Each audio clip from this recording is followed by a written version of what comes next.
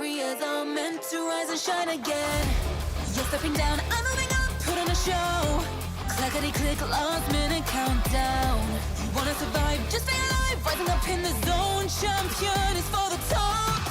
With my crew strong, facing the storm, standing as one, we carry on. Flare up, even at the lowest step, nothing's bending us down. Turns up, blaze brighter with every challenge we face. Ignite, let the glow of my fire overshadow the darkness of all glory. Never thought of giving up, it's never ending.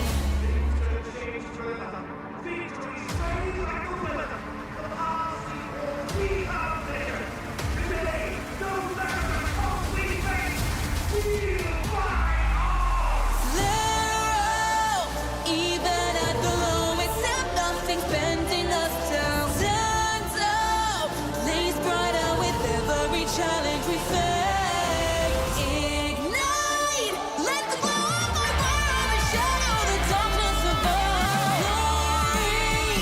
Never thought of giving up, it's never ending.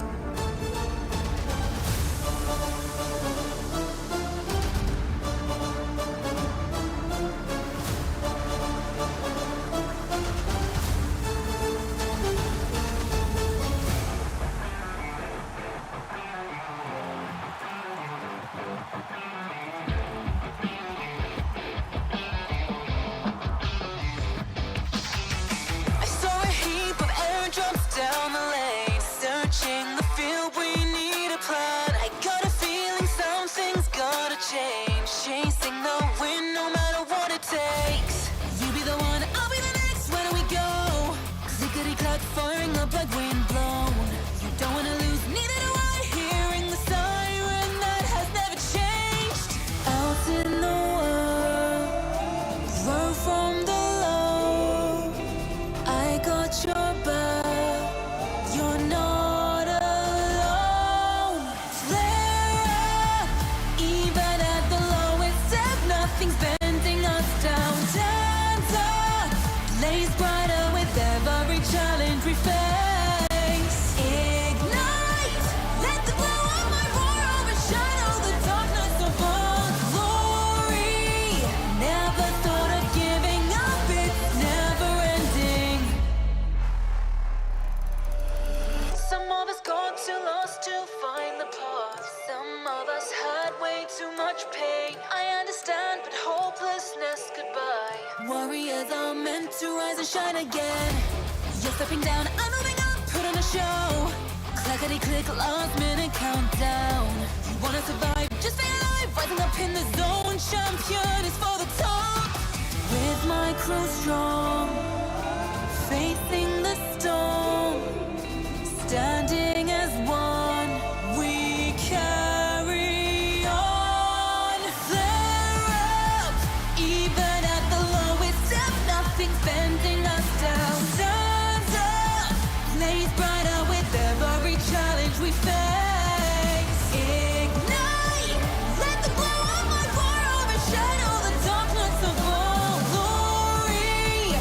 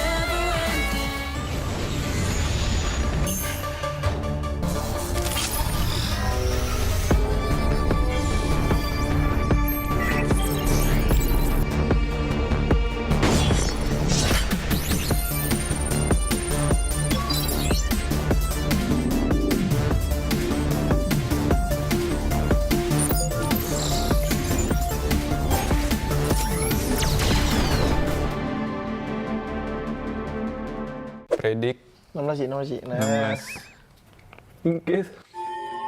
Nosotros. Bizi ben sona atıyorum. Direkt 16.'lar. Direkt elenir gideriz diyorum yani buradan. За өмнө жил яг эцэд цомоо алдсан. Тэгээд нэг юм бодоогүй. Тэгж ямартсан шүү дээ. Тэгэл.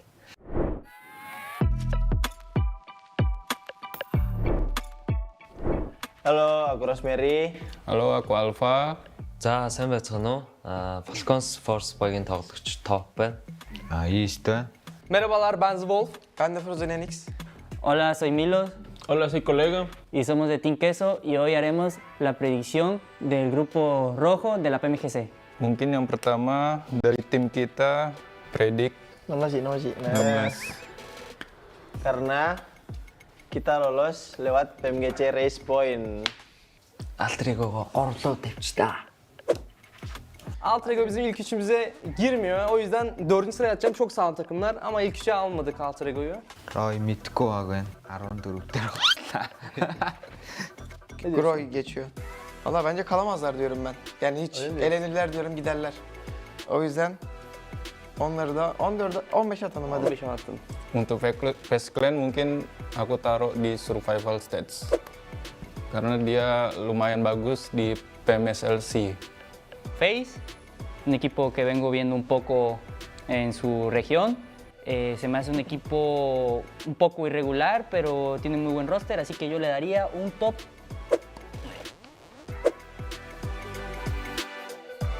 Nigma Galaxy aku taruh di survival stage. Mungkin karena itu dia lebih sering ketemu kita juga sih di game.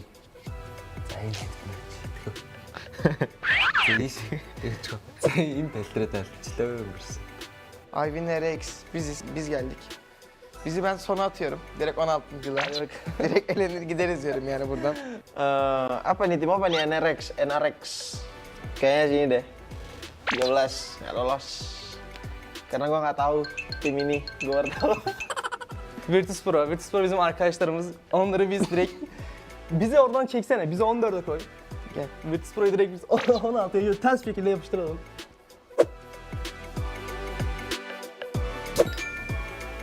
Team Falcon Force. Falcon Force. За тэгээд мэдээж өөсөө өөрсдийгөө нэг дээр хэлсэн шүү дээ. Falcon aku taruh di Grand Final. Karena mereka punya tim yang power kuat, jadi bisa lolos ke Grand Final. Falcon, muy buen equipo, tiene jugadores de mucho nivel. Yo la verdad le daría un top 4. Ай нэмээд. За долоо дээр хэлээрээ. Долоо дээр усчих та. Arabistan takımı. Hayır Pakistan. Pakistan mı? Pakistan takımı ama bence iyi değiller. Bence bizi bir öne daha atalım. Yavaş Hep kaydırıyoruz Allah. Biraz sonra bire kayacağız. Kayaknya sini deh. Mereka sering ketemu kita juga.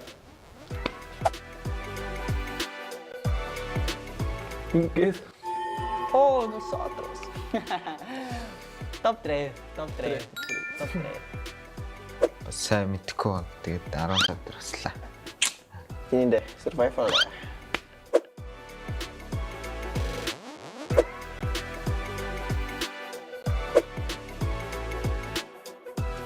Aduh, ini bisa tukar nggak sih? Dendam gua. Ya, ini yang terakhir, IAC, champion kemarin di PMGC 2023. 2023, kita taruh di 1. Awas gua anjing. Саяцыг 2 дээр тавьчаа. Монгол хүн байд. Монгол манай улсын бас өмнө жилийн дэлхийн аваргууд отхон дэлхийн аварга. Tabii şimdi şöyle yapak, bekle dur. Bak 10 numarası sıralama yaptık ha. Bende diye HC kaldı buraya. Bence 10 numara oldu. Bence de 10 numara oldu. Vallahi gene kaldılar ha bu arada. Benim normalde eleyecektik ama Ama zorla kaldırdık. kaldılar.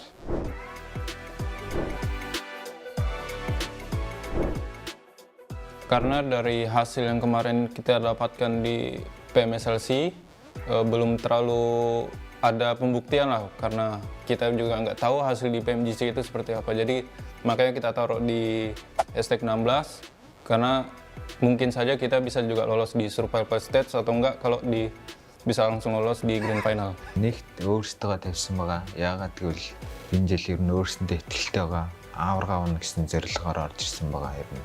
Одоо би бол яг өөрийнхөө бүсийг бол ерөнхийдөө чанга гэж хэлж байна. Одоо тэгээ бусад бүсүүдтэй ч гэсэн ерөнхийдөө үзийгээ бол үзэхэд бэлэн байна гэж. Aksine olarak da bizi neden sonunculuktan yukarı çıkarttık? Çünkü Kendimize yakıştıramadık. yani evet bu takımlar arasında da inşallah kalamamazlık olmaz tabii her şey olabilir ama Al final los resultados saldrán y bueno, esperemos que salgan. Oke guys, jadi inilah hasil prediction kita di grup Red. Манайхыг дэмжээрэй. Үзсэнд баярлалаа. Баяртай.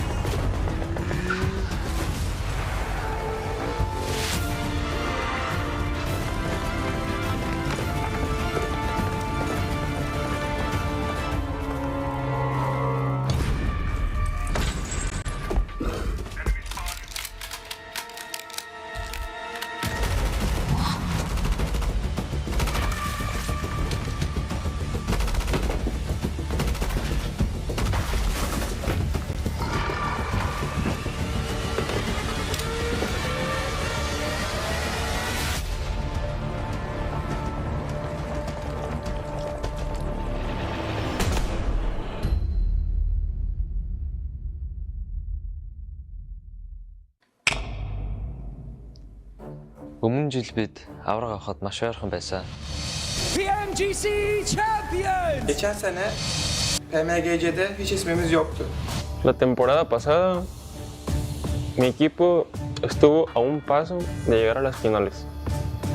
Season kemarin kita pernah menjadi harapan Indonesia. But this time, We're here For the glory.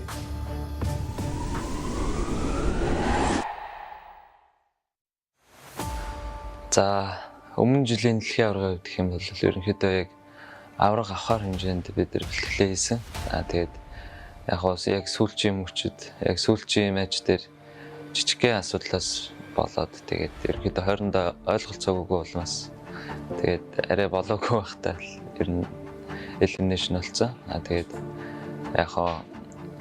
тэгээд болох хэвээр юм болдгоор болоод хоёрт орсон баг.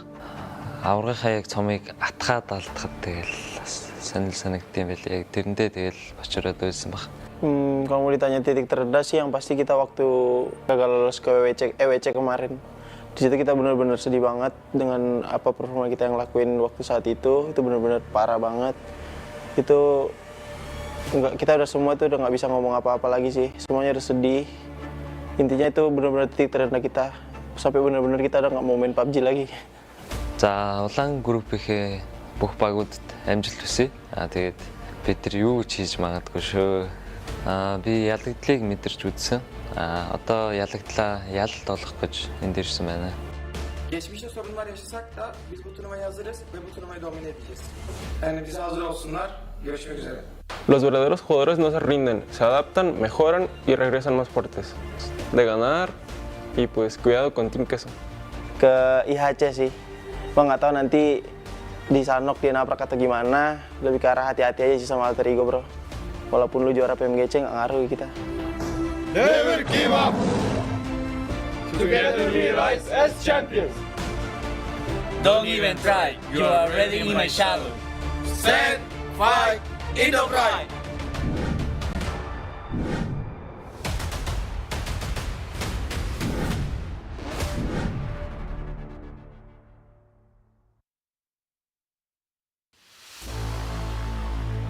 PUBG Mobile Venom, The Last Dance is here. In this collaboration, you'll get to enjoy a bunch of fun gameplay, including Black Symbiote Clusters, the Black Symbiote Arm, and a Black Symbiote Warhorse. Let's check them out. From October 18th to November 10th, you'll encounter Black Symbiote Clusters in Erangel, Sanhok, Livik, and Miramar. Near them, you have a chance of picking up a Black Symbiote Arm or coming across a Black Symbiote Warhorse. They offer great advantages, giving you more options in matches. Let's start with the Black Symbiote Arm.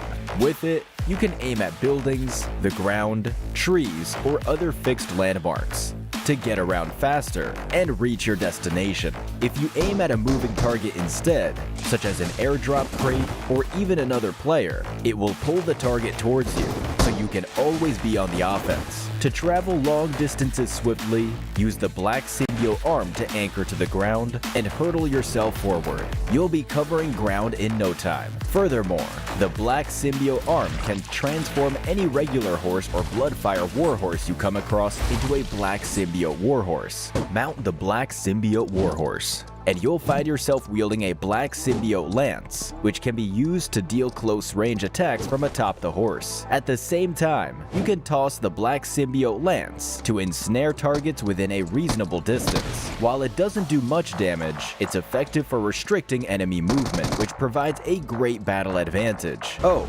and during the collaboration, Venom himself will appear in-game by showing up prior to jumping. On top of that, follow the in-game collaboration themed event for a chance to get a Venom The Last Dance avatar, avatar frame, parachute, and home items. Join us in PUBG Mobile and check out the Venom The Last Dance collaboration with your teammates. Become the ultimate duo.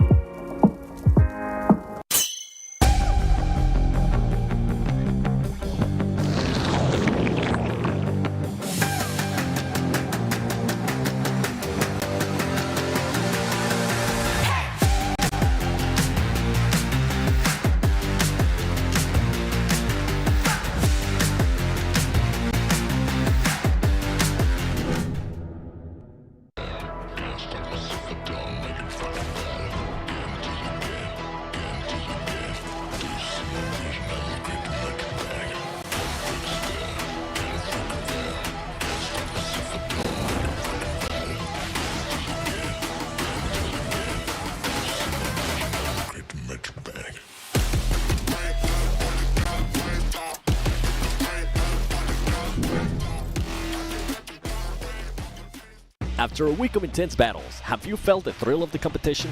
Hope you're still with us, PUBG Mobile fans. The 2024 PMGC Group Stage is heating up as Group Red takes the spotlight on November 7th.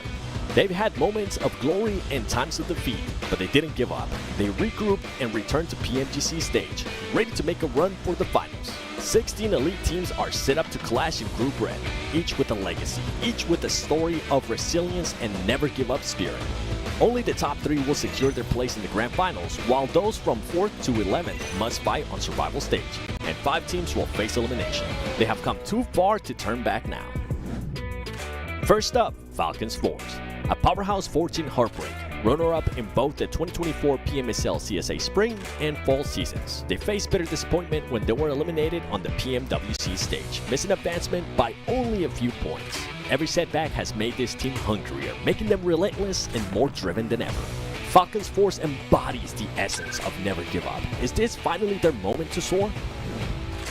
Next, Alter Ego Aries. In 2023, they inspire an entire region, dominating Southeast Asia and bringing hope to their homeland, Indonesia.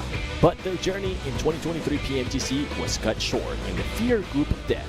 Yet their spirit remained unbroken.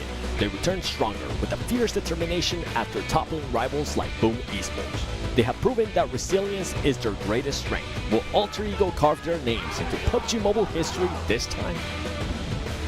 Then, Team Queso, one of PUBG Mobile's original legends. Since 2019, they have battled their way to the top, dominating the Latin American region by 2022. But they faced a crushing setback in 2023 with the departure of a key player, Ayala. Unshaken, they have regrouped, bringing in a young fragger Kolgot, a rising star With the hunger to become the best in the world, Team Queso is here to prove that their legacy endures. Will they reclaim their place in history? And ASIA Esports, a team hardened by countless battles. They have won title after title in their region, but the global stage has tested them. Every fall only fuels their drive. They bring fresh energy and a tougher spirit. With multiple award holders and the renowned grenade master, Falak, fighting alongside ASI8, this week is about more than just a spot in the finals. They are fighting for the pride of their regions, their fans, and their legacies. Knowing that defeat is only a stepping stone to greatness. Will they rise above this time? The 2024 PMGC Group Stage will push these teams to the limit. Every moment their journey stands as a testament to grit, resilience, and an undying power to never give up. Catch all the action on the PUBG Mobile Esports channel from November 7th to November 10th at 10:45 UTC. You don't want to miss a single moment.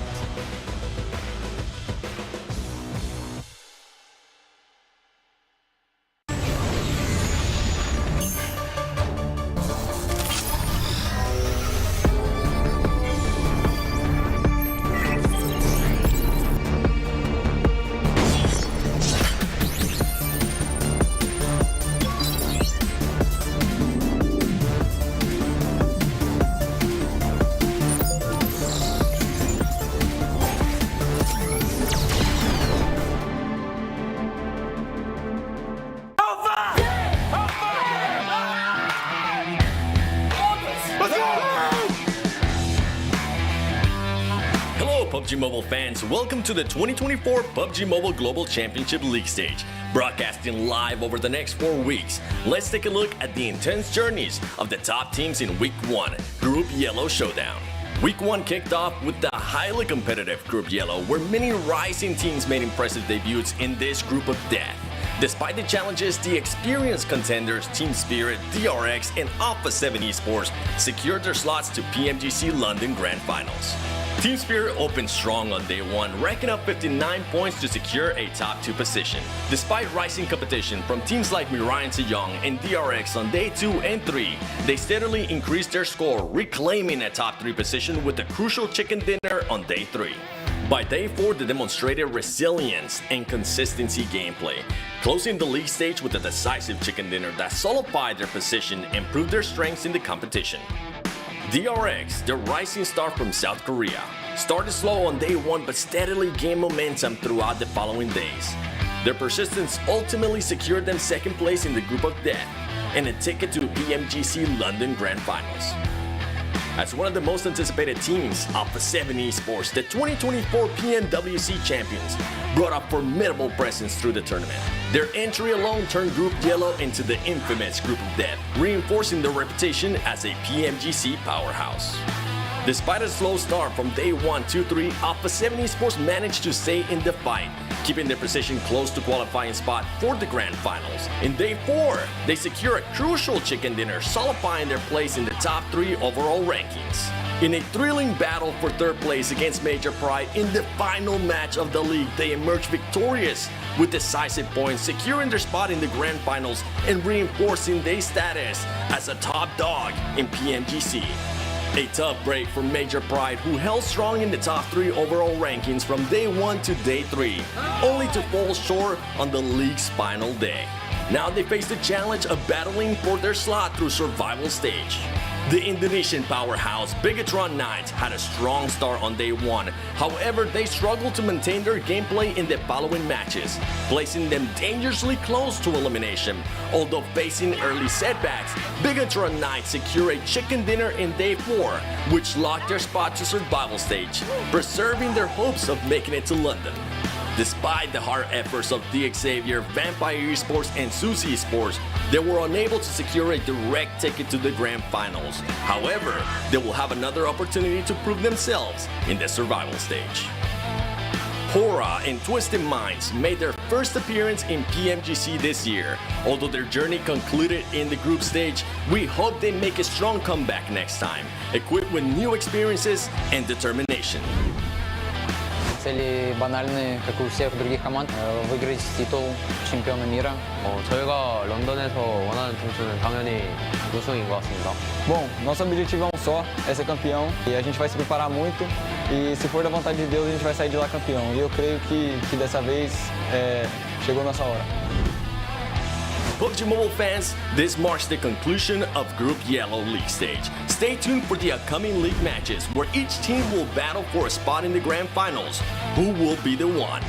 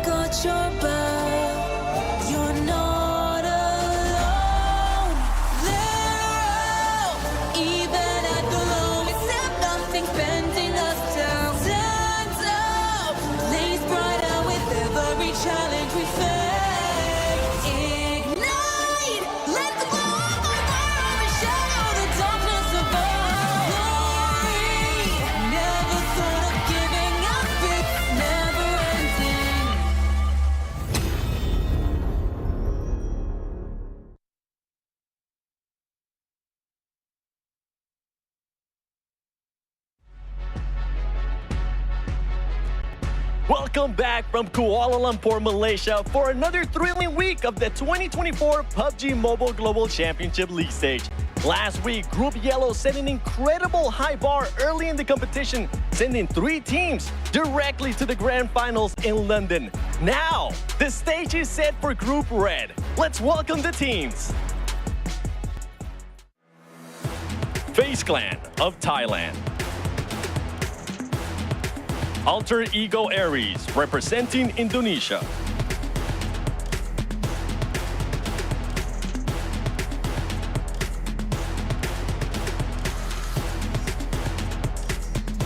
From Vietnam, Jetso Roy Esports. ASIA Esports from Pakistan.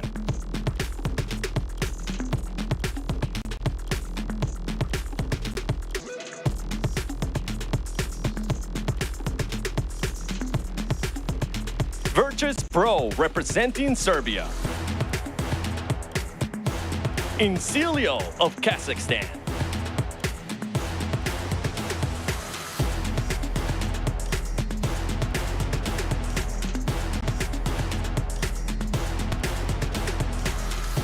From China, Tianba Esports. TJB Esports from China.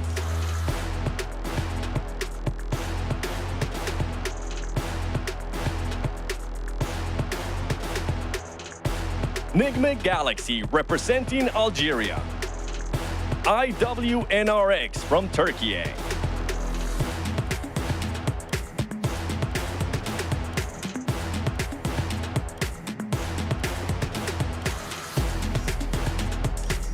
Navi representing Tunisia. Vengeance of Japan.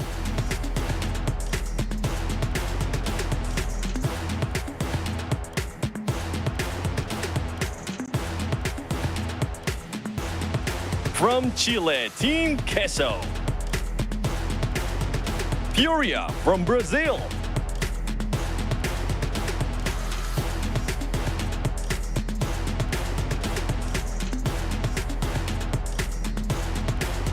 Falcons Force representing Mongolia.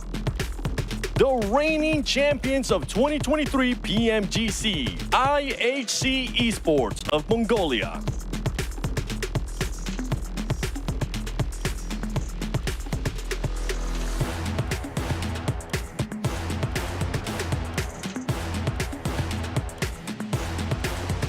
Now, with everyone ready to go, I want to know from you at home, who will go directly to the Grand Finals in London and join Team Spirit, DRX, and Alpha 7? And who will get eliminated? Let us know in the comments. And same question to our desk. Over to you, Jason. Oh man, thank you so much, Seven. So nice to see you there. And what teams do we expect to make it out of this group as top 3? Well, we have to get into that in a little bit of time. We have to do some housekeeping before we get into there, but there's definitely some spicy picks between all of us. Though I think all 3 of us do agree that we don't expect IHC to be in top 3. Is that right, Hot Jukes? Oh, dude, that hurts. I hope so. I mean, these guys were doing so good before. They have been the champions here of PMGC, and then just lately as of late. So hopefully we see them kind of come back here sooner than later. Yeah, Max, man, we had a front row seat to that one, covering CSA with the watch parties. But you know what? They have a chance, and as we're hearing, they just play better at PMGC. That's the most copium I've ever heard from fans of a team. Like, okay, you know what? PMGC, we're going to play well. Rest of the year, I know it doesn't really matter that much. But don't worry, Jason. We're going to have an Everest circle finish. And they're going to make it. It's going to happen. No. Please don't tell me that's going to happen again, where they got into PMWC and then off in just basically one game. But gentlemen, I mean, we did obviously Group Yellow finish off. We did have, I think, a major surprise. I actually want to go straight back to you, Max, really quickly here, because you were one of the people talking about Miran Sejong as being a really strong contender, even though there wasn't a lot of information about them and we haven't seen them play internationally.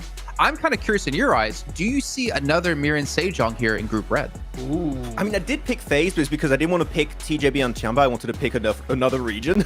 But really, in this group, another Miran Sejong. Really, as a surprise team, I'd have to say IWNRX from EMEA could be a really big surprise. I mean, looking at some of the players here, they could be absolutely incredible. I mean, you got Frozen, Jason. I know you loved him back in PMGC back then, but Z-Wolf in particular, this man is an absolute menace when it comes down to Turkey players. So, you know what? For that case, I would say IWNRX could be a team to push in the top 3. Okay, what about you, Hot Jukes? Is there any team that you're expecting to potentially have a really dominant performance that maybe we don't expect? Honestly, I kind of want to see something out of Team Gessel here soon. You know, I was just talking to Seven a little about it earlier, and you know, it is an America squad. I got to go ahead and show love to at least one of those teams here, and we saw some really good things out of them. They did end up qualifying here through those PMGC points, but we saw some signs of life, especially in Miramar for this squad. So I hope we continue to see that here today. I can't believe you would say that, because Papi Potro renamed to Potro, and that's my biggest disappointment. That's what I was gonna mention. Why? Papi Potro is such a good name. Why do you have to take it away from us? That's my analysis. Dude. There you go. Yeah, maybe he's just gonna go ahead and just go straight Potro on all the rest of these guys. I mean, it can happen. I mean, especially here on day one, I think they really need to start off strong. And honestly, there's quite a few teams that are looking to see a strong start out of. I know you didn't really want to put, 2 PEL teams in your list here, but TJB and Tianba having fairly good results when it came to PMWC. Yeah. probably I don't want to say the best results we've seen out of China in a while. I mean, obviously comparing them to Reagan's Gaming over in Group Yellow didn't work out too well for them, but they have the international experience. They have the luxury of being able to play in a lobby like this just a few months back. So in my eyes, those are two teams that we should almost expect to be contesting for top 3. Yeah, I mean, we already see players like Longs and Flower play globally, and they're so impressive. But when we're looking at their PL season in full, Jason in particular, they're so consistent when it comes to eliminations. Sometimes they would go out a bit early, but they would still rack up 3, 4, 5 eliminations. It was really close between me putting or Tiamba or TJB in my top 3 teams here. But realistically, the pure fragging power of the entire squad, Hot Chooks, is an absolute threat in this lobby. So I feel like at least one of these 2 PL teams have to qualify. And in terms of elims alone, it would have to be TJB. Yeah, I mean, absolutely. I mean, TJB, these guys have already won $1 million in PUBG Mobile prize pool here in 2024. That's like a day rate for Max. Yeah, that is insane, you know? And I was watching some of their PEL play on the last day, and that was so really interesting because, you know, they were in 9th place going into the final day with 75 points, right? Game 1, they win the chicken in Sandhawk. Game number 2, they get another back-to-back chicken dinner, and with 13 eliminations, these guys absolutely crushed it. So starting off so strong right at the end of a major tournament like that is going to be a good sign coming into PMGC. It all comes down to that prep, as you did see a couple of surprise teams like your major prize in Group Yellow. But here's the schedule, what's going to be coming up throughout the rest of this month. And of course, the Grand Finals kicking off on the 6th of December. So we're in the middle of this. We're in Group Red with Group Green to follow. And then, of course, all of our eyes looking towards that survival stage with the last chance to follow up to find who our last 6 teams will be remaining. But looking at some of the other teams here in this group as well that we're going to have to point out, I'm looking towards kind of like Nigma Galaxy, obviously the split off we have between them and Twisted Minds. I'm also looking towards, I mean, I cannot go through this entire segment without saying it, Max. Alter Ego. Rosemary. Oh, I don't know. I had to do a. I'm imagining MJ in chat right now, just reporting in chat to you every time they have a match like we did in our watch parties. But I mean, Alter Ego, I think it's going to be interesting for them because we had such high expectations for them as a team this year, Max, looking at the season play in PMSL back in spring, since SEA has 3 different PMSLs. But then they didn't qualify for PMWC. They were on the brink, on the cusp of doing that. Oh. Yeah, and then they look towards the fall season and they finished 15th place. Like, the team qualified off PMGC points to get into this. So Alter Ego, I just don't know how I feel about them. But one thing I know is they're a very strong team, but the results haven't shown that this year. They're a very strong team when they're not in 15th. So it's kind of odd for them. If I could the hard-hitting analysis I look for out of you, Max. Exactly. If I could put Rosemary and Hands in my top 3, I would, okay? But unfortunately, the squad as a whole, there's a little bit of disconnect, especially in the full season. That was, so far, I would say one of the worst performances I have seen from Alter Ego. But I think after taking a massive L like that, Jason in particular, going into PMGC, you're going to try and change everything. Like, the base of your gameplay has to be changed. And especially, they did like to play Edge going into SEA. We have seen Edge not be super relevant in the Group Yellow plays. So I would say they have to completely change their playstyle. So I would say going into day 1 for Alter Ego, we'll know if they have the chops to maybe go the entire way or if it's going to be an early plane home. I mean, Hot Chooks, I'm having flashback to PMG. I think it was last year, PMGC, where we saw them swimming on Erangel from mainland to military in the blue and died in the water. And hopefully we're not going to see that happen yet again here in this week. But a couple of other teams out there, like Hot Chooks, who are you kind of focusing on? I don't remember hearing your top 3 earlier on, but why don't you hit us with your top 3 and maybe tell us why you went for that route? For sure. I mean, we got a couple of names. I mean, right off the rip, I'm going to go with Team Falcons. I mean, this squad, I mean, we saw them, I mean, second in PMGC during 2023, but 17th place during the World Cup. And that was by far, I think, the biggest disappointment like that. I literally saw Maxman cry tears all day long when he saw that happen. He's still crying, man. Yeah, he's still crying to this day, which is wild, but it makes sense. It makes sense. So hopefully we see them bounce back in this tournament. Of course, TJB, after watching their PEL performance, their prize pool that they won, I gotta go with them. And last but not least, I'm gonna go with Navi as well. You know, Navi, when it comes to their EMEA performance, right, they did really, really strong in week 1. And I think that's going to help pay off here when it comes to PMGC, because in such a short form tournament, you got to really just start off strong. So with a 236 performance at EMEA on week 1, I think they can hopefully replicate that here today. All right, well, as you saw there, the schedule as well, we're starting things off on Sandhawk. Like every single week, we'll be here with 3 Erangels and 2 Miramars. But I want to jump into the Navi topic really quickly with you, Max. because you kind of called this back in the spring, the summer season of CSA Fall, right? Yeah. Or CSA Fall. The summer season of CSA Fall, it makes no sense. The summer season of CSA, you talked about Lemon in particular and how good of a player he was, and you were just waiting for the time to see a bigger team pick him up, and it was Na'Vi. He was like the CSA version of a Shifu from Dagestan 77 back then, right? You were just knew this player had so much potential. All he needed is or to get picked up by a big team or to join a team where he can build some really strong synergy. And I gotta say, the synergy of Na'Vi this EMEA season was absolutely incredible. Lemon, I think I've never seen Lemon be set up so successfully for specific engages on all the battlegrounds, really. So Lemon, MVP might be a bit rough, Jason, but I'd say he is definitely a contender because his playstyle is so aggressive and I absolutely love it. I mean, he's definitely going to be MVP of trash talking if he does any of that when he gets to PMGC. But for you guys at home who are wondering, what's this device that all the players are using? Well, it's the Infinix GT20 Pro with 120 FPS and 144 Hertz AMOLED screen. You guys can pick one up yourselves and play like the Pro. And Max, I mean, we're trying to get him to stop playing during the games, but you know what? The device is too good. It's hard to. And obviously, he wants to be a pro with his Ultima Royale play, which I don't know if it's working out too well for you. I mean, I don't even have enough rank to get into it, so. Yeah. Those going great. Dude, Max and I played all this week. We didn't lose one game. Well, you have to play a game to not lose a game. Also, while you guys are using your brand new phone, make sure to check out PMGC 2024 over on TikTok to see some behind-the-scenes content, not to mention some dances. If you guys haven't noticed, the TikTok admin for PUBG Mobile Esports does some dances with the teams. They are hilarious, and I hope she doesn't come to us at PMGC because I am not a good dancer. But also check out PUBG Mobile Esports over on all the socials, your YouTubes, your Instagrams, your Facebooks, and of course your TikToks. And not to mention, the last but not least, we still have tickets available for you guys to pick up and attend PMGC Live in the UK. Not only are you going to get some amazing PUBG Mobile action, you get to meet the talent, meet some of the players, have some great activities to participate in, and of course, experience London, man. I've been there once, but I haven't really been able to enjoy the scenes, and I hope I get to go there this year to see. Good job, Jason. So many segments, right? Good job. You know what? And now our teams to focus here as we're going to wrap it up. No, I'm just kidding. we kind of talked about our teams to focus. You know, Max, you said FaZe Clan was, you wanted to pick a different team from another region, but I want to hop on one pick all three of us do have. Falcons. You talked about a little bit earlier on, Hot Jukes. I want to throw this over to Max now to discuss. Falcons have been so up and down. I don't know what Falcons we're going to have here, but we do have East coming in over Nerzet, I believe, as the starting roster, which has been the biggest change for Falcons in this year. And I feel like they've definitely assimilated East a lot more going into the CSA fall season, right, Jason? We were looking at it. There's a lot more synergy on that front. I still feel bad for Nerzet, I'm not going to lie, and I wonder how involved he's really going to be in this tournament. Is he going to be subbed in and out every once in a while? I think the main roster is going to be top, Action, IC, East. That's what they were training in the full season of CSA. The main thing is, as you said, what Falcons are we going to get? Are we going to get the super aggressive Falcons that are going for impactful breaches in game-winning positions, or the Falcons that is a little bit hesitant and still lacks a little bit of synergy?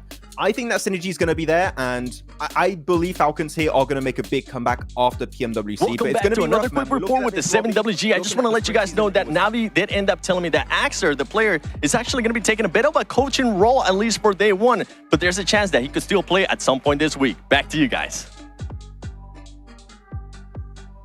Oh, we know Axer being such a staple when it comes to PUBG Mobile Esports for sure. One of the veterans on so many different teams, having so much success over the course of his career. I mean, I don't hate him in a coaching role, to be honest. I feel like he can provide a lot to the team, a lot of knowledge.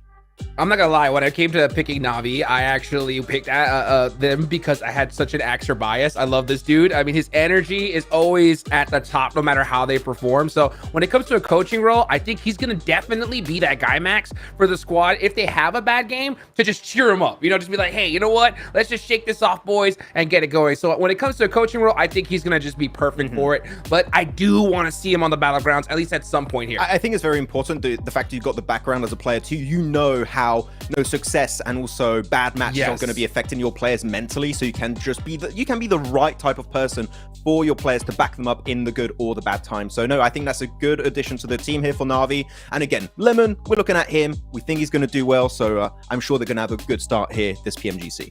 Oh, for sure. A good coach cannot be overstated. Just like having good commentators to bring you all the action. It's going to be the same duo we've had back in Group Yellow. Join us once again for Group Red as we dive on into Sandhawk with John Allen and Blake.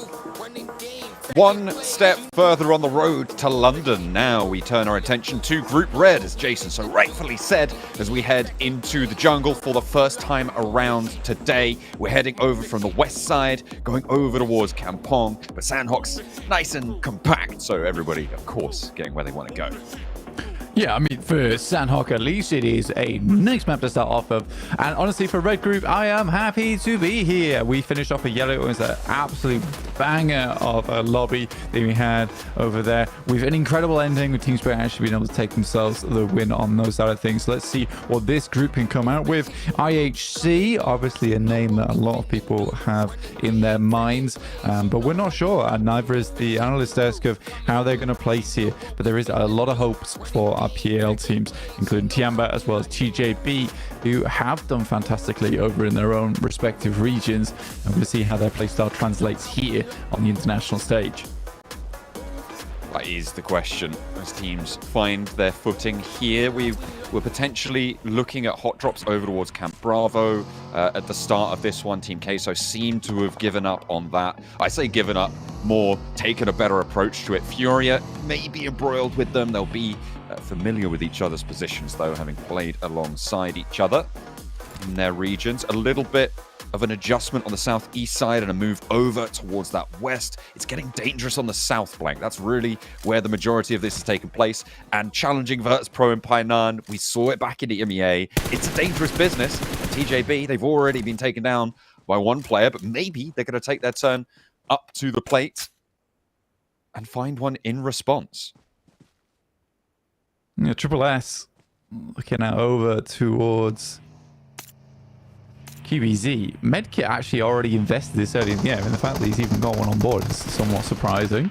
In comes the rest of the squad, and it should be a quick, easy pickup there. So even losing Flower, they were able to turn things around a little bit early on in the game. And this is some of the questions I have about TJB, and it's something I was talking to you about before, John, is that the reason they're not in my top three is that I don't know how well their playstyle and PAL translates to an international stage, where these teams are usually much more focused towards that mid to late game, whereas TJB much more focused towards getting a lot of eliminations in the early game, pushing it further through there.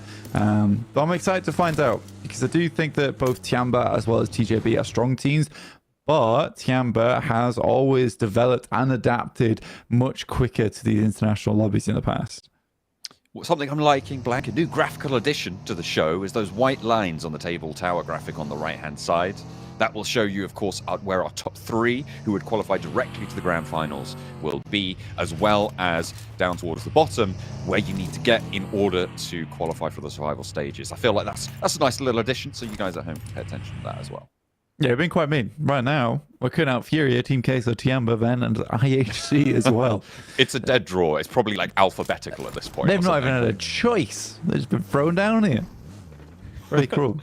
But that can change. And it will change in the future. Alter Ego on our screens. Actually playing far off towards the western side, which is typical for Alter Ego. I think they usually go for this kind of drop spot anyway in Calp Alpha, and they'll continue to play from this spot. A lot of times they make these southern rotates down towards Ruins and then back past over towards that eastern side. A bit more clumped up with Falcons, FaZe, Virtus Pro, and Na'Vi all playing down towards that side. I'd say all of those teams are pretty fearsome in their own right. Vengeance right now close by to get so Roy. Nade goes in. Both teams are aware of each other's presence here on the southeast side of Cave. Oh, sorry, on the northeast side of Cave, but Vengeance looking pretty reluctant to go in for this one, off having lost a player already. Playing as 3 on an assault here, not going to be super powerful for them, and I think they may have lent into that. No helmet as well for Nios, so wanting to figure that one out. As we hop on over to Sami, Nick the Galaxy, expect to see them here for a little bit longer. They like to stick around and play quite late into the circles in this sort of scenario. Although they're grabbing the vehicles, they're getting them in position. They may take an earlier rotate, but I'm not expecting it from them. He's rotating further out of the circle. There we go. Yeah. Oh, I mean, for Enigma Galaxy, I think they have made some early rotates towards that northern side in the past. They're not a quiet team on Sandhawk, which is nice. I think previously Enigma Galaxy has always been known as a team that just sits down towards the south side of the map. There's a shot going through once again. A little bit of extra damage. Then hit over towards from Virtus Pro. Yeah, for Enigma Galaxy, I think they had a real step up in performance at the end of PMSL EMEA, which was exciting to watch. And they're certainly a team that we should keep watching because they can provide a whole lot of performance for us here in the standings. But equally, it's a question of whether that confidence has remained since PMSL EMEA, where they were so close to taking the title. I think it was down to that last game. If they'd actually got the chicken dinner and all the elims from that last lobby, it would have been the finals for Enigma Galaxy going into PMGC. But not to be the case. Now they have to prove themselves once again, getting towards the top 3, or from 4th to 11th to head through to the survival stage.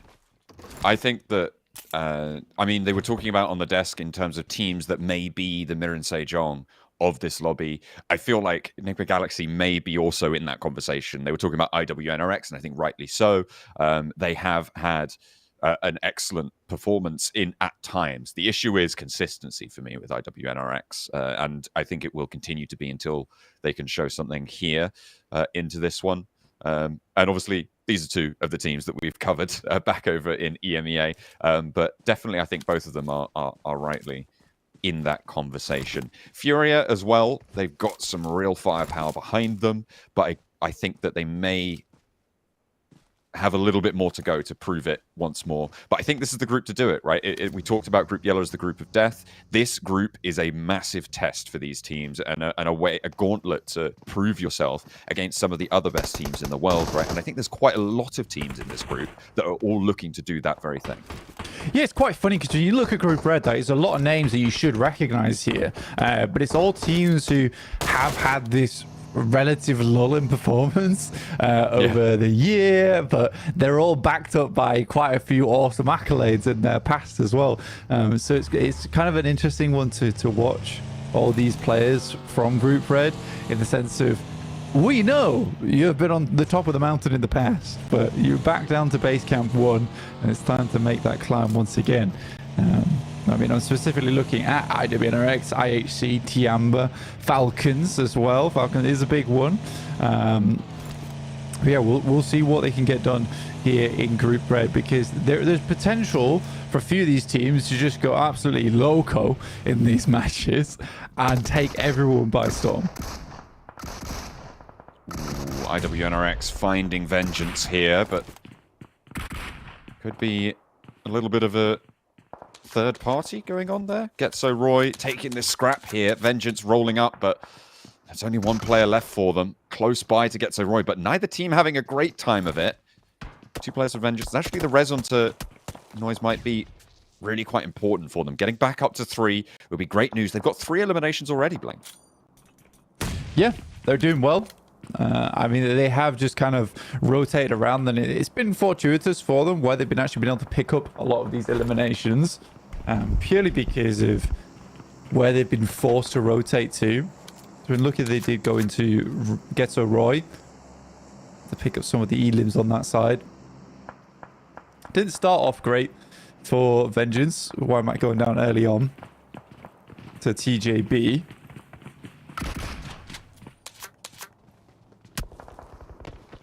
Holding their nerve on the door frames here, but it's going to be an onslaught coming very soon. Around the corner they go. And it's an easy put down with a DBS there for Lily. And that will be Vengeance wiping out Getso Roy in our first match of Group Red. But in comes Na'Vi across the road. This southeast side, the east edge of Quarry, all looking to try and play around it, navigate their way up that east edge. But there are a lot of teams looking to do the same. So right now between Na'Vi as well as Vengeance, you got TJB in the back lines here, just chilling on this area. But for Na'Vi, they currently have the high ground. I think they'd be remiss to give up this position.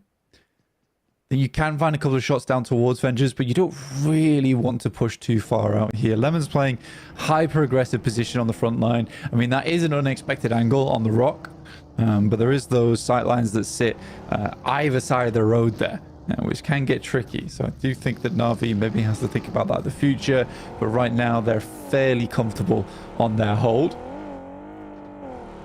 Galaxy making the rotate and continuing to sweep out this southeast side, trying to play with their backs to the blue. They like to do that on Sandhawk. TJB closer to it as the next circle going to start to cut teams out, going to make entrenchments a little bit easier. That northwest side looking jam-packed right now. You've got Alter Ego there, you've got ASA8, you've got Furia moving in from Paradise Resort. And in their way, there's plenty of teams looking to stop their progress towards the middle of the map as well. I think that at the moment, Incilio is really positioned to have an impact on that northwest side. And we'll see if they're able to get that done. Next circle going to pop in, and let's see where it takes us. It does go up north, so that gives them a little bit more strength and a lack of necessity to push them all the way through that blockade. Chance for Tiamba, chance for Furia. Quick western rotate or southern rotate for Furia here, and either of those squads could be in a very crucial position towards the end of the game. Always a difficult one playing that compound because it is on the crossroads, so it's not always the easiest thing in the world to hold all three positions there, but you can certainly take up one side at least. For the time being, Tiamba's going to sit pretty on that high ground off towards that eastern side, rather let other teams get in and kind of play from this edge side. I respect it.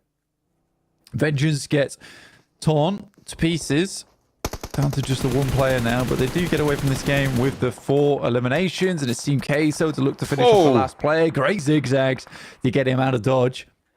Fancy freak from Lily.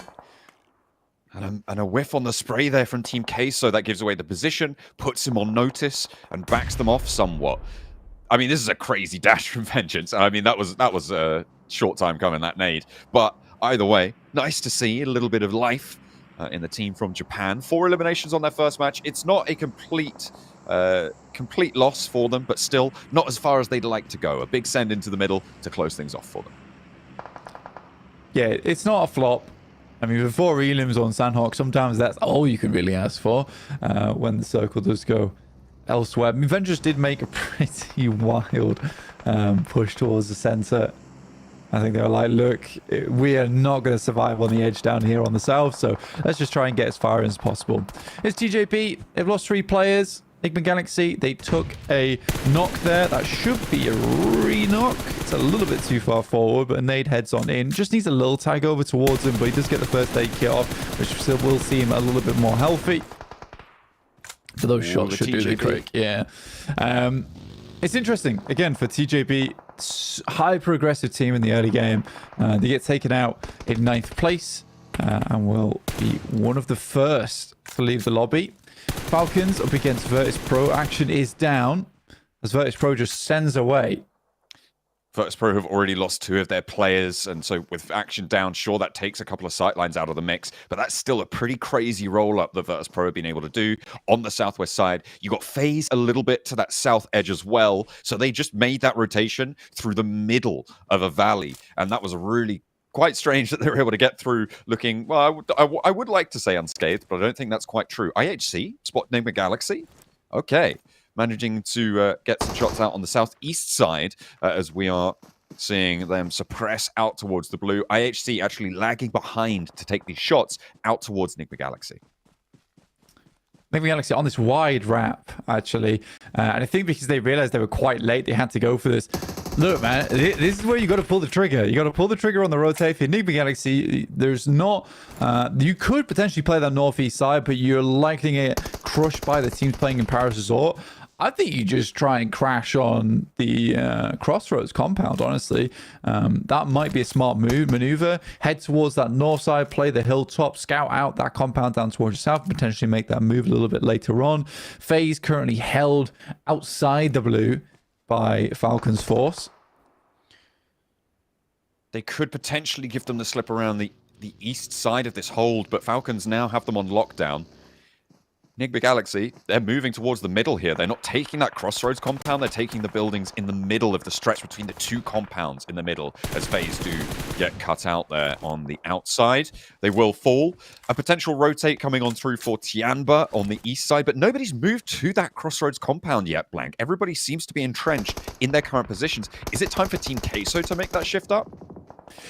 Yeah, it's an amusing one. I think it's purely because I think a lot of teams are worried to take this compound a little bit too early, where it is quite crashable, and they'd rather play the edge side of things. So very interesting there. IHC attempted to come through this eastern side, but again, Tianba has held this high ground for quite a while, just waiting for the teams to make their way through Barn. Already picked themselves up 2, possibly 3 eliminations for this fact, which is fair enough.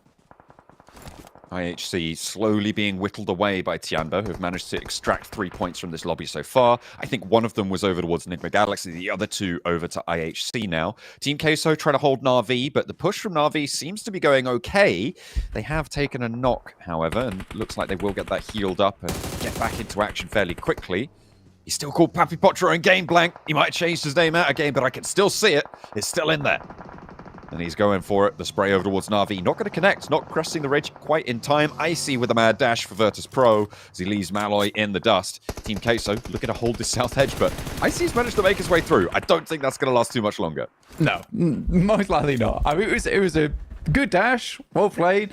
But on this southern side, this is why so many teams did make that wide wrap up towards the northern edge.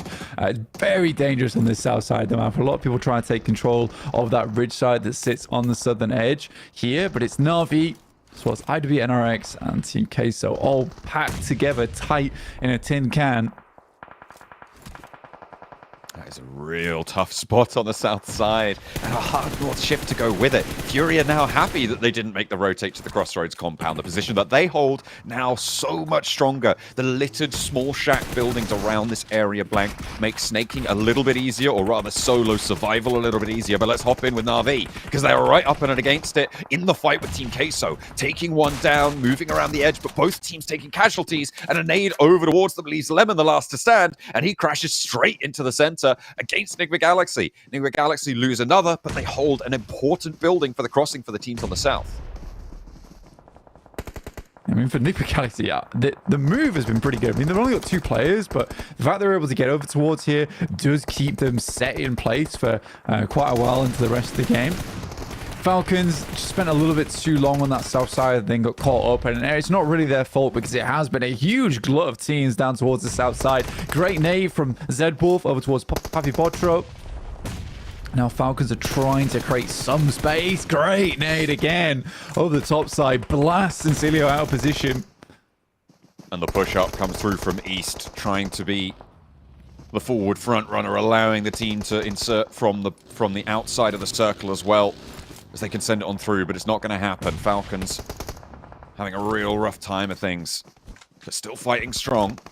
It's such a difficult maneuver to make, though, and with IWNRX pushing this fight together, I don't think the Falcons get out of this. I don't even think that Incilio make their way through, especially with a big nade from East. Okay, hang on a minute. Falcons have managed to find an opening, maybe playing the hillside, but the spray down from Zedwolf, this guy is an absolute terror. Such a powerful player on the side of IWNRX, and East goes down first, top next up, but he's going to take the shots over towards Frozen, get the flush as well. Out in the blue zone, he will fall, but IWNRX crunch that fight together and force 2 teams out of the mix. IWNRX 10 eliminations, guys, already at this stage of the game. I mean, Zedwolf is down, but still technically a couple of players up and kicking. What a way to start this one off for IWNRX in this game. It's likely they're not going to get too much further with the shift on the circle heading over towards that western side. But wow, wow, wow. Really, really well played from them. Zedwolf looks like he's coming into his own again. They had a lull. All right, they looked, let's be honest, they look sleepy in PMSL EMEA, but they are wide awake now over here in Sandhawk, which typically isn't their most marvelous of maps. Like, usually they play very well on a Miramar and a Angle, but it's great to see. This has always been a team filled with star players. It's just been unfortunate they have been very, very dim, those stars, over the past few months. Absolutely. I mean, when you look at the teams, how they finished in EMEA, IWNRX is the team from EMEA that performed the worst out of the qualified teams coming into this tournament. So the fact that they're able to stand up have a performance like this in their first game is a great indicator of potential great things to come for them, but they need to convert. 11 eliminations now. They are just going to leave Kain alone and out towards the blue zone with ASIA on this western side. This looks like the map might be a little bit locked up, depending on the conclusion of the fight from the northeast side. Furia and Tianba. It's going to change things. Kain, give it a good go at getting that crossing, but look at the lack of cover there. It's just going to go down. Picking up the point, though, it's Enigma Galaxy, who, again, they've managed to get 6 points here, Blank, and a 4th place. That's not what I thought. I mean, that rotate they made was really good, honestly, over on that eastern side. It was a dangerous call, but one that had to be made in the moment to get them this far in. Tianba on that northeast side, though, 4 eliminations. They have a strong position to play. Main opposition right now is Furia towards their northwest. I'm curious to see how they will deal with this. Redox trapped on the inside now, but ASA8 slowly navigating the low ground here. On the north side, Furia are going to have to try and sweep through. As Tianba sit in their way. There is no way they can't take this fight. Tianba know that. Well, they're a very controlling squad. You said that they were a little bit more passive, but they're going to have to try and find some fight in them now. As up to the rock, Furia rolling immediately. A big nade over the top. A shutdown with the DBS. A breakout wide. Everybody running for the hills. Furia torn in half here as they try and turn the corner, but Tianba shut the door. Slap in their face. Yeah, I didn't say they were a passive squad. I said they play way better going into those internationals because they have much more control of that mid to late game, which is where a lot of our global teams play their best at. This is the best thing about Tianba is you get the best of both worlds. Is you get that PAL powerhouse.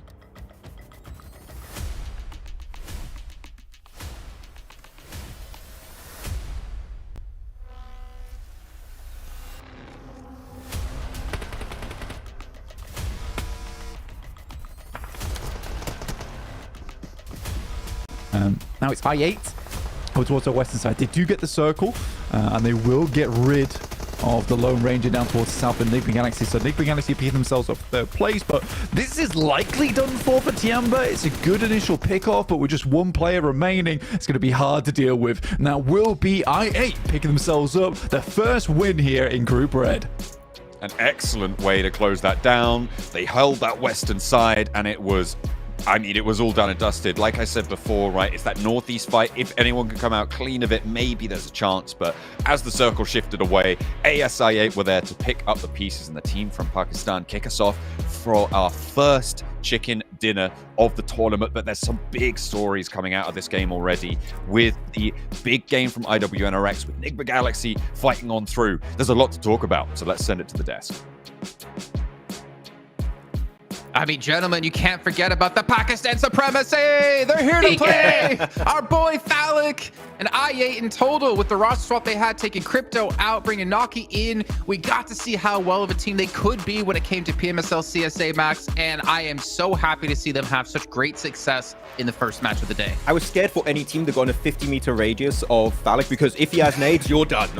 You're saying that was clean. It was such a good play because especially the thing that really set them up for success this game, Hot Troops in particular for I8, is quick rotates. They leave Hatim the moment they're done looting all of that area, get in the cars, go scouting north of boot camp for about like 30 seconds to a minute. Next circle pops in, see a compound on the road trifecta available, and just send it in there and wait the entire match. There are a few northern circles that was lucky for them, but they just knew we don't have to fight. Other teams are going to do the dirty work for us. We just wait and we start fragging out towards the end to get those elements in the end of the match and get the win.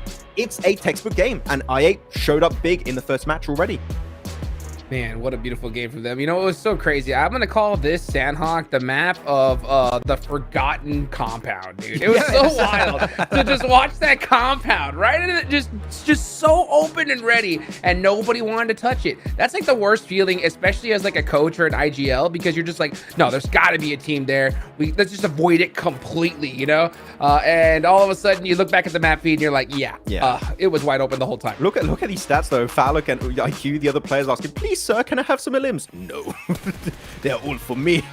But yeah, Falcon and IQ were just completely shredding it. And every time they would see a team nearby, they would start taking some early shots, creating so much space for them over to the west. I mean, towards the end of the match, realistically, they were the only team in that area, and they especially had the 2 rocks southwest of Paradise Resort, which in terms of a defensive position is fantastic. So the rotate was on point, but I think you highlighted at some point, Jason, in this match, the southern side at one point, because we kept having northern circle after northern circle after northern circle. The southern teams were struggling, but one team that actually did decent because of it was IWNRX. They just started sweeping most of those southern teams and get to double-digit silims this game.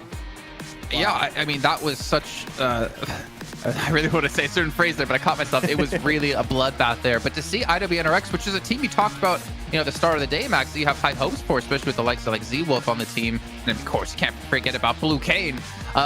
This team was able to put up so many eliminations. I think they finished off at about 10. I think that's a really good sign for this team, especially when we know the firepower they have. Hot Jukes, thinking back to PMWC where Frozen, he was in our top 10 players at the event, even though his team finished 14th place. To see them start off strong in terms of just the frag department really gives me hope from this team from Turkey. It was not easy at all. I mean, these guys just held it down on the south side and destroyed everybody. I mean, and to be able to do that while holding all 4 players up for so long is just going to be a really, really great start for them. So, I mean, Sandhawk is always that map, right, Max, that you just kind of don't know what's going to happen. If you're able to pull off just so many eliminations off the rip, I mean, these guys got to be pumped going in for the rest of the day, right? Yeah, exactly. I mean, 11 eliminations here. I like the change of mentality from IWNRX. They were trying to play edge, not really get involved in too many fights, but the moment they had 3 northern circles in a row, they had a click in their mind. Just, okay, we're killing you. We're sending it. Yeah. We see points on the board. We're just going to confirm as many people as possible, because I think to some extent, Hot Jukes, they knew we're not going to be winning this game. These circle transitions are just too rough. We got to go for the next best thing, and that's going to be getting double-digit elims. And they did that so quickly, especially third-partying teams like Insidious versus Falcons. It just made it so easy for them to get that surprise factor on those engagements and get the elims. So, man, if they keep up these kind of eliminations, even in quote-unquote bad matches, IWNRX are going to be looking super clean going into this group.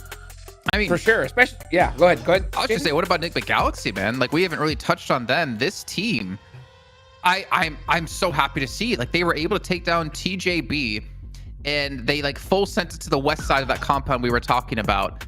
I was hoping they maybe crash on the triple compound that we talked about, the trifecta compound there, but instead they still took a decent position and got a ton of eliminations. And for another team who's kind of struggled in the past when it's come to PMGC, that's another team that I'm surprised to see have a very good start. Yeah, it's funny. I was talking to Novallo a little bit earlier, and he said, "Oh yeah, last year we came in as complete tourists." But we're prepared this year, don't worry, trust me, it'll work out. But yeah, again, back to the big northern circles, we got 3 times in a row, pretty much almost 4 times in a row.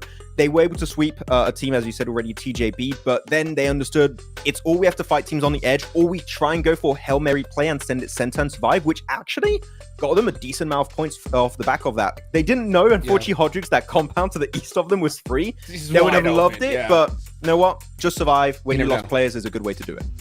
Yeah, for sure. Every single time you see a hard shift like that, you're going to see some of the top teams just always just hug that edge and try to go to that hard shift side because, 99% of the time it's wide open. And it actually was. But, TJB, they tried to go for that exact strategy, and Enigma Galaxy was just right there waiting for him. So when I see that, and especially to see Enigma Galaxy stay there for so long, in my eyes, that's a set play. I think Enigma Galaxy realized, like, hey, there's going to be some teams trying to hug this edge. They're going to think it's safe, but no, we're going to be waiting for them and take them out. And to be able to take out a team like TJB in that kind of play style, I think that's just a great start for them. But do you think, Jason, Ralph just fell at home in the blue? He's like, this I mean, I like 2021 again.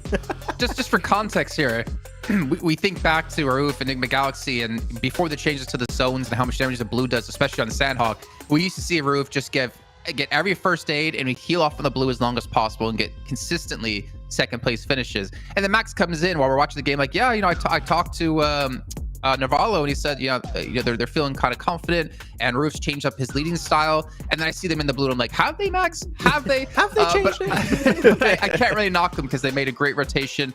I also wanted to quickly touch on Tiamba as well, kind of pushing the pressure towards the north side of the map once they rotated into Alter Ego, really pinstering them between Furia and themselves. In barn area, really, when you play barn, Hodrix, that high ground position, the compound that was taken over by Tiamba, not only is a good scouting position, it's a good defensive position if you're making sure to clear your backside, which they did versus IHC. They knew IHC would come in their way. They instantly clear all of the eastern edge, and that makes the further transition into the northern eastern side way easier. And actually, after that, Juice, they go for a clean third party up there that really makes them have an easy access to the late game. Yeah, it just seemed like it was home for them. You got Bag Bond on the roof in Bond. You know what I'm saying? It just everything just worked out for them. Okay, there. Dr. So, I mean, yeah, exactly, right? Hey, if it rhymes, you know it's got to be good, right? So hopefully we see them, you know, be able to make it happen here. We got 3 Aaron Gales coming up, right? As far as Aaron Gale high performance squads, Max, right? Who do you think has a good chance of just kind of starting off strong here?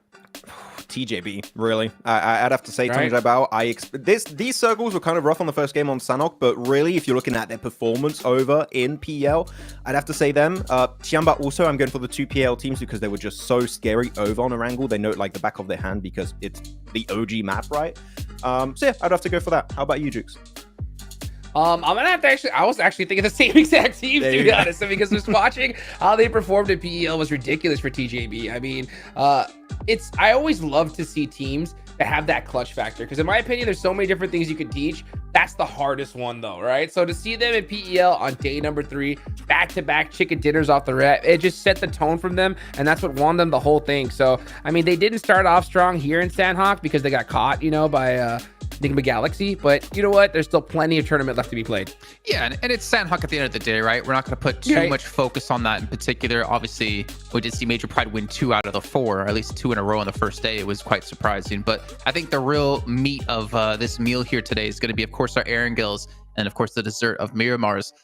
I don't want to take too much in context of those results just yet. I want to see how the likes of like IA, Tiamba, Enigma Galaxy, more importantly, do when we get to Aaron Gills here. But also Ultra Ego, man, they kind of got pincered. I know we talk about them a lot. They have one of the best players in the world that we can't deny of Rosemary, but we haven't seen them, albeit just one match, be able to get off the ground running yet. It was a good rotation too. The way they were playing their edge northern side, they understood the value of a southern position of Paradise Resort, which you have 2 good playable positions. You got the warehouse southeast, and you got the high ground that was played by Furia. We didn't even talk about Furia.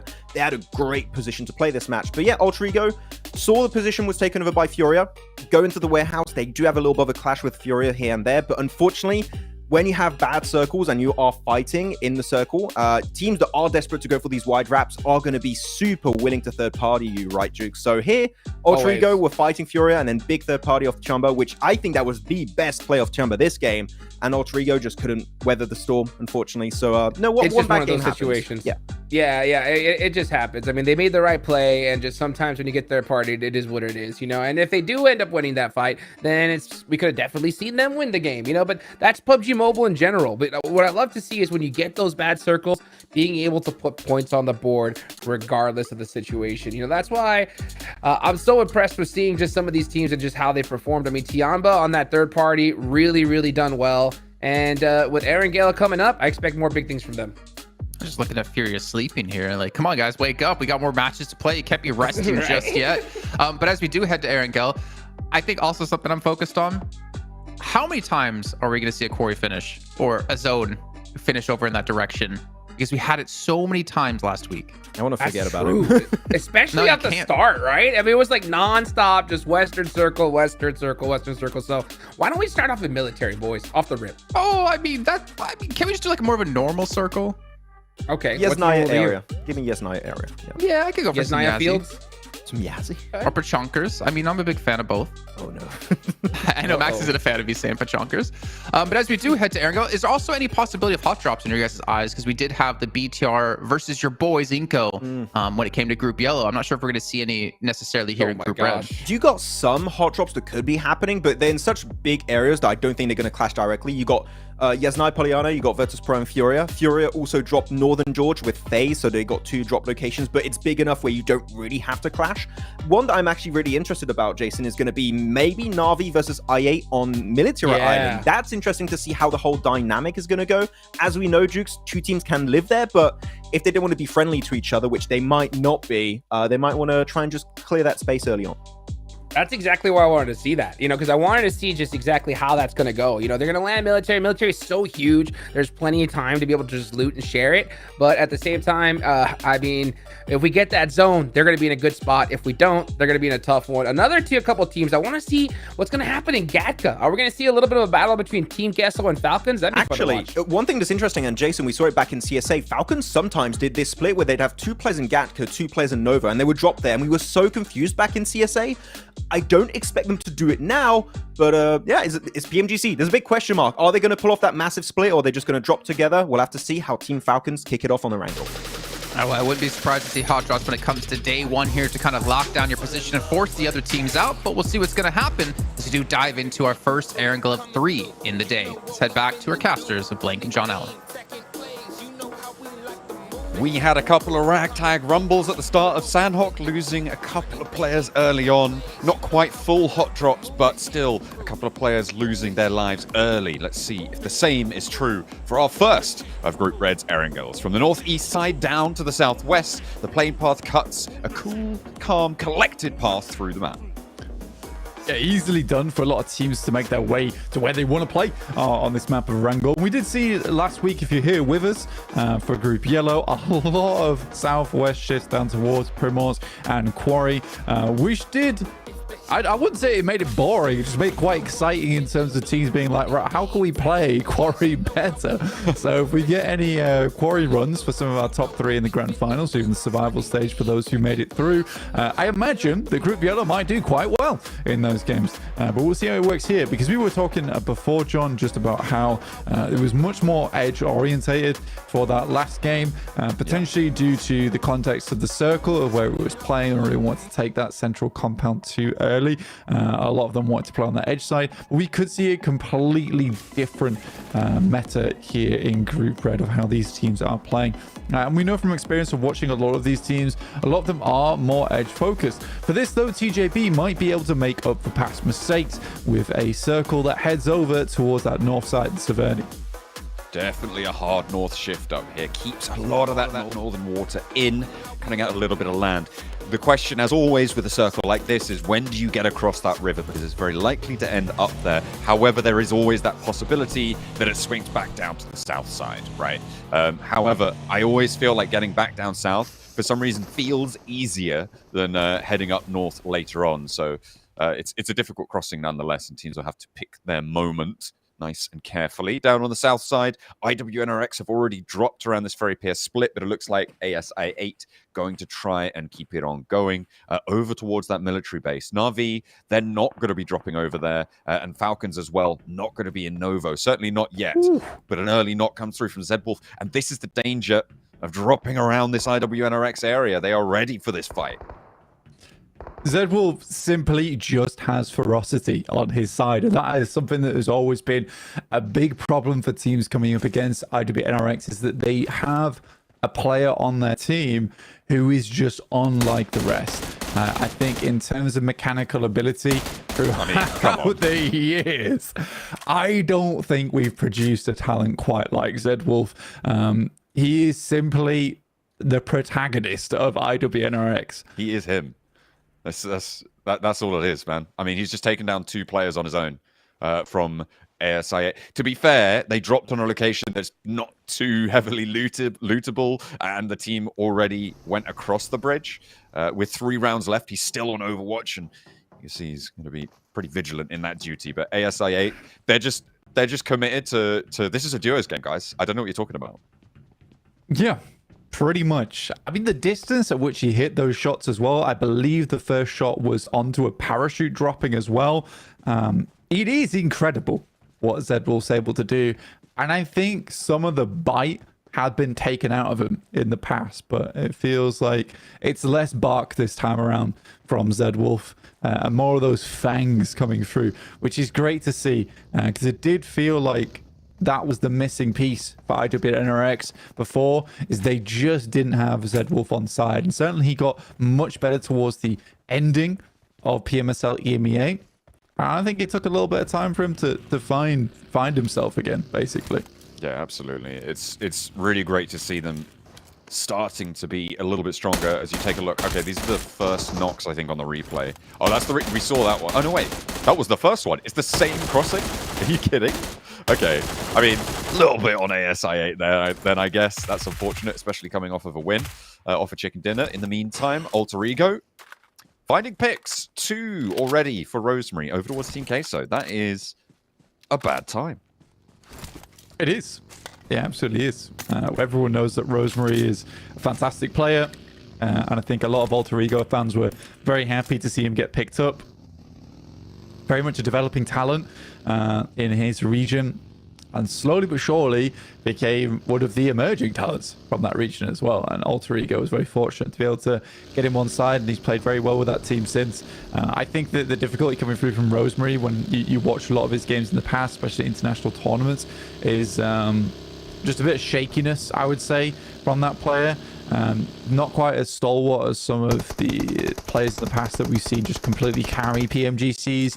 I mean, Alex is one of the first players that comes to mind for me on IHC, who really did kind of put the team on his back a lot of times and make a lot of these plays happen, but made them happen game to game. And I think that's the difference between him and Rosemary, is Rosemary can perform to that same level of just greatness, but it doesn't happen all the time.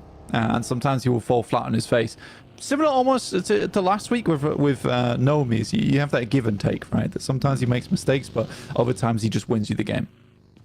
And it is just sort of widening that the error bars on the expected value of your games, right? Which is sometimes a little bit dangerous, but in short form tournaments will relatively frequently, depending on the skill of the individual player, net you a top 3 pretty consistently overall. And certainly you're going to be looking safe in a survival stage when you get that sort of high expected value, but high variance as well that goes along with that. So danger, but a little bit of security at the same time, which sounds like a little bit of an oxymoron, but there we are.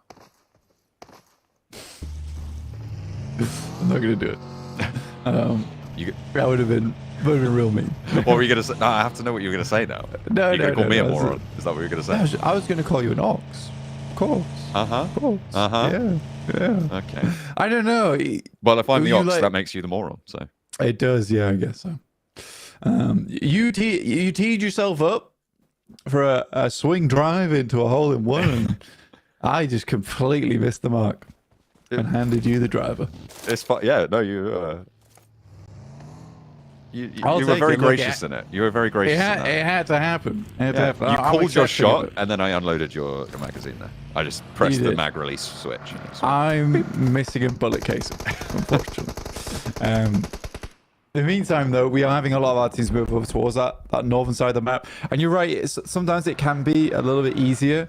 Head over towards that north side early and come down south, especially for hard shift like this, where you want to get into some of the limited areas that are on that north side. There isn't a huge amount of compounds, whereas you look down towards the south, if you come back across that bridge crossing, you've got Rozok. Plenty of other places to go. Na'Vi, though, rocking up onto Alter Ego in what I would call an incredibly messy fight. I think I'd call it that too, Black. I think that's fairly accurate right now, but Na'Vi on the roll-up seems to be going well. It's a veritable pantry over on the roadside there with Lemon and Rosemary both going down. But at the moment, neither team really looking too good and having a real tough time of it. It's all up to Puncher now for Na'Vi. The player at the back suppressed. Oh my goodness me. I thought he was going to get the knock and maybe turn around for a second, but no, it's going to be Alter Ego to handle business here on the eastern side, but they've lost one of their players. They will be playing on with 3, though the zone will allow this res. I like that from Na'Vi, honestly. I like that from Puncher. It doesn't happen enough in our PMSLs where teams are able to make the hard decision in the moment, and having Puncher realizes that players behind the tree likely first aiding or pulling the pin on a grenade, instantly makes that run towards the top side. It knows he has to try and save a player, but he's unable to do it. Quick reactions coming through from Alter Ego, and that will sit them with 6 eliminations so far. So nice start from them. Vengeance is not having a good time so far. They are very much living on those 4 eliminations. They're able to pick up a less match. Good nade, a little bit off target though. Not going to quite connect. Incilio still wrapping around this fight like a boa constrictor, trying to choke the life out of it. It looks like they're doing well. breaths getting shorter and shorter here for Vengeance as Incilio continue to move around. It looks like they may leave that fourth and final player, and I feel like that's probably the right that you do need to get ahead and up to the north, get that rundown, leave one player alive. Hopefully not going to come back to bite them, but they can now get north of the river because everybody's looking for it. Just about gets over the rock. Yeah, it's a criminal rotate you have to make anyway over towards the north side now. With so many players taking precedent on that area of the map, there's not going to be a huge amount of positions available for teams. We've seen already plenty of squads rotating over this very same bridge. So there is tons of teams already over towards this western side and east side of the map. You see even a couple of teams actually biding their time down towards that south side. That is an unbelievably lucky res. Wait, Incilio are coming back. They turned around. They were like, oh, there's actually so much going on over there. Let's finish off this fight. An immediate re-knock at Incilio. Goodness me. They give them the old 1-2. Switcheroo. A knock over towards their backline, but they'll pick that up. That has got to be the most comical wraparound I've ever seen. A swift 180 from Incilio. Oh, think you're safe, are you? It was all my plan all along. Bait him out. Yeah. I mean, to be fair, it did bait him out, right? I think as soon as they didn't get the notification that Lily had been eliminated, I think that's fair enough to make the turnaround because they know that he was out in open space. Therefore, a wrap back actually was the best decision they could have made for 2-3 eliminations, essentially. It's a smart play from Incilio. It does somewhat cut out their rotates going forward, but with the circle still having a little bit of ground down towards that south side, they can certainly play over towards the western edge of Yasnaya and then plot their course through into the next circle. I don't think they can make any break for the center just yet. I think they'll have to wait for teams to be moving out from those positions that sit around the edges of the bridges. That is going to be the opening they're looking for, but I don't know how likely it is to present itself. Next circle popping in soon, and Incilio very likely to be cut out here. IWNRX, they've left a player, at least Swain, on that south side. I think there may be, yeah, they've got two of IWNRX on the south side in Rosok, but they've got that foothold that Incilio just doesn't have right now. The circle pops, does keep a little bit of that south side in, but we're definitely going up north of it, so teams are going to have to make their way across. And by teams, I'm talking about Incilio. It's a pretty evil position on the map to play as well. I don't think a lot of teams like playing around this area purely because over towards the eastern side you just have a lot of that open flat ground that right now you got Team Kato rotating over the back of Tiamba. Fury is still sat on the back side of it over towards Yas Lake. Tiamba though currently just rotating around trying to spot out all that they can because this is an area where you can hide a lot of players in, but for Tiamba being able to pick up the garage, essentially this is not a bad position to play whatsoever for them. It is a little bit lacking in terms of that high ground presence, so they will have to be careful, and it's also a compound that is susceptible to crashes. I've seen a fair few times in the past people just absolutely mess up the hold on this position, allowing teams to get shots from underneath the little gaps that are on the walls. So I'm hoping this doesn't happen for Tiamba here. Furia trying to keep the heads down there. Another spray downs from Getso Roy from Tiamba across the way, but Tiamba find one, nearly getting the knock, but up the hill it's a little bit more successful over towards Kajowski. Yeah, shot coming through from Nigma Galaxy actually takes down Kajowski. Now Valor will get the flush on that as well, so it won't be picked up by anyone from Tiamba there. But Fury is backed off because of that.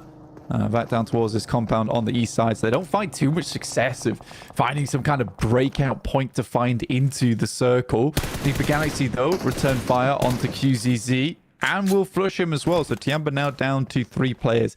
Getting a very aggressive hold from Tiamba, one that I don't particularly think is super necessary. I think as soon as you start fighting 2 separate teams, this is where you fold back into one another, maybe try and play that roadside. And with how far QZZ was out on that western edge, this was just not a split that I expected from them.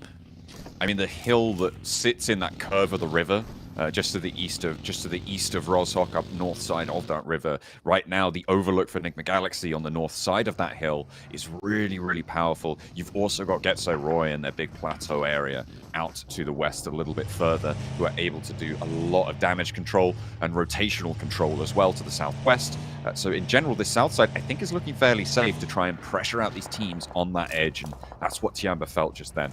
Taking those shots from Enigma Galaxy, who have had such an influence over the teams to their east, it's going to make it really hard to move away from that position for them. I question what they're going to do when they have the next circle pop, but it looks like they can just stay stuck to the ground here. Enigma Galaxy may be on for a good game. Same story for Getso Roy. Enigma Galaxy suffered a lot with this reshuffle of the roster. Weren't quite able to make it work for a while, and I think they're slowly finding their way now throughout the year, which is nice to see in terms of the teamwork that's coming through.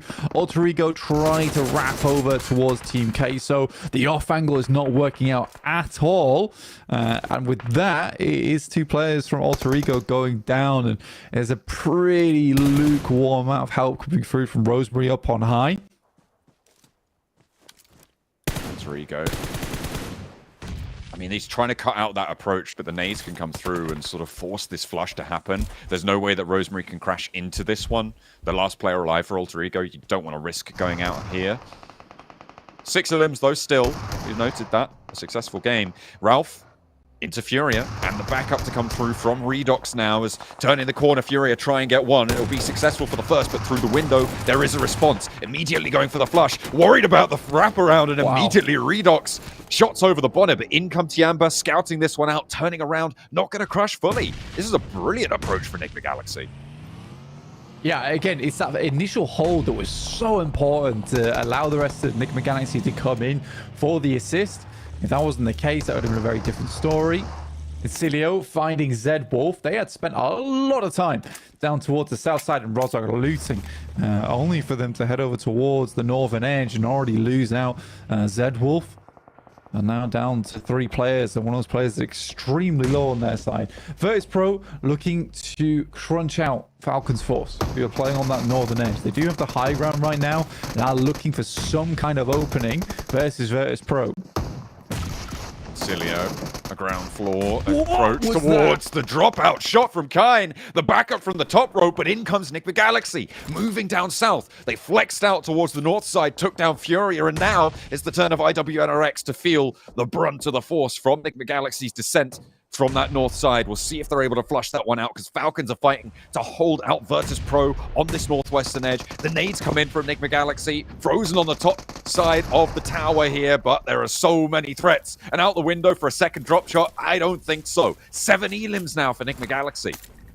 Yeah, great cleanup from Enigma Galaxy around the map. They are very aware of what is going on so far. Frozen probably throws the nade of the day there, though, out of the window, getting the double knock, or essentially hits the other player for basically 10% life. Very, very well placed there, and kind of saves the day. That is it up until Enigma Galaxy coming to ruin it. Falcons Force, though, finding Malloy. 3 eliminations for them and doing a great job as 60 has to send away. Some third-party shots as well coming through from IHC on the south side of that fight. That's a pretty big nade as well coming through from IQ there. ASI8, they've been down on their luck for a while now, but one more player to hold, and it works. A 3-person hold, and TJB cannot get rid of him.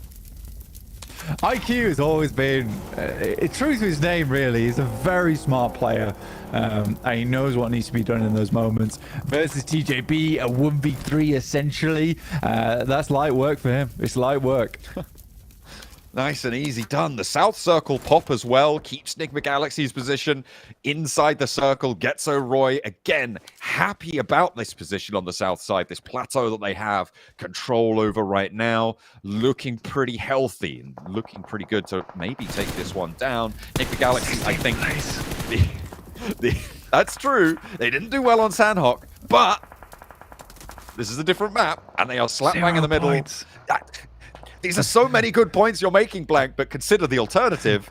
Big game? Yeah, it depends. They've only got a little bit more time to do it. I mean, they've been pretty happy with 10 points on the chicken dinner. But I think to get to Royce, the question for me is, what's the utility looking like? What's the weaponry looking like? How's the ammo?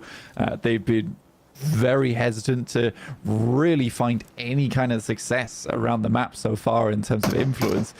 Enigma Galaxy basically hired out as a security squad for them on this southeast side and is raking home the hourly pay. Definitely. 7 Eland. There it is. There's one. Ooh. IQ trying to get across here, but there's one player from Team Queso in the way. They will be aware of each other's presence now. The vehicles making that noise, and IQ actually looks like he wants the fight. Both of them hopping out. A little bit of a call out. The ridgeline. This is Enigma Galaxy's oversight, and it has been for a long, long time. IQ falling a little bit short of the circle. That's a very difficult approach he's got to make there. Elodius for Team Queso. Looking for those shots as well. Both Melodious and IQ gonna have to make their way on in at some point, but they're out in the blue. It's not looking good. Falcons on the west side, trying to hold out the west edge as well against IHC, and Getso Roy have oversight on it, but there's a knock already. Yeah, Enigma Galaxy found IQ pretty shortly after he made its way over towards that position. It's a smart move from IQ. I think he knows he has to get out of the vehicle so he can make a crawl up towards the gas station. Try and find whoever is left in there out the back of it. But Enigma Galaxy's known of these locations for so long, and they've been the arbiters of the eastern edge of the map. Elodius tries to hold his own. It's not meant to be versus Tiamba. So a lot of shots coming on through, and it's Enigma Galaxy again with a big flex out here. This is a third-party strategy. They're playing on the edge. They're drawing teams into these fights. A nade comes through. That's FaZe. Hang on a minute. How many of those points did they manage to snaffle away there? Because I think 2 of them went to Enigma Galaxy at least, but that is the end of them. There's a nice little wraparound comes through from FaZe. A third-party approach to this map for Enigma Galaxy is working wonders for their points tallies, but FaZe now have open cannons to Ralph, who drops short out of the vehicle. Ralph a little bit far behind here. I think at this point in time, you have to regroup quite quickly. Snowix all the way down towards that south side, just checking out the shack, what's going on down there. Circle heads back up towards the north. There is maybe a world in which Snowix can pick Ralph up, but Narvalo and Redox got a huge amount of work on their hands, and Mormon's not likely to allow this to go through, but they are behind the tree. They do have that cover, already preoccupied with the nade. The point of investing these nades is to get that res, to get Ralph back into the mix, because the res can come through. There's a knock on the backlines as well for FaZe, which means there's only 2 players in action on this front. They can't go for the stranglehold on that knock that they might have liked to. But now the res has come through. Vintorius is immediately flexing out. However, it's a little bit too late to stop this. Can they catch them on the rotate back up? This is desperate from FaZe as well. They're so focused on not allowing Ralph to get back up again. Again, it's a tough rotate that they have to make. Oh dear. Back up towards that north side. A bit of an awkward scout out coming through from Redox on that front line. And Mela is able to find him. Mela, who has always been one of my favorite players coming in from FaZe. Just incredible in those close quarters. Redox flushed, and now the nades from the backline for Enigma Galaxy looking to go up to double digits. I mean, they saw IWNRX do it. They said, anything you can do, we can do better. They're looking for more on this match, but for now, FaZe proving too tough of a challenge, too bitter a pill to swallow. Narvalo, Snowix, as well as Ralph, still up in action. A slight mistake there, I would say, from Redox on that front line. I think the slow roll up into the smoke. I think the reasoning behind it is just because they've been given so much time to get Prio over towards this front line. Realistically, all Enigma Galaxy had done was have Redox and Narvalo send in a bunch of nades, but with the direction they're coming in, bouncing down the hill, not a lot of success came off the back of them. So again, FaZe just had so much time to get up towards that front line, use those smokes to get into a position where maybe Enigma Galaxy didn't expect. I think that's what you have to respect as Enigma Galaxy, is that you didn't have all the information on that fight because you went for that pickup onto Ralph, in which case I think they should have backed off back down towards that south side. Snowix had already read that information, that it was free, it was clear, and that was an opportunity for them that they just didn't take. IHC, previous PMGC champions off the back of a heavy elimination-focused performance. The see if they can draw on that past strength. East gets naded out, and that's a great start to demo. And immediately puts the second one down. Danger for Icy, but the nade goes long. And one short as well leaves him still up and in action. The nades can be responded over towards, but Getzo Roy do have massive oversight. Look at the buildings that they control. The damning presence from that north side of this fight is just so difficult to deal with. Icy continues to launch these nades over, but he's not really finding anything to chew on. Yeah, it's a hard nade to hit, and another one is absolutely on target there as Falcons Force are getting ripped to shreds. It has been a hard game for Falcons Force. I don't think they've had an easy push into this one. The fact they're even to get up towards the top 5 is pretty darn good work from them. Now AHC with their 4 players can continue forward, currently in 10th place right now. And Getzeroy now set their sights over towards IHC. 2 nades in the pocket of Lunda, which is what I was worried about. I mean, this position from Getzo Roy is kind of what forced Falcons Force to have a little lackluster fight against IHC there. They couldn't step up and try and go on that high ground plateau to get better angles on the nades, to find alternate shots as well, not be prone to those spray downs. But now IHC are going to feel the full brunt of this circle position from Getzo Roy. FaZe do have angles over towards the compound, so they do need to be careful, but in general, it's going to be a little bit safer to operate on these hillsides. IHC will have to push through, though, and leaving one player exposed here is very dangerous for Getzo Roy. I think even if I was Getzo Roy right now, I'm fairly understanding that the 3-story is going to be out of the next circle. At this point in time, I'm looking to take more control over towards that northern side of the map. This is a horrid position to leave from. It's so exposed to a lot of angles over towards the eastern side as you exit. Around that building, there's just not a lot of cover to be given. Now with Nick Galaxy as well as FaZe still on this eastern side, I don't think many of them are looking over towards this spot. But if IHC play their cards right, play it slow, there is a chance for them here to dominate this fight versus Getzo Roy, at least in stage 8. I feel like FaZe, with the ridgeline that they have that keeps them covered on that northern side, are in one of the strongest positions. If I was predicting, I would be going with FaZe right now. So we'll see if they're able to capitalize on that terrain cover. Negri Galaxy currently in the way of IHC as well. There's no options now. It's IHC going for a fight. Which direction do they take is the big question. FaZe managed to clip out Narvalo. They're flexing out. They've been in this fight for a while. This building has been a thorn in their side, and the presence is now felt. Negri Galaxy cut down to 2. Potential insight into this fight as well, coming through from the high ground on IHC. So FaZe do need to be a little bit careful, a little bit worried about this south position, but Getzo are handling IHC on the off angle. They're going for a rollout here. Getzo looking to leave and play towards the south, not going up towards the north. In go Nick the Galaxy for the fight, but it's not looking good. Only Ralph remains. They got him back up. Let's see if that's going to pay out, because FaZe are rampaging through this building. FaZe are done with this one. Great play from Getzo Roy. Honestly, I'm happy with that. I think that they realized it was a little bit late, but honestly, I'm very happy that they decided, look, we have to flex out from this position. We can't stay this 3-story for much longer. It's going to end with us just losing this game, and this could be a great opportunity for us to regain a lot of those points that we missed out on Sandhawk. So, yeah, very well played to Getzo Roy. They're now tucked into a corner, though, and FaZe finishing that fight with Nick the Galaxy very handedly means that they can push all the way up, and now it is a difficult exit for Getzo Roy. I mean, it was pretty tricky, but getting rid of IHC, I mean, it was timely. They waited for the fight on the other side of the circle. They knew that that was going to be isolated, and IHC actually leaving a player over there to have oversight was kind of what drew them to a close on that engagement. Getzo Roy, I mean, this is a very successful bid for the top here. 6 points already on the match. They're looking to go up towards 10. Same story for FaZe. FaZe in the better position. Blank, I mean, you were criticizing Getzo Roy for being on 0 limbs, 0 points on that last match. I feel like I'm going to make you eat your words here, because they played this one quite well for me, in my estimation.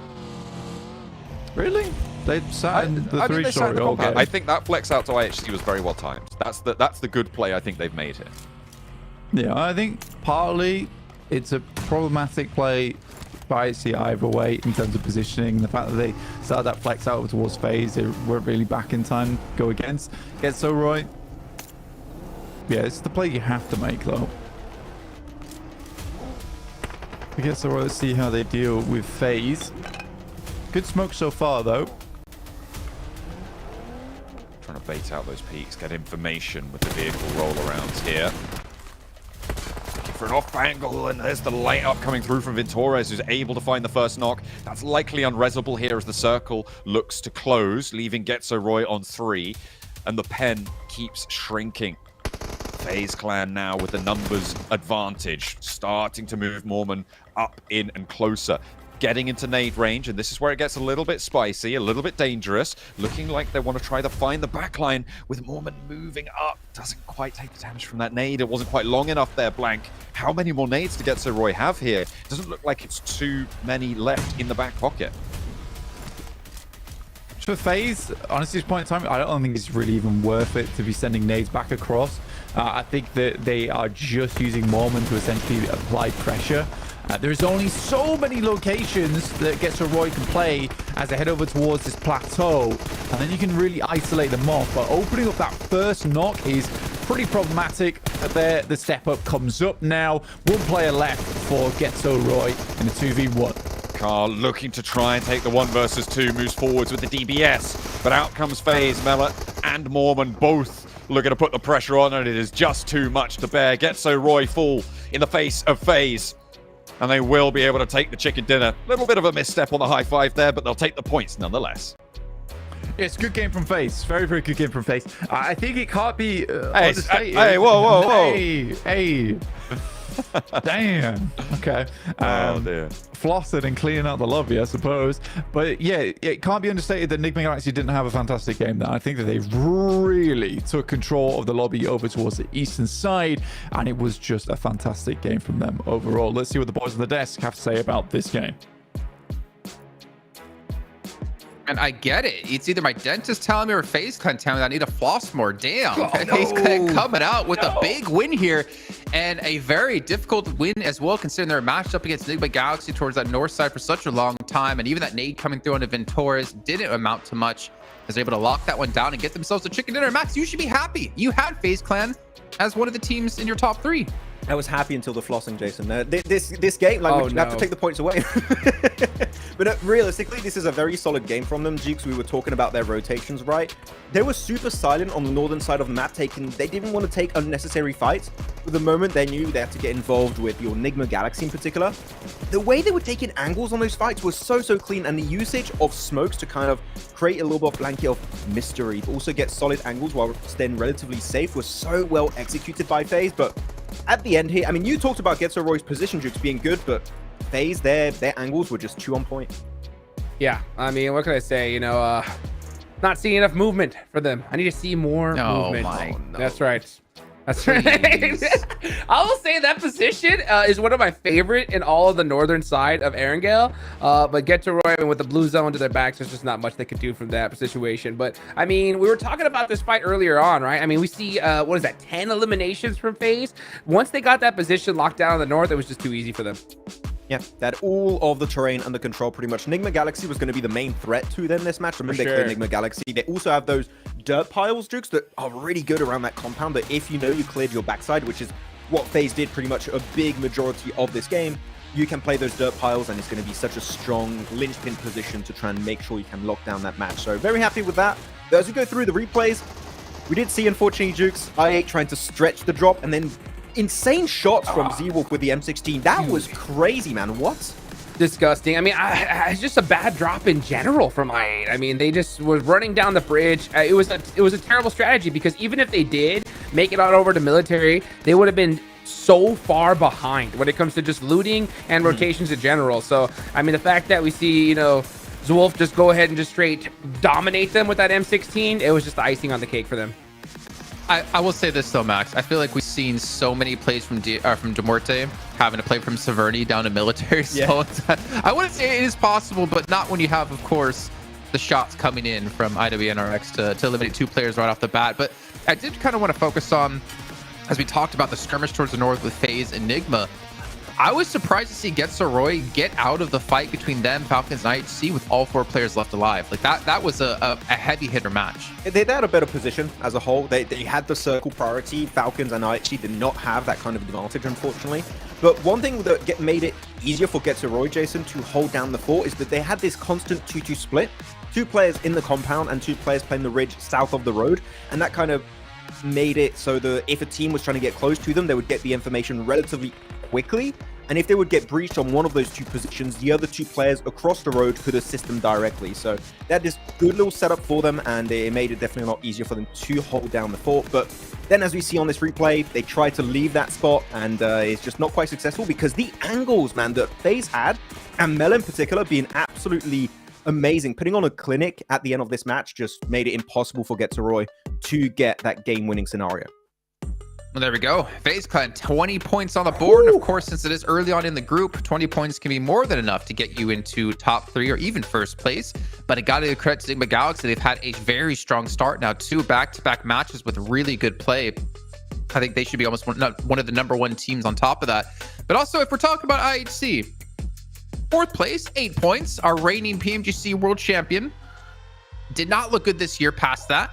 But maybe, just maybe, Hot Jukes, PMGC is where they decide to start playing. Yeah, that would be a good idea. Honestly, yeah, if you're going to perform well, might as well be in PMGC, right? But I kind of want to go back to your song about Nigma Galaxy, you know. Nigma Galaxy, I love the fact that they were able to rotate so quickly from Pachinki. They went up to that north side, they secured it. They didn't want to get stuck on any kind of bridges or anything like that. And man, it's great to see them, you know, outside of their comfort zone, still be able to put up some sick eliminations, man, especially on Sandhawk. And now here, they're going to be just absolutely prepared, ready for the rest of the day. Look at this performance from Norman here. Oh, I thought it was going to be Mela actually being the MVP of this game. That's very interesting. But there you go. We got a FaZe player. My prediction's working out so far. I'm really surprised myself. But talking about Nigma, real quick to take it back to there. I mean, Jason, this is the most aggressive Nigma Galaxy has looked, in my opinion, like ever. And this is the change of I was talking about, Jason. We didn't quite see it work out that way on the Sanhok match, but here they third party. Who was it? IWNRX versus Incilio in the Harry Potter Tower southeast of the circle. And that really just clears your backside instantaneously to allow you to then scout from that high ground position on the hilltop. And thanks to that, they're currently our first place team with 24 points. No chicken dinner, but with how they're playing, one could definitely be just around the corner for them.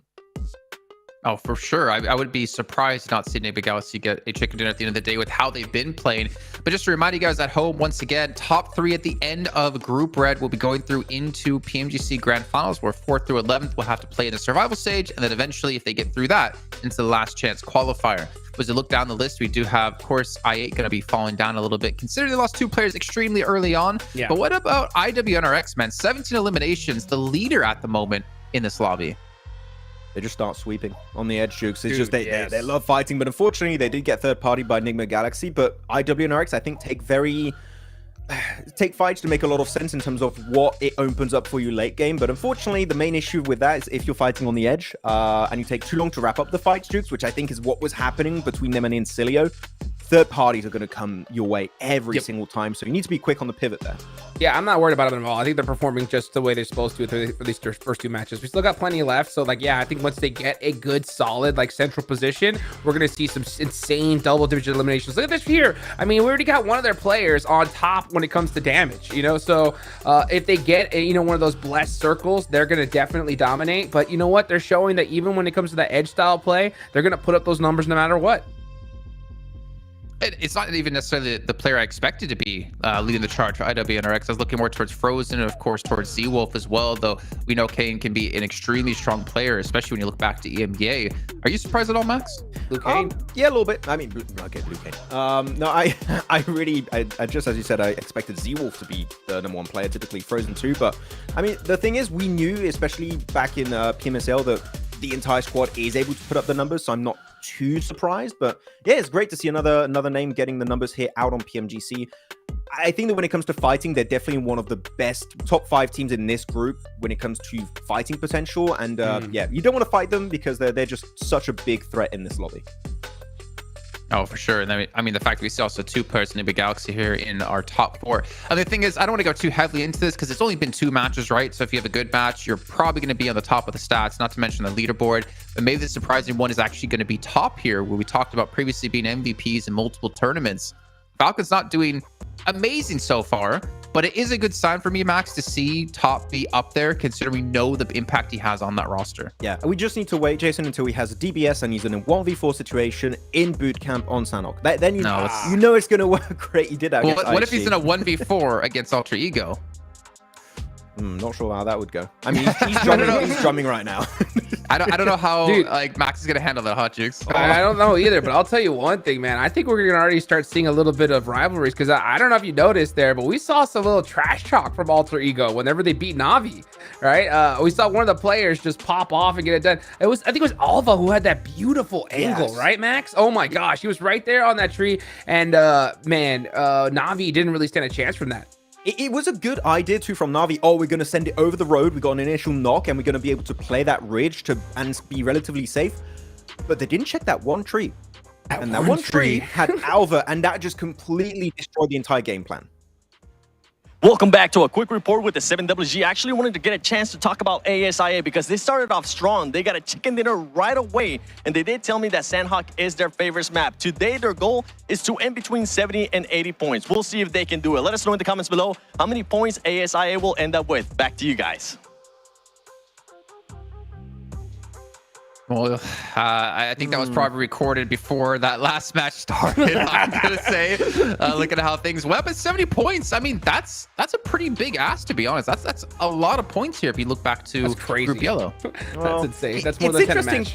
It's interesting too because Seven also talked to them earlier, saying their best map is Sanhok. That's only one game per day, so need to do good on maps that are not your big maps, which is kind of surprising. And it's possible, but the main issue, and we saw this already this game, right, Jukes? They always drop military. You need to have a second. Leave him alone. Leave him alone. Leave him alone. We need to see a secondary drop location for them. Sticking to one drop the entire match, especially when the bridges are focused by Tiamba and IWNRX, is not going to work out. So unless I see that change, 70, 80 points for me, it's not happening. Yeah, I mean, because that was a desperation drop, 100%. I mean, they didn't even, try to find some vehicles, rotate away. No, they were just like, nah, let's just, float on over to the bridge and just run right down the center of it. Yeah, that's not going to work. You got to have that backup secondary location. There's definitely still spots that are still available, Max. So I'm surprised that they're so, hard stuck on that. Because if they get a northern plane path in Erangel, it's like they're toast. So it's just not worth the risk.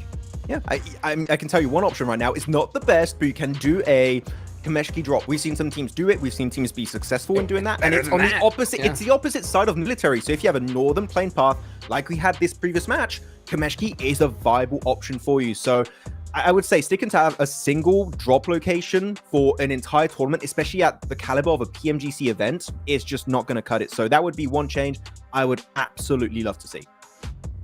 I mean, looking at these matches, I think we talked a little bit about it in Group Yellow.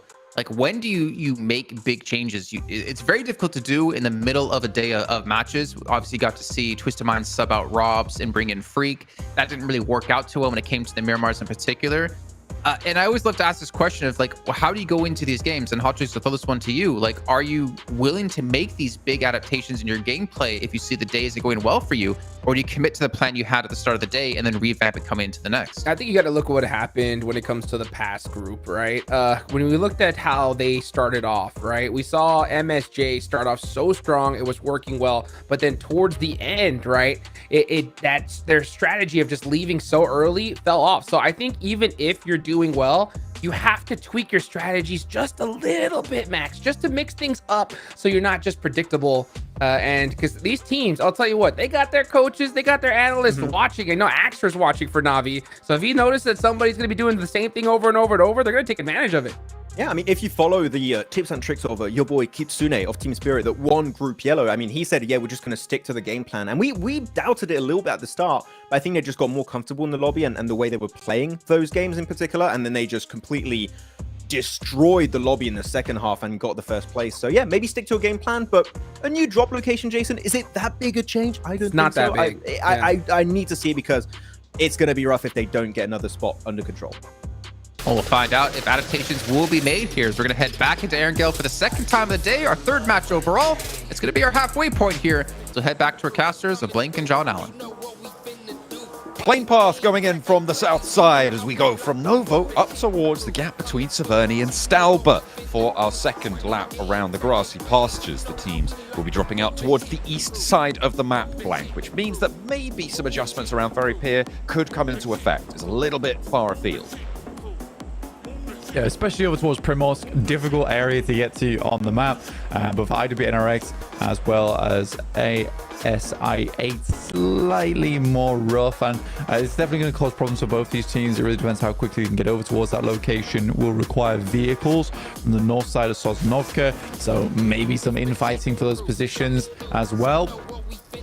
But yeah, always definitely an interesting playing path over towards the eastern side of the map, because it causes more problems for some of our southern teams more than a lot of our northern squads, because there are much more vehicles to pick up. But as you can already see, ASI8 are not bottling it, but they're just off to head over towards C block instead and just give up vehicles to IWNRX to head over towards Ferry Pit with. Yeah, ASI8 generally, they're just going to draw short there, so a little bit more civil on the south side for this time around, as teams breaking out over towards the north side as well. TJB going to head over towards Severny. IHC moving along that north coast. But blank, we've got a south circle. Is it Milta Peninsula or military? Well, we'll find out one way or another. But it's going to be a scramble towards the south. Yeah, likely to be more of a south circle, I would say. Maybe military base. It's curious because I think this would be the first time in a while if we do get a military base ending that we'll be sitting ourselves over towards the eastern side of the map. A lot of times we do find ourselves on the western edge of Sosnovka. So I'll be very curious. Equally, this could head over towards Milton Power, so there's going to be a lot of people heading over towards Lumberyard to try and take control of that high ground, even over towards the compounds that sit around the dead forest over on the western edge of Milton Power. I am definitely interested to see how this one plays out, because a lot of teams are already quite close to where the circle should be ending on this eastern side of the map. I think you got to make a tough choice right now of whether to go for some more trash loot positions to keep you closer in contest for the next rotate, or to kind of just go for more loot, more nades, and a better hold over the future game by heading further out inside the map. Interesting. Okay. That is pretty nasty. A little rundown. IWNRX trying to get involved again this time around. Not so hot to start things off for the Turkish team that was terminating in the first game. Seems like they're going to have their game terminated by one player, for at least one player on their roster this time around. So, vengeance on the cards for ASI8. It's a greedy maneuver from IWNRX. They do lose a player for it, but they'll head down towards the south side of Sosnovka. I think this is purely because they went for that quick rotate. ASI8 definitely go for something quite interesting here in terms of they immediately, as soon as they see that circle, try and go for the bridge camp over towards that western side, which is smart because they assume IWNRX is going to be coming back off the back of Ferry Pier. I don't think they quite expected the speed at which IWNRX made that wrap back around towards that south side, but they quickly picked themselves up an elimination off the back of it and can take up residence over towards that bridge side crossing. So good play from ASI8, honestly. I like that from them. Definitely. It's going to net them a point, so that's pretty good. A big factor that we saw come into effect on military circles in Group Yellow last week, blank, was the addition of the hovercraft, right? Not only that, but also the kind of crazy rotate that Team Spirit were able to pull off, which they landed a boat on top of, a vehicle on top of a boat, and were able to get off the start very quickly, moving south towards that military island position. So potential for that to come into effect. But the hovercrafts, and actually an aerial approach to the map, most notably from Alpha 7, potentially using those gliders to get across that military island, seeming like a potential option. When you pair it with a boat rotate as well, there is something that can be said for it. And it seems like teams may have to make those choices now as well. Yeah, overall, just tons of more options to get towards the South Island. We're not quite confirmed over there yet, but I think that's a nice thing because it does even up the playing field for a lot of teams in terms of having the hovercrafts available as well as the gliders. Just in terms of even having more availability of those rotations, because before it was a case of either you send it across the bridge, or you're able to find one of the few boats on the map to make that rotation. But now you have, I think, even 2 extra spawns of the hovercraft on the map to work with. So everyone is going to be able to have a good go at it. I'm curious to see in the future how many teams start opting for rotating in far more vehicles than they actually need, just in terms to cut out other squads from taking those from them later on.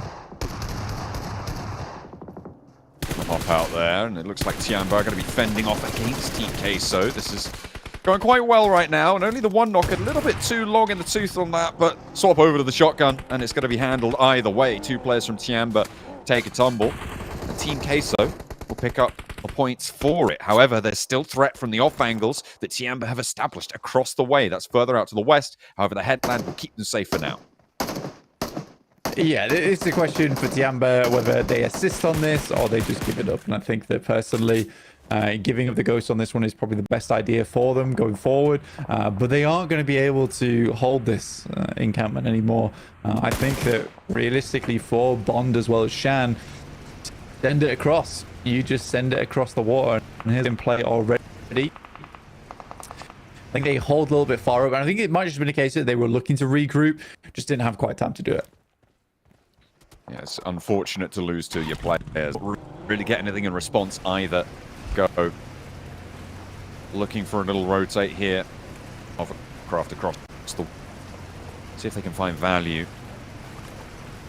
Getting ahead of it, because potential they can pick up some points from some bridge camp positions and try and control this rotation from Team Queso later on. Being able to get up here, a little bit slow in the hovercraft. Is he going to make it? I don't know, man. That seemed like he had the full run up, but didn't quite manage to get that momentum going. Yeah, that with the hovercraft, there's just doesn't have a lot of forward drive uphill.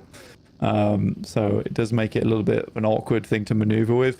I think that's the beauty of it, is that it was balanced in such a way that it can go on land and get you to the next position, but a lot of times it is just that tool that you use to get across water and then rotate into a compound, pick up some vehicles along the way, but ultimately you will leave it behind. It is nice in those end games just to hold on to if you can get it towards those locations in a central spot, because it does provide a ton of cover, because I think it's huge. Yeah, it's a pretty beefy blockade. Can make it work. Getso Roy with a wide south wrap will approach to the docks and not have any contest there, so an early approach. Everybody clumping up around that eastern side blank of the military island right now. Nobody over towards the airstrip, nobody in that C block area either, with ASI-8 moving out to that west bridge. They're still maintaining that bridge camp. I mean, they've managed to get 2 limbs off it already. Let's see if they can do more. Yeah, Team Queso, quick send round. I mean, fair play to them. They start things off strong. They get some more loot on board as well, so they have more nades, more smokes to work with. I think for them, it actually is a great time to be trying to pressure over towards this bridge side, because they know that in terms of utility, it should be stronger than some of these other squads who are going to be making their way in. Hard eastern shift over towards Sosnovka. Very interesting circle to play with. Huge amount of water still in this one, so very limited area to play in those next circles. Tiamba send Farah over towards that eastern side in Novorepnoye. And IWNRX actually off the back of that rotate, looking fairly good for themselves, even with just the 3. Yeah, losing a player on the crossing. As you say, they will get through with 3. A massive feature of this circle blank is of course, the radio tower. The top of that massive mountain that sits over Novo is going to be such a difficult position to deal with. Right now, Falcons sit atop it quite thematically, right? The Falcons fall on their high up, but their BDIs taking shots down when anyone tries to move in their vicinity, but sometimes a little bit difficult to hold, a little bit difficult to leave, into the later circles if you are going to be isolated to it. But for now, it's fairly central on the landmass of the circle, and it's very likely to see at least 2 more, if not 3 more circles. Yeah, which is nice, especially for Falcons Force, who currently hold some of those 3 stories over towards that front side. Haven't quite made their way up towards the top area of the map just yet, but I imagine that's going to be a rotate they want to go for in the future. Keto Roy, kind of unsure how they made this rotate happen down towards the south side, but they were able to make their way in and get past ASI8, which is phenomenal for them. And I think ASI8 might get caught off guard by them being so far in front of them this early on. You got Vengeance as well playing along the same cliffside as IWNRX, but they have the safety of the buildings. IWNRX weren't confident to take that with just 3 players they had. Understand that there's likely going to be teams crashing over towards that location, and there was. So a heads up call from them. I feel like the rotation that hasn't happened until just about now, Blank, that I'm most surprised about is what Furia is doing, right? Moving from that farm, going for the crossing across the center block of water that sits between the mainland and Sosnovka military base. I mean, it's the team spirit rotate from last week that they always went for on a military circle. You just jump into the water fairly early on and just get across, play that north strip of the military island, and it generally plays quite well. The fact that we're waiting until minute 11, really, to see a team rotate on that path, given how the circle falls, is a little bit surprising to me, and no one really trying to blockade it either. It's a little bit of an interesting one. This circle as well, Blank, is a counterpoint to what we saw on Sandhawk. Very edge style over there. This one, we are so much more center focused. Yeah, I think if you look at Furia, it makes sense that they make this rotate now, because there actually was quite a big possibility that this headed over towards Milton Power, so they didn't want to make that rotate too early. And again, there was quite a lot of teams still positioning themselves over towards that western side, that eastern side, not quite sure whether they wanted to make that rotate just yet. And I think for Furia, they'd rather have that possibility with vehicles to get over towards Milton Power, play that one out. So as soon as you see this circle actually head down towards the south side, they're going to make that rotate through now, and they have a lot of possibility to play on the northwest edge of this circle, ensuring that there isn't a lot of teams still coming across the bridge. But yeah, they're definitely centering up over towards the tower, very central of this map. Getting a lot of that high ground under control early would have been nice, but now with so many teams in here, making those rotates is somewhat worrying, especially for Falcon Force. Maybe they assume there's someone who dropped over in Novorep is already in this position, so they're being a little bit cautious.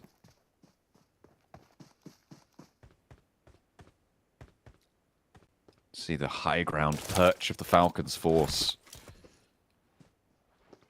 that just pervades so much of the zone. It's kind of incredible how much control they have from that position. But again, a dangerous and isolated high ground. Spray downs from Na'Vi.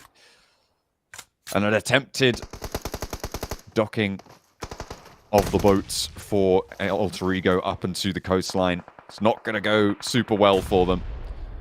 The cannons opened up. Isolated players for Na'Vi, but they're getting the knocks, they're getting the value, and there's really not too much to do here. It's just a question of when Alter Ego go down now. Yeah, you're trapped here. This is always one of the last areas that people are able to break into, and it's becoming more and more often now that you will see teams, especially on an eastern shift like this, where they'll just hold over towards the eastern side of Novorep. They know teams like to head over towards this position. It's one of the few spots that you can actually play in as a squad and have a little bit of cover to work with and step up. You see that flip is so ready for the step up coming through from Alter Ego. Now just down to Alva. And a nade over the top, fairly close to its target, but goes slightly far. For that subaquatic resurrection here for Alter Ego. Get your players back up, get them healed. The Piranhas out in the water with Incilio as well, waiting for their turn. Trying to figure it all out. I wonder if Na'Vi are going to spot them soon. A lot of teams still on that western road. I mean, ASA8 now controlling a lot of that approach as well. Going to force some fights to pop off as we hop over to IHC and and Furia. This is on the northwest side of the circle with IHC on the back foot, trying to move through Furia's territory. A big nade-in comes through from Demo, and a lovely light up on the swing around. Navigating those off angles well. IHC playing this one. Nice and strong, nice and powerful. Coming on through from the previous defending champions. The spray down, that's not going to connect there for Demo. Felt like he was on broadside, but either way, gets it on the second go around. And now they're looking for the last player on Furia. It's going to give them a little bit of jip, though, because there's a one player getting knocked, a second player as well, a third for the strafe. What on earth just happened, Furia? Kayovsky goes for a 1v4 against IHC on the northwest side. Blank. That is disaster. I don't know how that just happened, but Kowski puts the team on his back in those final moments where IHC thought everything was done and dusted. The amount of smokes, the amount of trees in that area made his life a little bit easier, especially having that DBS in the hand. But that's not to say that wasn't likely the most difficult play to make you'll see all day, and that is very typical of Kowski. Massively experienced player over on the side of Furia with a huge amount of games in his back pocket, but the amount of time he's been playing PUBG Mobile has definitely not dulled the blade on this guy as he sweeps through IHC. ASIA, my goodness me. I mean, Kioski. Yeah, that's incredible. Definitely going to need a replay on that at some point in the highlights package, but what a way to take down IHC. They thought they had it all done and dusted. Oh, goodness me. Just shows you can never take your eye off the ball here at PMGC, even if you're defending champions. That is just disastrous for them. On the south side, these teams have been trying to make their way in for a long time. They'll have been harried by the blue for a long time as well. ASA have forced this to be the case as well. Teams have started to make their way in ahead of them, but they've been very controlling. They're up to 5 elims now. Getso Roy over towards Tiamba. Tiamba down to 2 players. Remember, they lost some players over on the north side earlier on Blank, and they lose both of the rest of them to Getso Roy. Carr as a solo, I think, making it work. Yeah, it kind of helped out by the fact that Tiamba nades their own teammate. So Bond goes down, sadly. I think for Getso Roy still have Porsche up remaining to play alongside with them. Just a 2-man there for Getso Roy. ASI8 still playing very much out on the edge in the out portions, but getting a lot of work done for it as Vengeance loses more and more players. This has been a great run from ISI8 so far. 7 eliminations, great read over towards IWNRX early on, and UZM is popping off this game. 5 elims now, up to 10 in a blink of an eye. ASI8 really laying down the law here in Group Red to open things up. 10 elims. They've already got a chicken dinner today. A little bit more passive on that chicken dinner, granted, but still a great result for them. Nice rotates coming through. Nigma Galaxy with 2 players. They've got Virtus Pro in their sights right now. A lot of experience against this roster, both coming from EMEA, but there's only so far experience can take you, especially when there's off angles from Na'Vi over towards Novo. They have been very controlling from this area. We've seen them take down teams trying to make landfall there repeatedly, and they're up to 5 elims. All 4 players alive from Na'Vi. Regroup and move out of Novo. That is their next challenge, though. So Na'Vi continue the pressure over towards this cliffside. Yeah, Virtus Pro struggling to make their way up. It's not an easy location to be playing in. And Big Galaxy around here as well, still pumping damage in. Narvalo having a little bit of influence, but not a huge amount. Redux basically being kept alive by the lads from Na'Vi, having these off angles on the side and hitting some damn nasty shots. Falcons Force do break away from their high ground position as the circle moves even further off towards that eastern side, really blessing Na'Vi in this position, with Team Queso playing a little bit more of a shadowed role over towards that northern side.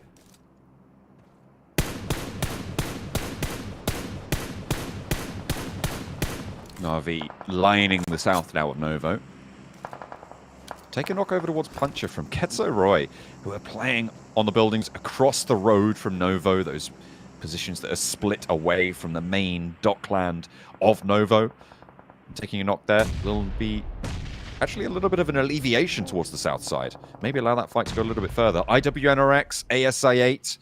Ooh, this is a feud that's been brewing for a while. Taking down one of the players from IWNRX early. It looks like they want some vengeance here, but with 10 elims up, ASI8 are fresh from the fight, and they're looking for more. Yeah, IWNRX is down to 3, so it's a difficult play to make here. But there is contenders coming over from that western side to play in on this one. You've got Falcons Force with Icy as well as Top sitting on this area. Taking shots down. IQ just about gets away here. You can see Icy swinging with the gyro on his camera. Falcons starting to branch out north. Narvalo Last player for Enigma Galaxy, a little bit ahead, so not much control over that. With the high ground now not that much of a danger, or in fact not a danger at all, as the Falcons descended from it themselves. They can have a little bit more freedom on this western side than a lot of other teams may have been afforded, which is a really nice boon to them. The plateau that sits on the roadside on the west right now does still overlook the majority of the lobby. So if they can take control there, they have a chance to crash down. But it's a little bit of an open approach from this west side. You can see before them a sloping, long hillside, which is so open to Novo. I think for Na'Vi, they just have this really strong spot. And again, if they just play further up towards the roadside, I mean, there is some really good compounds to play here. The pure reasoning behind Na'Vi having a bit more of a split right now is just so they have still control down towards that southern edge and clear teams out coming over towards that roadside. IWNRX now look towards Falcon Force, who are up the hill. Second place for IWNRX. They've not done too badly so far. A rough game from them last time.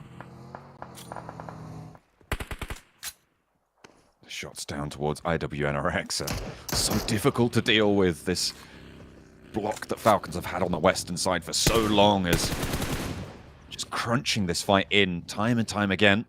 And IWNRX going to struggle to move. The next circle going to pop in 5 seconds, Blank. We're going to figure out if we're going up to the high ground or if we're going over to Novo for a little bit of an urban environment, but it just splits the difference. Goes slap bang in the middle, keeps Getzo Roy in, keeps IQ from ASI8 in 2. Yeah, I mean, I think IQ as well as UZM quite happy with this one. Likely they'll fly on over and try and regroup one another. Getzo Roy just holding that position that UZM has makes the push a little bit more scary than he would quite like. Falcons Force desperate to take as much control over this high ground as possible. This could easily move over towards the western side and give Falcon Force a bit of an opening here. Good nade, honestly, from Getzo Roy. It's kind of sad that that didn't pop and do as much damage as they might have liked. I think if the cook was a little bit longer, that might have been a knock and pretty much a free elimination essentially, because IQ's never getting over towards UZM. There he goes. I was going to say, Tixie is actually maybe the major threat from that angle. He's got his back to the blue. He's going to have to crest the ridge. If you could pick up a point, that's brilliant. I don't think First Pro actually got that point. I think that might have been stolen by IWNRX, but they're taking knocks still. Falcons trying to make their way on in. They've taken a knock. They're looking to move out for that res. That was Action who got taken down on that high ground. So moving in, the blue zone's crunching, so they're going to have to move forwards to get that res. It's stage 6. You cannot res in this blue zone, so you need some safety and a little bit further forwards of a position. Na'Vi still holding on this side of Novo is such a danger to everybody else moving around, but Team Queso still on that high ground as well, up to the north side, nice and safe, tucked away. Yeah, Na'Vi's done a good job here. And again, this is what you want to see from a team who has a dominant position in the circle. It's just to have influence over the sidelines, right, up towards the edge of the circle here. Good pick from top there. Great spot onto Na'Vi, not going to lie. But yeah, for Na'Vi to be up to 10 eliminations at this stage of the game, I think that this is a success no matter how you call it. But for ISIA, you know, 10 eliminations still with one player with an innings on this one could easily be a top 3. Yeah, great game from them. Some really cool decisions coming through.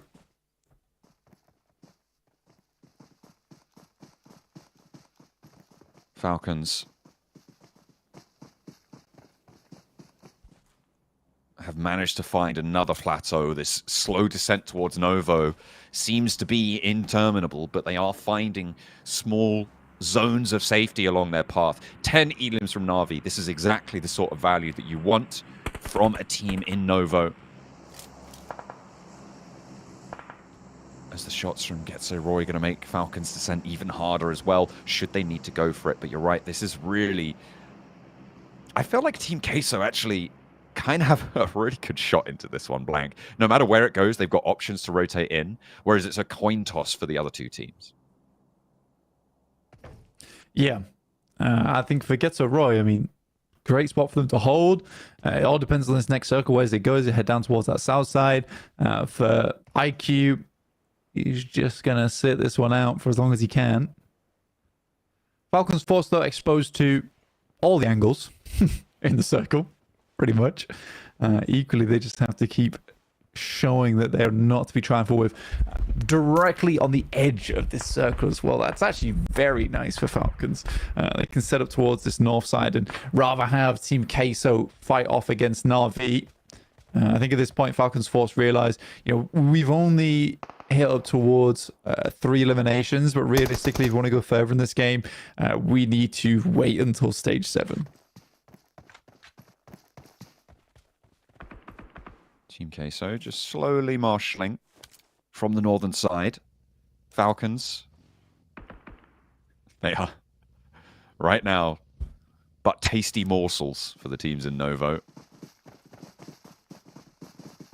A crash on their horizon, but they're trying to hold this hilltop for as long as possible. Nobody else is going to move an inch.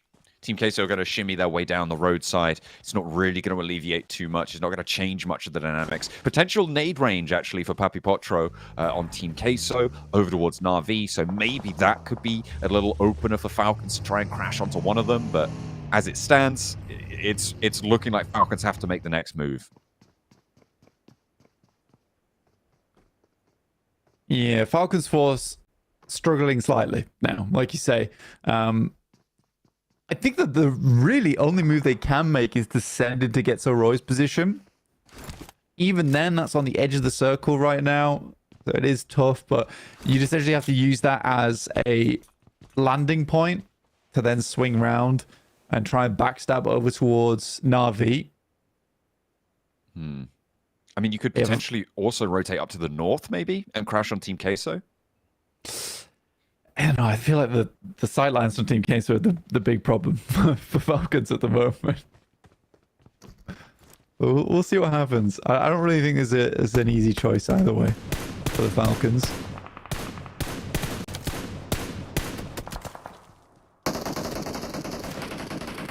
Na'Vi trying to hold their nerve on the coast towards Novo. Team Queso looking to branch out, but get humbled a little bit. And the Falcons now with the back to the blue. This next shift, the circle shift all the way out west. Does this keep the Falcons in? Are they not going to have to descend after all? Because this changes a lot. Na'Vi going to have to cross the road. Team Queso going to have to crunch in and fight for it. Falcons may have just got the shift of a lifetime here, Blank. Yeah, it's funny. It's real funny. This case of Falcons have literally just sat up here for the longest time. It's just a case of the circle's like, I guess we'll keep you in for another one. One more round. No, you guys are cool. You could stay. It's cool, man. You can stay. Well, honestly, the funny thing about this is that their position is so unbelievably precarious. It's like fine china right now. Any kind of bump or jostle will break the Falcons roster. So they're going to be real careful going forward. Damn. The thing is, once these teams move into the hills below them, they get more and more freedom, right? As soon as Na'Vi get closer, the angles work out such that they can move around a little bit more on the hillside. On the long side, Na'Vi have to move first. They've taken a knock already, and they're going to have to make their move now with the blue zone pushing in. Team Queso are making that shift up. Look, they sent one out. They sent a player all the way up to the top of the hill, and maybe it's their only chance. I think it's a good rotate. A spray down from Porsche as he lights up Na'Vi on their exit. One knock, looking for two as well, as Flip tries to cross through the smoke train. Puncher tries to break out, but it's really tough going for Na'Vi. They've got 10 eliminations already on this match, but Getso Roy looking to change that tune, and the Falcons chime on in finally. A nade over towards the player from Team Queso, moving up to their domain, and the Falcons, with this shift, get more mobility on the hilltop, and now they can start to stretch their wings. It's absolutely disgusting what has been able to happen here for the Falcons, but they could not be more pleased by this. Team Queso couldn't quite get their way over towards them, but a nice shot from Papi Potro will at least shut down action.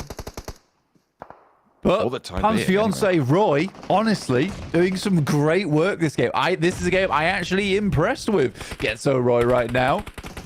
As Na'Vi attempt to make their leave.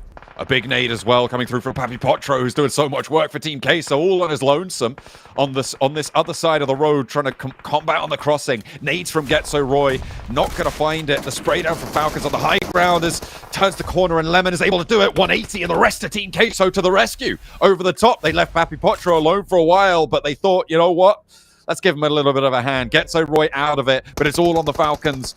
All eyes on them as they are racking up the elims now. 6 elims and they're looking for more. A spray down on the sidelines, and Na'Vi actually find Team Queso in a 1-for-1 joust, but it's all to the Falcons on the high ground. That shift out to the west, there was only one way they win it, and the Falcons take it home. What a way to close it out. Yeah, just kept going west and west and west. The fact they were able to hold on for that long was pretty marvelous, to say the least. But that is a great start in the innings here for the Falcons, for them to maybe make a play for another second place at PMGC, John. That's exactly what they want. Of course, they only want that second place, but let's head over to the desk to discuss that one further.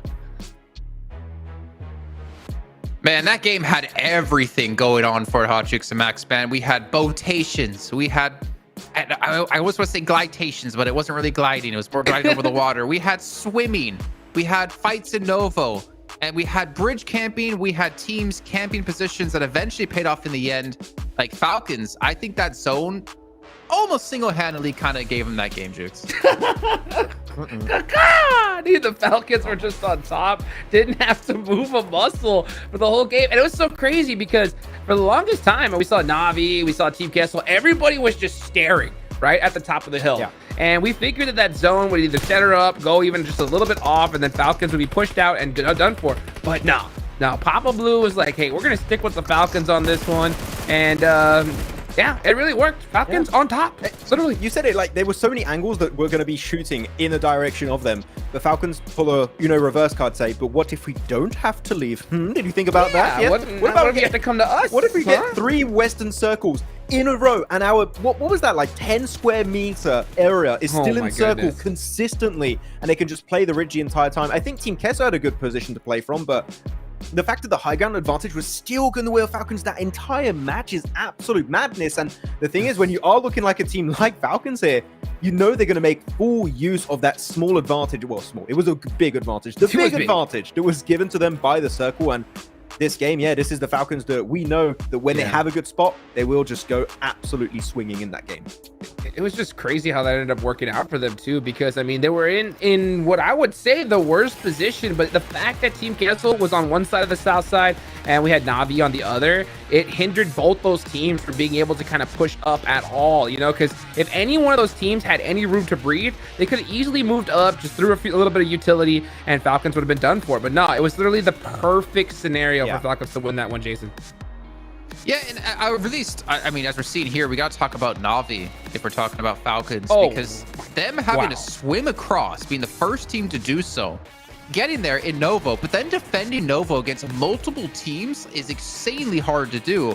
As we did see Alter Ego, right? 6 on the high ground on top of one of those cranes, was able to get initial knock and some damage done, and then the follow-up nades. But the split they had and the confidence they had to lock it down and get 10 eliminations on top, I think that was a phenomenal game out of them. Holding down Novo as one team, Jukes, is an insane statement to make. Of course, teams that were coming your way were swim-tating, which is a weird word, but patent pending. But doing that is always going to be really tough to hold it down. But Na'Vi, the angle of 6 in particular, Jason, on the crane, that high ground spot was so important and gave all the information they needed over to your squad, because when you're swimming, you're going to have to get up for some air eventually, and that little period of time where he can spot you, 6 is going to feed the info to his teammate. Flip in particular was playing southeast of Novo, so he was really making sure that even wide rotates would not really function against Na'Vi. So that is not an easy hold, but Na'Vi were just absolutely clinical, and I gotta say the communication for them to hold down that spot was clean from start to finish. Really impressed. Dude, I mean, they held such a large split over Novo for so long. That was something that you and I were watching and were just so impressed by, because Novo is ridiculously large. I mean, there's so many different angles. Any team could have full sent it in that direction while Na'Vi split and took advantage of it, but nobody even wanted to touch Novo at all. And Na'Vi took full advantage of that. 17 points in this game, 12 eliminations. But at the end of the day, we also got to talk about I8. They won that Sandhawk game, really rough start on that first Aaron Gale, but they come back pretty strong here, Jason. I mean, if you're talking about Novo being so big and so difficult to hold as 4-man squad, IQ took advantage of that, sneaking himself through into there to get them some extra placement points on board, get some 3 points to add to their tally.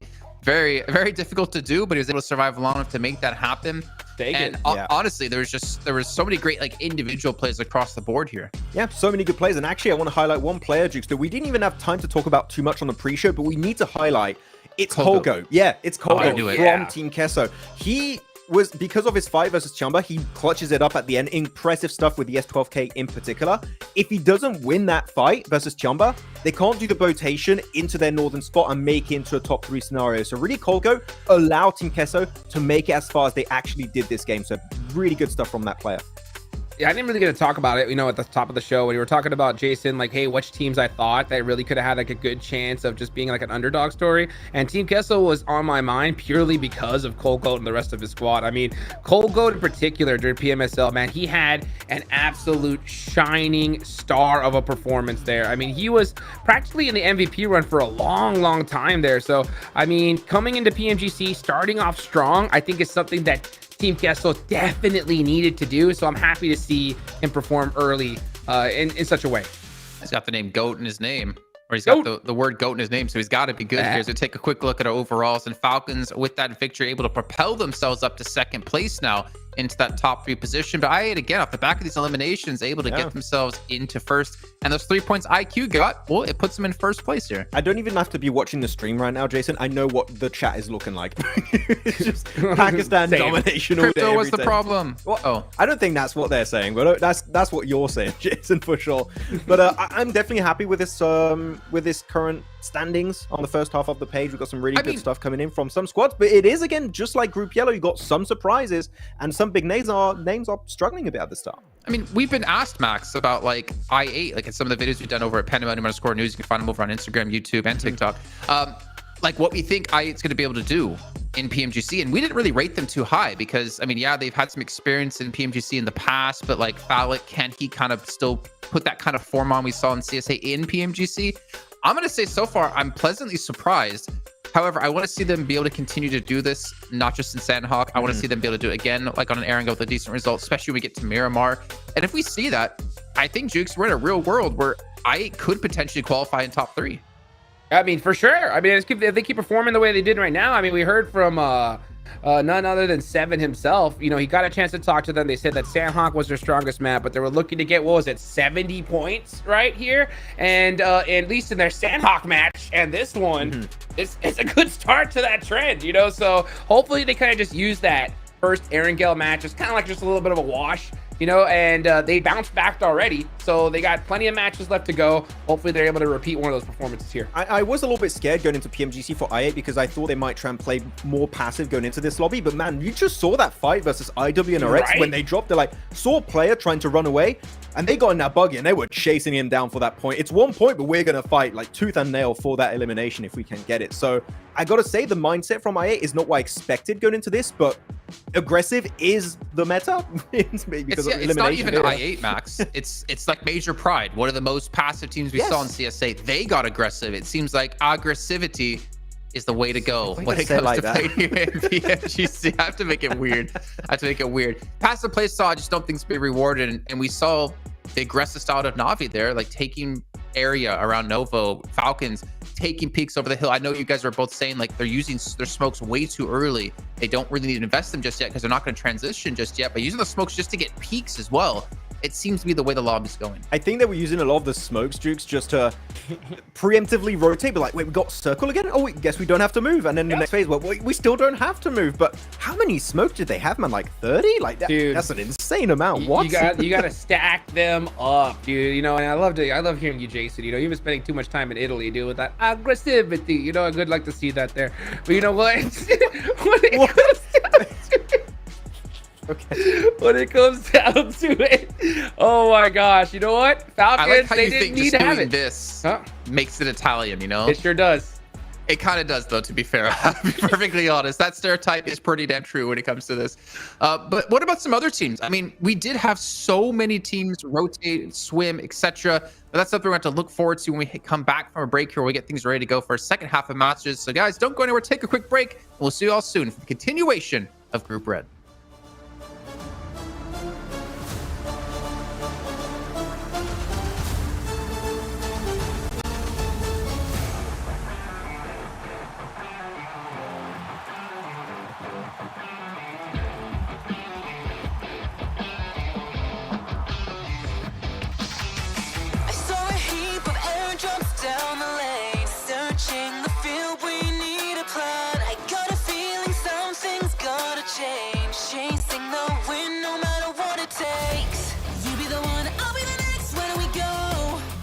clock firing up like wind blown. You don't wanna lose, neither do I. Hearing the siren that has never changed. Out in the world, run from the low. I got your back, you're not alone. Flare up, even at the lowest.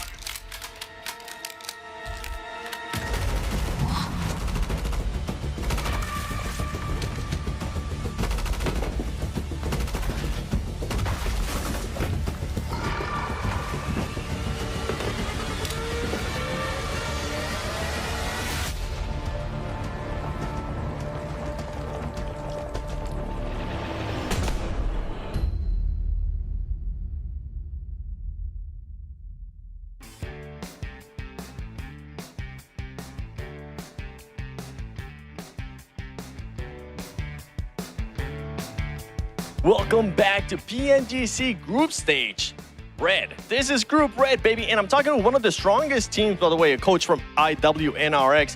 You guys have started off strong, but I kind of want to talk about PMWC a little bit. You guys didn't have one of the best performances. What have you guys changed since then, since the roster is still the same? Vallahi şimdi bu hafta bayağı iyi başladınız. Geçen PMGC'ye göre ne değişiklikler oldu? Çünkü kadronuz hala aynı. Geçen PMGC'ye göre çok büyük bir değişikliğimiz yok. Asıl değişikliğimiz mental olarak değişikliğimiz. Son günlerde turnuvalara iyi başlamada bir sıkıntımız olmuyor. Ama son günlere doğru turnuvalarda bir sallantıya girdiğimiz olabiliyordu. Özellikle kötü başladığımız turnuvalarda sonunu iyi bitiremiyorduk. Bunu hallettik. Umarım bu turnuvada son günde dahil olmak üzere bunu belli ederiz. Well, when the starting of the tournament, there's no problem. We can start very greatly, but when the end of the tournaments become really hard, our mentality is shaky. So we improve our mentality most of that. So base mostly of that, the mentality. Right on. Hey, well, there's only so much, especially that you can change when you still have the same roster. So it's good to see that you guys are wanting to change that mentality. Now, going back to this past two airing goals that I've seen out of you guys have had 2-2 splits. Frozen has been the main scout, and it seems like you guys end up switching players of who goes along with Frozen. Is this something that you guys have determined beforehand, or is it just something that happens throughout the match of who goes with Frozen to scout? Şimdi bu iki maçı Erengel'den beri Frozen ana scoutunuz olarak hep iki kişiler çıkmışsınız. Bu ikinci oyuncunun önceden belirlenmiş mi olarak mı yoksa oyun arasında randıman mı olarak? Asıl IGL'imiz ve scoutumuz Frozen tabii ki. O yüzden bu scoutlama işini o yaparken ona yakın birisi duruyor ki böylece takım çok kopukluk yaşamasın. 3+1 daha çok oluyor çünkü eğer yardıma gitmezsek. Bunu 2'ye 2 ile destekleyip böylece sıkıntı çıkmamasını, takımın kopukluğunu, sorun olmamasını sağlıyoruz. Bu spesifik birisi yok. İlla Frozen'ın yanında Kane, Wolf ya da işte Swain'den birisi oynamak zorunda değil. Ama o pozisyonda en yakın kimse o oynuyor. Well, it's true. Our main scout is Frozen, but is actually randomly based off the game. Mostly, we don't want to split the teams 2-5, but by 3-1. If anything happens, there's a support behind him that can help the team to survive the true tournament. All right, right on. Well, hey, you were talking about the mentality change. You were talking about how you guys start off strong. You guys have definitely started off strong. You're currently in 3rd place with 26 points, 21 out of those points coming for elimination. So let's see how you guys can end the day. Back to you guys.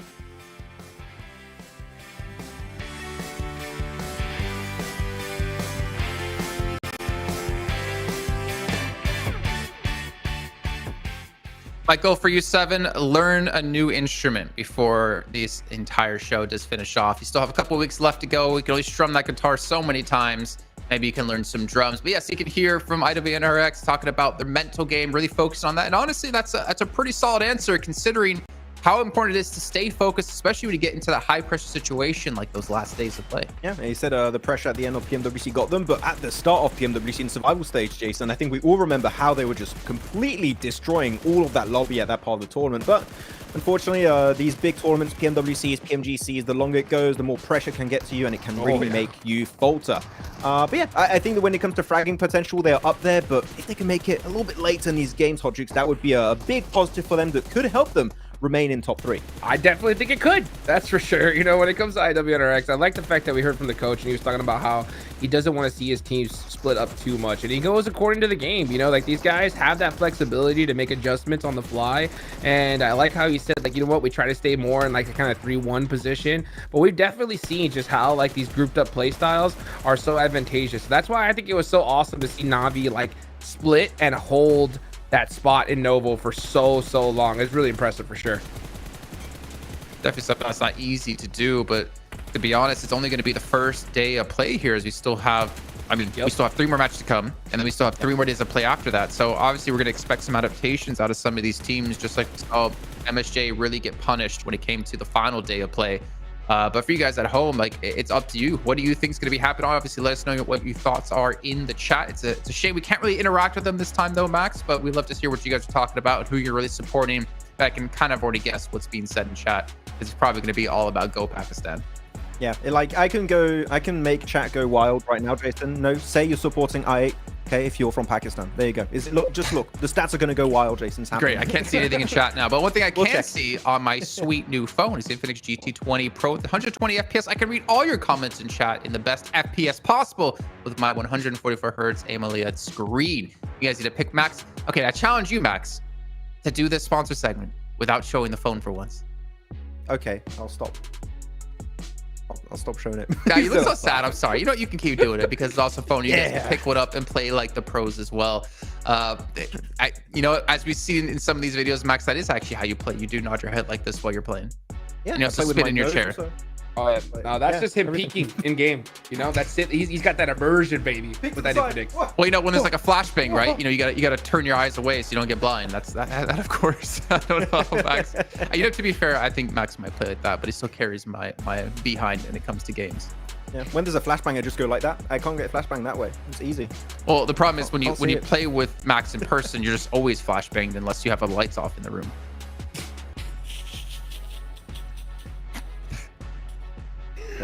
Oh boy. Predictions. Moving on. Dude, you know, it was so funny on our teams to focus because like I had originally had picked IWNRX Enigma Galaxy and I had picked Tiamba, but then I saw the circle go all the way down to military and I went, I you know, and it ended up working out for that match.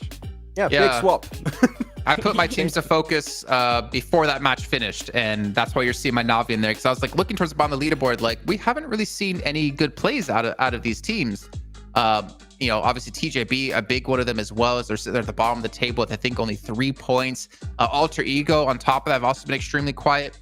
But I don't want to be too judgmental just yet, considering it is still very early on right now. Yeah. In this event. Yeah.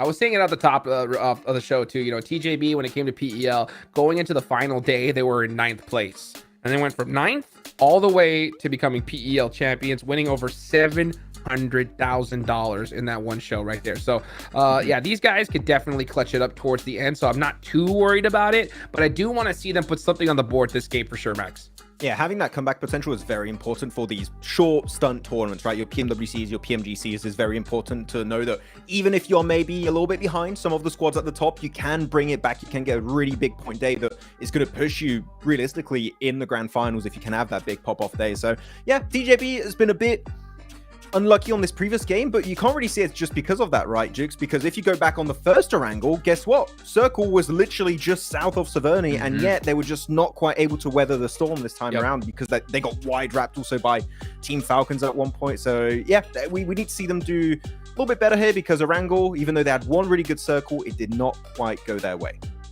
But Max, what about your boys? Roseberry, Alter Ego, man. They have also had a pretty decent struggle so far. I mean, they're currently sitting in...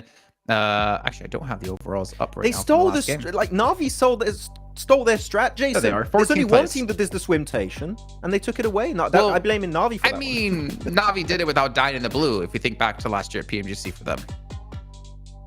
Don't try and find, like, arguments to counter me, Jay. You can't do that. You can't do that. It's just too easy. It's not allowed. Dude, the last it's- game was crazy when it comes to rotations, Max, right? I don't think there was a boat rotated? available. Yeah, how many? 4 or 5 teams did the boatation or hovercraftation, if we call it that, and then we had 3 teams doing the just swimming across from the south of Milton Power into Novo. Yeah, I've changed it up. You had Na'Vi, you had Insidious, and you had Alter Ego, which means that because Na'Vi was the first team to do so, they were going to be holding off the coastal line of Novo, which means Insidio and of course Alter Ego can't do much that game. But that was a tough circle as a whole, Jukes. Like, there was so much water on, I think, phase 2, phase 3, that teams were just hugging the coastal line. And if you were a late rotating team, guess what? You're not getting past the absolute, defensive fort set up on those areas. Yeah, TJB went in so late, all the way from Prim, and we're not able to get it done there towards the end. But you know what? 3 more matches left to go. Anything could happen. Well, you know what, Jukes? You know who always gets it done? Who? Our commentators. John and Blink, gonna dive us into our last Erangel of the day before we make our way into Miramar. I'm getting it done right now. We're going into the game. Stalbert down towards the southwest side. Looks like we'll be dropping off in Primorsk at the end of this plane path for our last attempt at Erangel. Are we going to see the ferry pier return to brutality for ASI8, for IWNRX at the end of that drop? We're going to see any adjustments coming on through as well as we head on into match number 4. Which is going to be a banger here, our last Erangel here, so the last chance of our teams to really step up the heat. I mean, that last game was sort of a throwaway, I would say, for some squads, purely because of the circle. I think Na'Vi had played that game out very, very well. They set themselves up in a position of the map which usually wins in that position, but the circle wasn't having any of it, giving the Falcons the space to fly free from the top of the hill there and pick themselves up a nice, juicy chicken dinner. But yeah, we are heading down towards Primrose with this one, so a bit more orientated over the rest of the map as well, so plenty of spaces that teams can head towards. Should be fairly open. Those early drops for ASI8 can grab some vehicles potentially. I say early, I mean you can fall and hit the ground early, or might actually be able to stretch out and just drop all the way over to that military base. We know they want to be heading down there eventually, extricate themselves from IWNRX, because we've seen now both times around they have come into contact with them. Last time it was ASI8 who were able to win it out. We also have IWNRX who were able to take 2 elims in the first time around on Erangel, but it looks like for now they will settle their differences, play either side of the water as ASI8 take the parachutes over to the military island, and the circle is not going to force them to fight on this location either. Yeah, which is fair enough. This is the scenario that I think they wanted on the previous map, but wasn't available purely because of the plane path itself. But this does make life a little bit easier here for IWNRX as well as ASI8. But we are heading over towards that northeast side of the map around Yasnaya. We do actually have a split drop in Yasnaya. We haven't really brought it up yet as it's not come into contention. But we do have Na'Vi as well as Furia both occupying Yasnaya currently, vying out for control of this one. Though, to be honest with you, you can have 2 teams in Yasnaya quite comfortably. It's not a huge deal, though it looks like Na'Vi are taking their chance to move down towards the southeast rather early.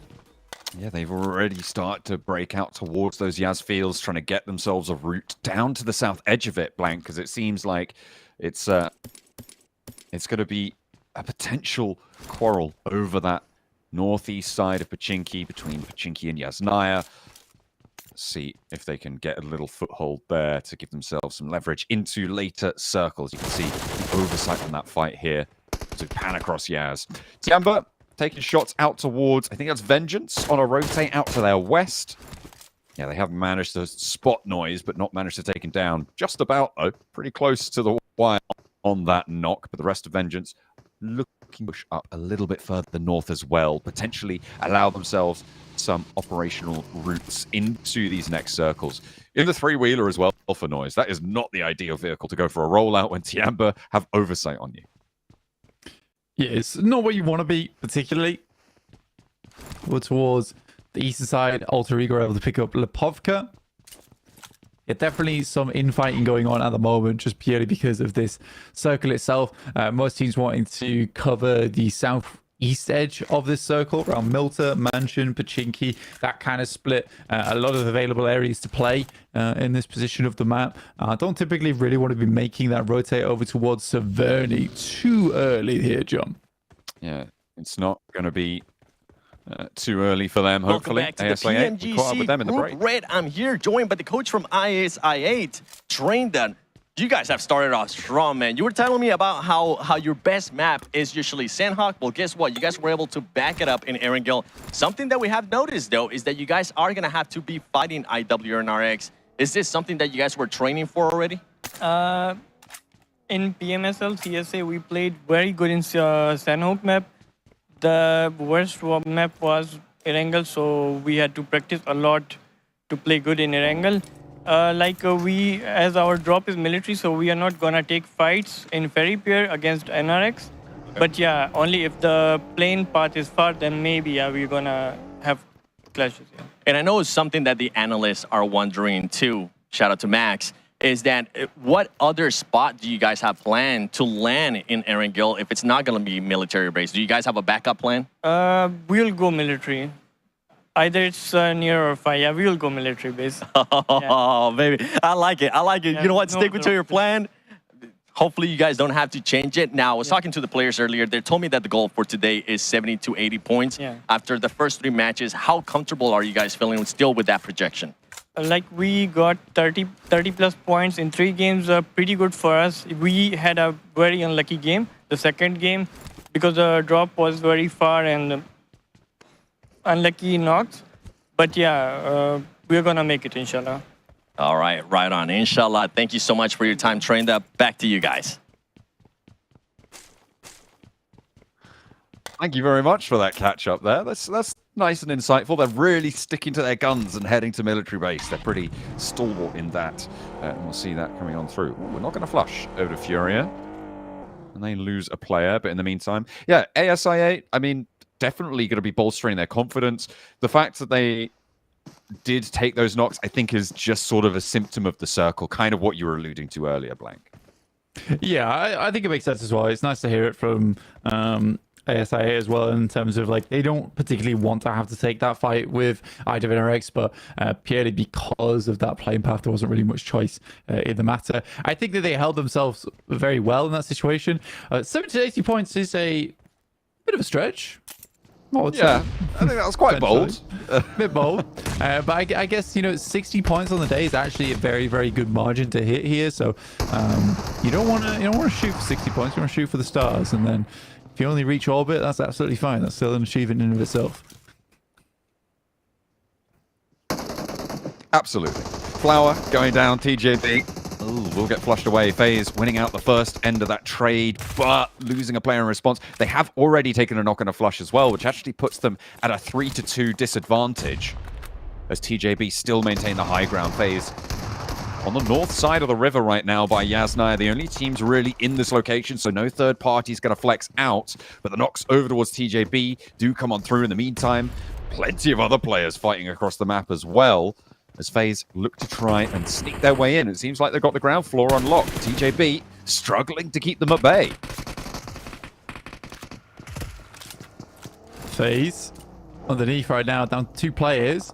TJB is doing okay here, but equally in a similar situation. So a 2v2 currently for both of these squads. Momentum Vengeance taking a fight with Incilio. It's a lot more central on the picture-in-picture there. You can see at the moment, Vengeance just not able to win it out, unfortunately. ASI8 have spotted Virtus Pro. Everybody's popping off. We are cramming the center of this circle, Blank, and maybe it was just that single circle on Sandhawk that saw everyone towards the edges, sequestered to the side.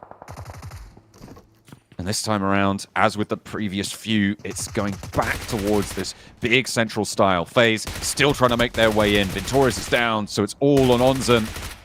As he goes for the spray with the PP by zone, going to be able to get the job done.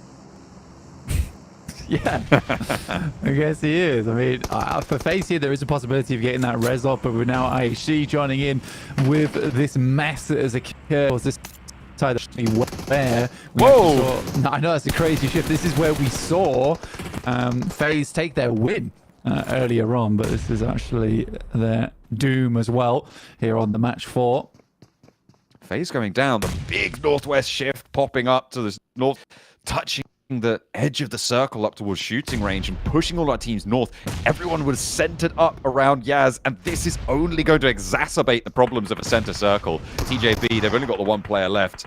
I would be surprised this may be able to get a point against IHC. That would be good news for TJB to grab a couple more for it, but I feel like it's only going to be a matter of time before someone else rocks up into this one, because both Nick McGalaxy, Falcons making their way on over. You can see Falcons in the distance, but they're preoccupied for the time being.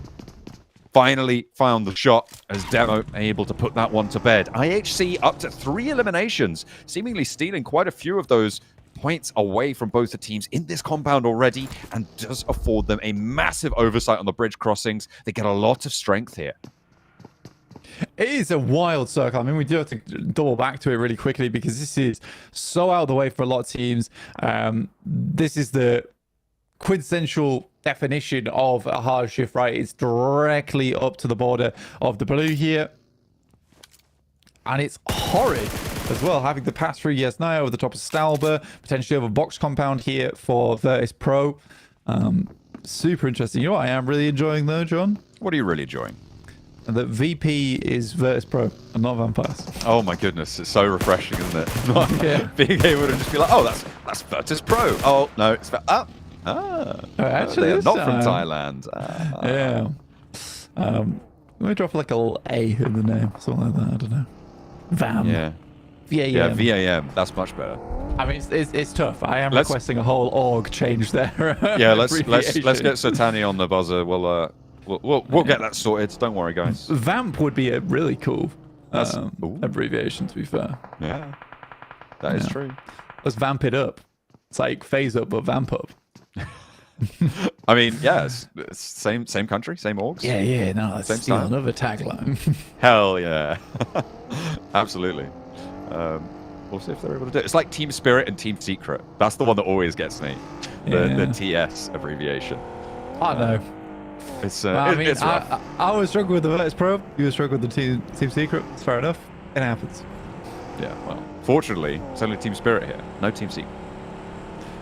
Oh, fortunately. Group Yellow, anyway. Can't say that. Splitting the groups. Yeah. We have Tiamba heading over towards that northern side. Nice wrap from them underneath Stalbert. Stayed right on the edge of the blue as well, so a very nice rotation from them, where they were able to kind of get through here without taking any much damage at all. This does shift even further over towards that northwest side, so teams heading over towards shooting range in the forest that encapsulates that area. Become one with the trees. And Vampire get an amazing shift there, Blank, out on the west side, right? Ah, yes. Vampire, otherwise known as Virtus Pro in Group Red. With this big shift, though. Pretty huge. It's a great shift for them. They're I think they're the only team that sent over towards that western side. The meantime, Furia, Kaiowski burning away. 3 teams. I'm not even sure if he hit the first aid in time. This is a wild fight. There's players across the road as well. Team Queso have rocked up into the opposing compound. Na'Vi have taken heavy casualties, but a big nade for the backline for 6. To keep Furia at bay. They're not out of it just yet, but they are split, and Team Queso still looking to try and handle it. 2 players for Team Queso across the way. You can see they're dealing with Kaiowski often into the distance. That's potentially going to allow Na'Vi to get back up to 4 players alive once they get these reses. And this is big on the north side. The south point of Severny might just be safe for the time being for Na'Vi. Dude, that was the wildest amount of time it takes to confirm an elimination. All that while, he could have just let him bleed out and grabbed himself the res there. They knew he was the final player. I guess they're worried about it getting stolen from the other side of things.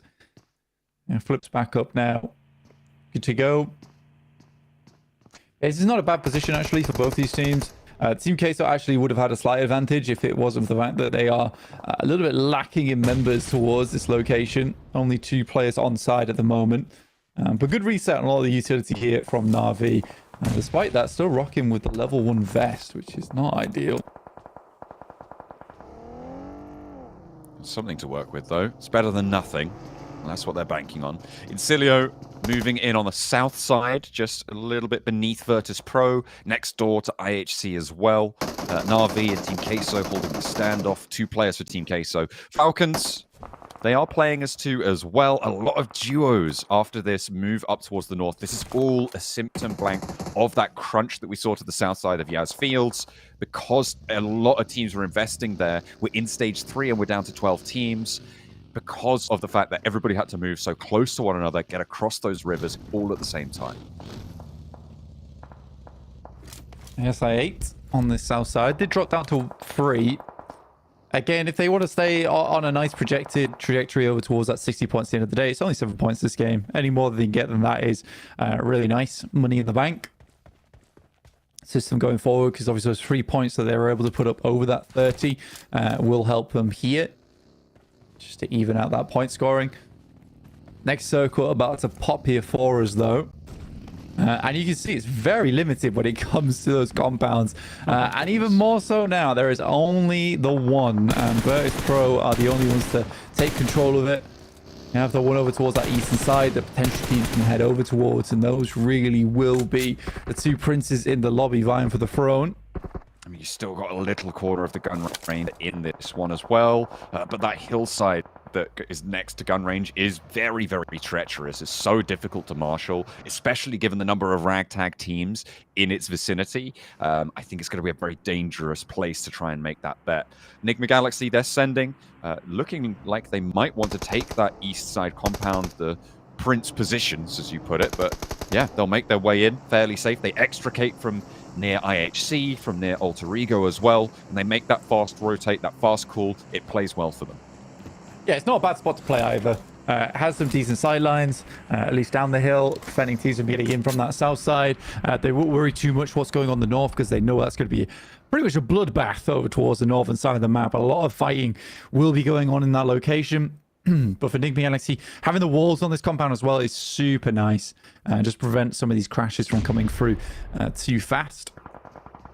It's pro that they just control so much more area and have a lot of options to take when they head on forward. Tiamba trying to pull themselves apart from Getso Roy, who are consistently hounding them on that northern side, but finally can make their way over towards the west.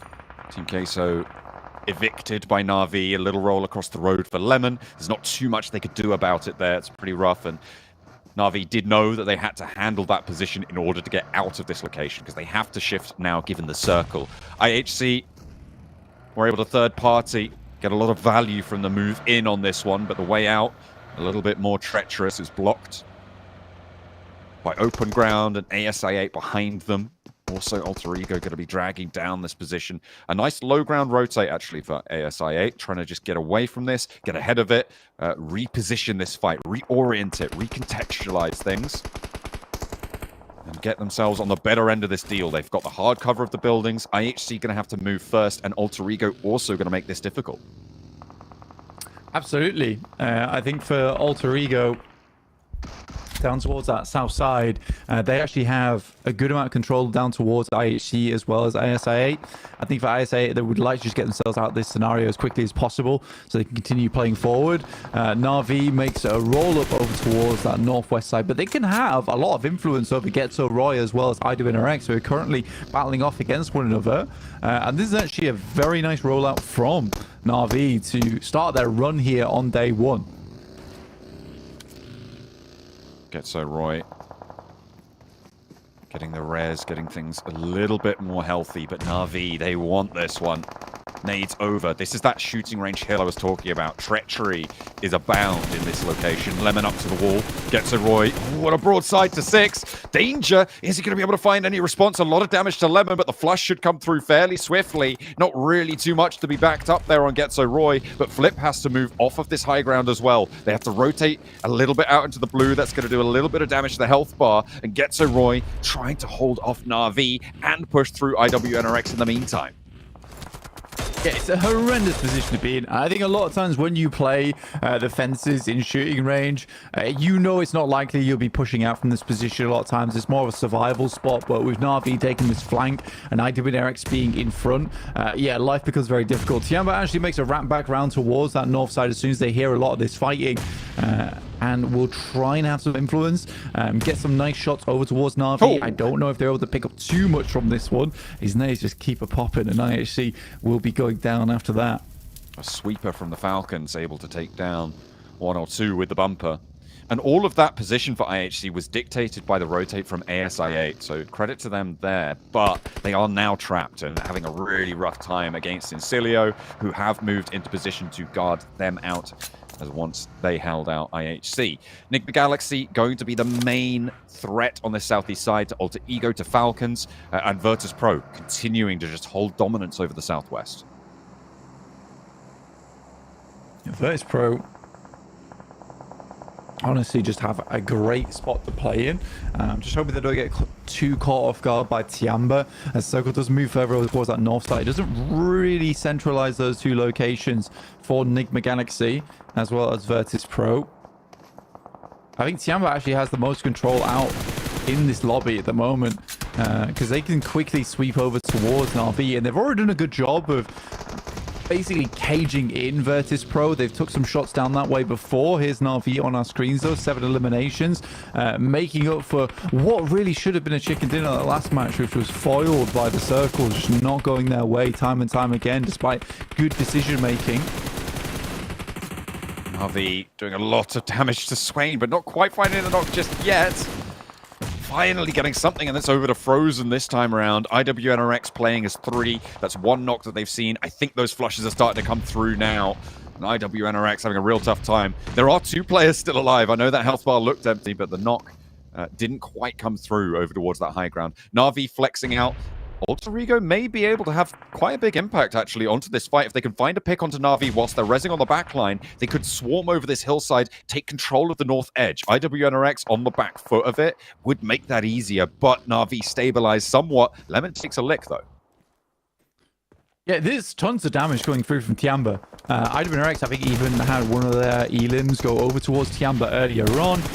Nice rotate through from Flip. This guy is an unbelievable fragger. Lemon does a lot of damage, but there should be the cleanup coming through from Flip. But if it's not for Flip, it will be Puncher flying through the vehicle from the sidelines. Lemon is down, though, and Tiamba's going to take this opportunity to try and push in off the back of that.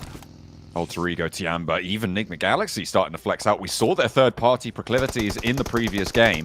See if they can reenact that into this one as well. Try and push into the top 3, because Na'Vi's still alive, and they're a little bit ahead with the elim count that they've got. However, they are on their last breath, it seems, because that northern side is really getting spicy for them. Yeah, for Na'Vi, I think it was a good run, but getting sandwiched like this is a terrible scenario to be in. Tiamba continues to hold good control around the map. I mean, they're doing this with 3 players right now. Shan at the moment is just keeping tabs over towards that western side of the map. And now they're continuing to push on through. With Alter Ego being on 3 players, only 3 elims, hasn't been able to pick up too many of the death crates either, as Tiamba has been sending them further and further away from this fight on this side. You can imagine the Alter Ego utility wise, maybe even on the damage of the vests and the helmets, aren't looking too great. Trying to find those openings now on Tiamba. 7 elims, 7 for Incilio on the south side. I think they took one of Virtus Pro down on the hillside. A little opening for them potentially as well. Right now, Enigma Galaxy probably in the safest spot, the lowest probability of conflict to come in this next set, which puts them, in my estimation, top 3 guaranteed for Enigma Galaxy here. Get back up into that top 3, chase down ASI8 potentially. I think for ASIA, only getting the one elimination on this match was pretty dastardly for them. Falcons pulling ahead with 5 eliminations there, and Na'Vi being able to push themselves up into a 3rd place is really nice for them. Nigma Galaxy, though, I think that they've stayed strong over towards the southeast edge. I mean, there was a lot of fighting around that area. They had some impact over towards it, but what they have done is solidify this position over towards the eastern side, which is most important for them.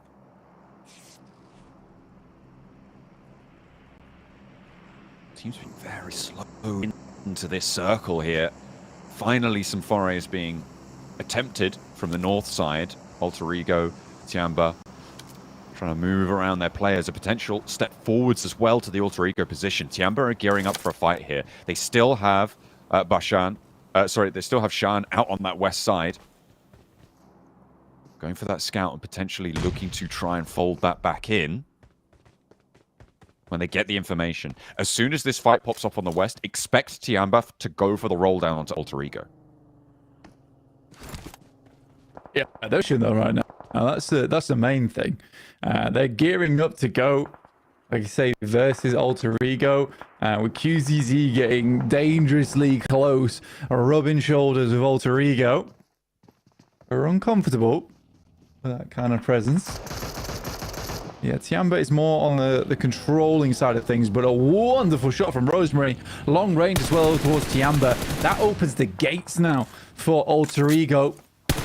Quickly, Bond makes an immediate decision to send back, but likely they'll lose these vehicles. No time to get a smoke down.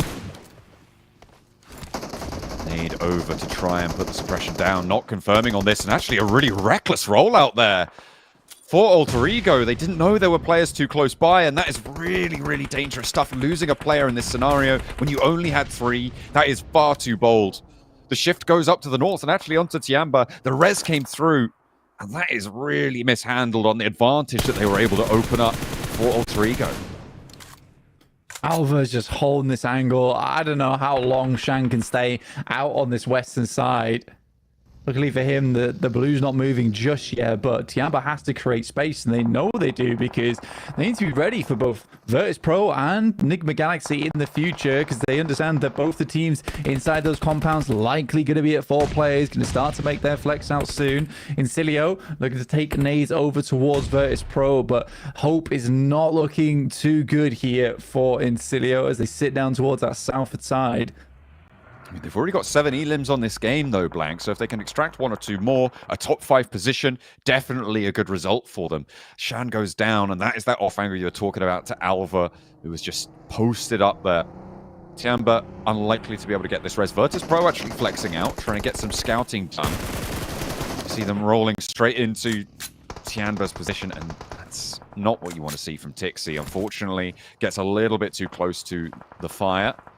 Gets burned for it. Enigma Galaxy still yet to leave their compound. Tiamba launching themselves up the tables in the meantime. But Enigma Galaxy finally having an impact here. Virtus Pro going to contribute as well. And Incilio, yeah, they're going to fall down. Couldn't make that move. Yeah, Enigma Galaxy able to pick up a couple of those eliminations over towards Incilio at the end there. Good nade, and actually on target over towards Virtus Pro. The fact that Tiamba's had so much control towards his south side at the same time is very impressive. And Rosemary attempts to get away from the beast that is Tiamba, only to find himself in the jaws of Enigma Galaxy. Rosemary has their brains rearranged there with a lovely shot and a rundown from SnowX. Splats the guts on the tree. Not going to be good news, and leaves Alva alone. Last player to stand for Alter Ego. So it's really a 3-horse race right now. Virtus Pro only on 2. Tiamba trimmed down to size on 2 as well. And Enigma Galaxy out by a length. For Enigma Galaxy, they have a real good chance in this game to pick themselves up a chicken dinner. They've isolated all the fights over towards that western side, having this just incredible presence right now for Enigma Galaxy is a case of just not getting caught off by these off angles. That is a beautiful nade by Bond. Can they seal the deal? Malai reeling. A second nade over the top, a lot of damage sent on in, and it's going to be confirmed by QZ. Although he's spotted Narvalo as Enigma Galaxy press the ridgeline. They've pushed this fight back and back and back, and now they've got the open sightlines to handle it. Alva is still going for Alter Ego as Bond goes for the 180s, but Icy is too quick with the UMP. Top 3 for Virtus Pro, 10 elims for Tiamba, and a 4th place is a good point score for them. But we're up into the top 3 now. Alva, nearly takes Ralph down with him, but missed by 2 vehicles by a hair's breadth. It's not going to happen, though. And now Virtus Pro with just Icy. I wouldn't be too surprised to see him stay out in the blue zone. They know he's there. In comes the roll-up, and down goes Icy. It's Enigma Galaxy to move up and away with the game. The best thing about this for Enigma Galaxy is that looking back at PMSL EMEA, it was a long time. We had 3 grueling weeks of gameplay where Enigma Galaxy was just nowhere near close to picking themselves up a chicken dinner. The fact that they could do it on day 1 at PMGC Group Red is very impressive and just shows the lengths of improvement that this squad has made. I mean, Redoc's got to be one of my favorite characters from PMSL EMEA. That guy is hilarious, but I'm glad they're able to pick themselves up a chicken dinner. Man, Enigma Galaxy, where did this team come from? Massively surprising me, at least. I don't know about you two, Hotjukes and Maxman, but this has been a fantastic performance on the day, getting themselves a chicken dinner here and most likely propelling themselves into top 3. Oh man, another great game from Enigma Galaxy. And you see them, they land Pachinki. As soon as that zone goes up to that north side, they loot very, very quickly, take off, and they get across onto that northern island. And I mean, the zone just slowly starts heading into their direction, and they take full advantage of it, except towards the end. I mean, the circle did leave them, but they were able to get it done, Max. I mean, it left them, but they had the cars, they had the resources. No one got knocked in that game, really, until the very end, so they were just able to send it forward into Tiamba, into the solos, also a VP, and get himself an absolute dominant win. And to be honest, I feel like Enigma Galaxy played a good version of what VP tried to do. VP would just wait. Enigma Galaxy here, Jukes, understood if we want to win this game, we just got to send it mega aggressively in this late game scenario to just sweep up the solo players, not get really overwhelmed by possible off angles of players we haven't scouted yet, and we're going to get the win. So again, Enigma, the aggressive playstyle of Enigma Galaxy this event and even in PMSL EMEA Fall is fantastic. So again, big props to Raul for changing the IGLing style to just look for more limbs. I love it. I love it. You know, one team in particular that I don't think really didn't show up the way that they could have was Virtus Pro, man. They got super blessed, right? With a circle shift on over to the west hand side. So they had a good dominant position in that zone, but they were just playing it way too passive, Max. Like they were just sitting, waiting till the late game. But, you know, as you and I both know, if you don't hurry up and get those eliminations and you have the opportunity, you're going to be behind on the leaderboards big time. Yeah, the fact you leave Incilio for so long south of your compound for VP, you're just making yourself a late threat that you could have taken care of way earlier into that match. But unfortunately, they don't take that fight early on, so they tried to push it towards Tiamba, and as they push it towards Tiamba, happens what we expected, right, Jukes, which is they were going to get backstabbed and you get pincered between the teams. Sure, you do get a second place because Icy is able to survive, but from a spot like that, it could have been a Virtus Pro win, but unfortunately, they got a little bit too complacent in their spot and were unwilling to take the fights that could really result in a big win. So I hope they can look back on this game for their future matches and say, you know what, should have been more aggressive. Let's start pumping the numbers on the next 2 matches of today. I mean, speaking of Tiamba, I feel like we have to kind of talk about them and the control they had over the zone. And Max, you were saying during the match, this is very reminiscent of what they like to do when it comes to the to their PEL matches. Yeah, so like there are 3 key aspects to how Tiamba were playing back in PL, which is playing edge, really wide splits to gather information, and then third partying every single fight on their side of the circle, which is what they were doing. We had, I think it was Navi versus IWNRX, Jason, Northeast. They just feel the blood, they smell the blood in the water, like, oh, there's a fight happening over there, and if we win that fight, we are the complete kings of this high ground position south of shooting range, and they instantly send it, sweep those 2 teams, and claim, at that point, I think about 50% of the circle. So yeah, their third party is definitely to be feared in this lobby for Group Red, and they're going to keep doing it for the rest of this tournament, I am sure. You know, who would have guessed for Raouf what would be the ideal combo for him on a team? And I never thought it would be a Romanian and 2 French people on the roster to really make it complete, but it's working out for them, looking fantastic. 17 points in the last match. They take themselves the chicken dinner.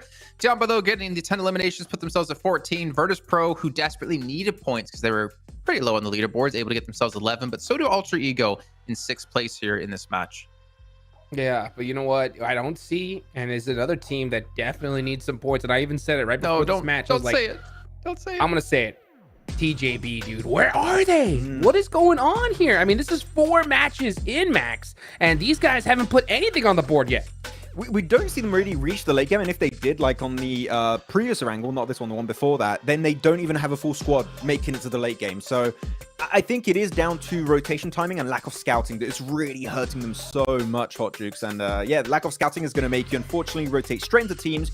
You're going to be unprepared, and then you have matches like this where you get 0 placement points and 2 eliminations for your trouble. So yeah, rotation-wise, you can pull the same rotate just a little bit faster, send a player forward to get that intel, and you might just have an easier time getting in circle. But as of right now, that has not really been the case. Well, yeah, so sometimes it takes some teams a little longer to get used to the lobby. And TJB are not even close to even having any, anything at all. But oh yeah, look at this. He's French, so I'm just happy. Keep on going. No, go ahead. Yeah, I was okay. I thought you had something to say that. But you know what? Another team in particular that we kind of see off and on, Jason, is I8, right? I mean, we see them do pop-off matches and then nothing. I want to see a little bit more consistency from them, at least like 5 to 6 points if they can get it. You know what? Can I switch topics here? Because yeah, go ahead. Hot Jukes, I know you're a big fan of Americas and the teams. Of course. Bro, Furia have been uncharacteristically quiet so far at the moment. They're currently sitting in 14th place, and I had a lot higher expectations on this team. Brazil, where are you at?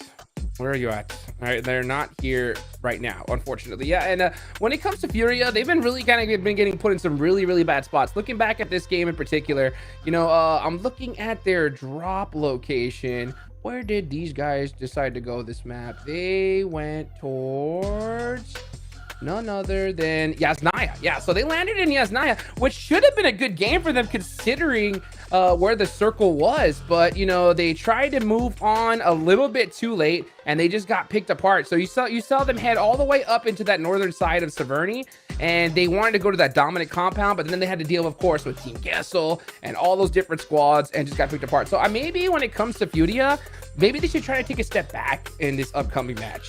Just instead of just trying to send it towards that central position, maybe just kind of scout it out, get some points on the board, get one good late game in, and then go from there. I mean, currently they're on the cusp, right, of the bottom 5, which is where you don't want to be. Of course, it's day 1, so they still have a lot of time to make a little bit of a step up to get away from these bottom 5 positions, but it is going to be a bit risky. And those wide rotates, it is always going to be an issue, Jukes, that these wide rotates, unfortunately, just like for TJB, are not great when it comes to gathering information and knowing if teams are going to be up there, and that is something they have encountered. But they got Kaoski on the team, right? So that is an absolutely experienced player when it comes to global tournaments, so hopefully he can get the team in good shape and initiate a bit of a comeback when they come in later for these matches, because they have really so much potential. But I mean, these lobbies are tough, right? You are not going to have every single team make it survival or grand finals, and some big names like Furia might just struggle at the start. You've got Ultra Ego with one of the best players in the world and one of the strongest teams in SCA. You have IHC, the previous PMGC winner. You have Furia,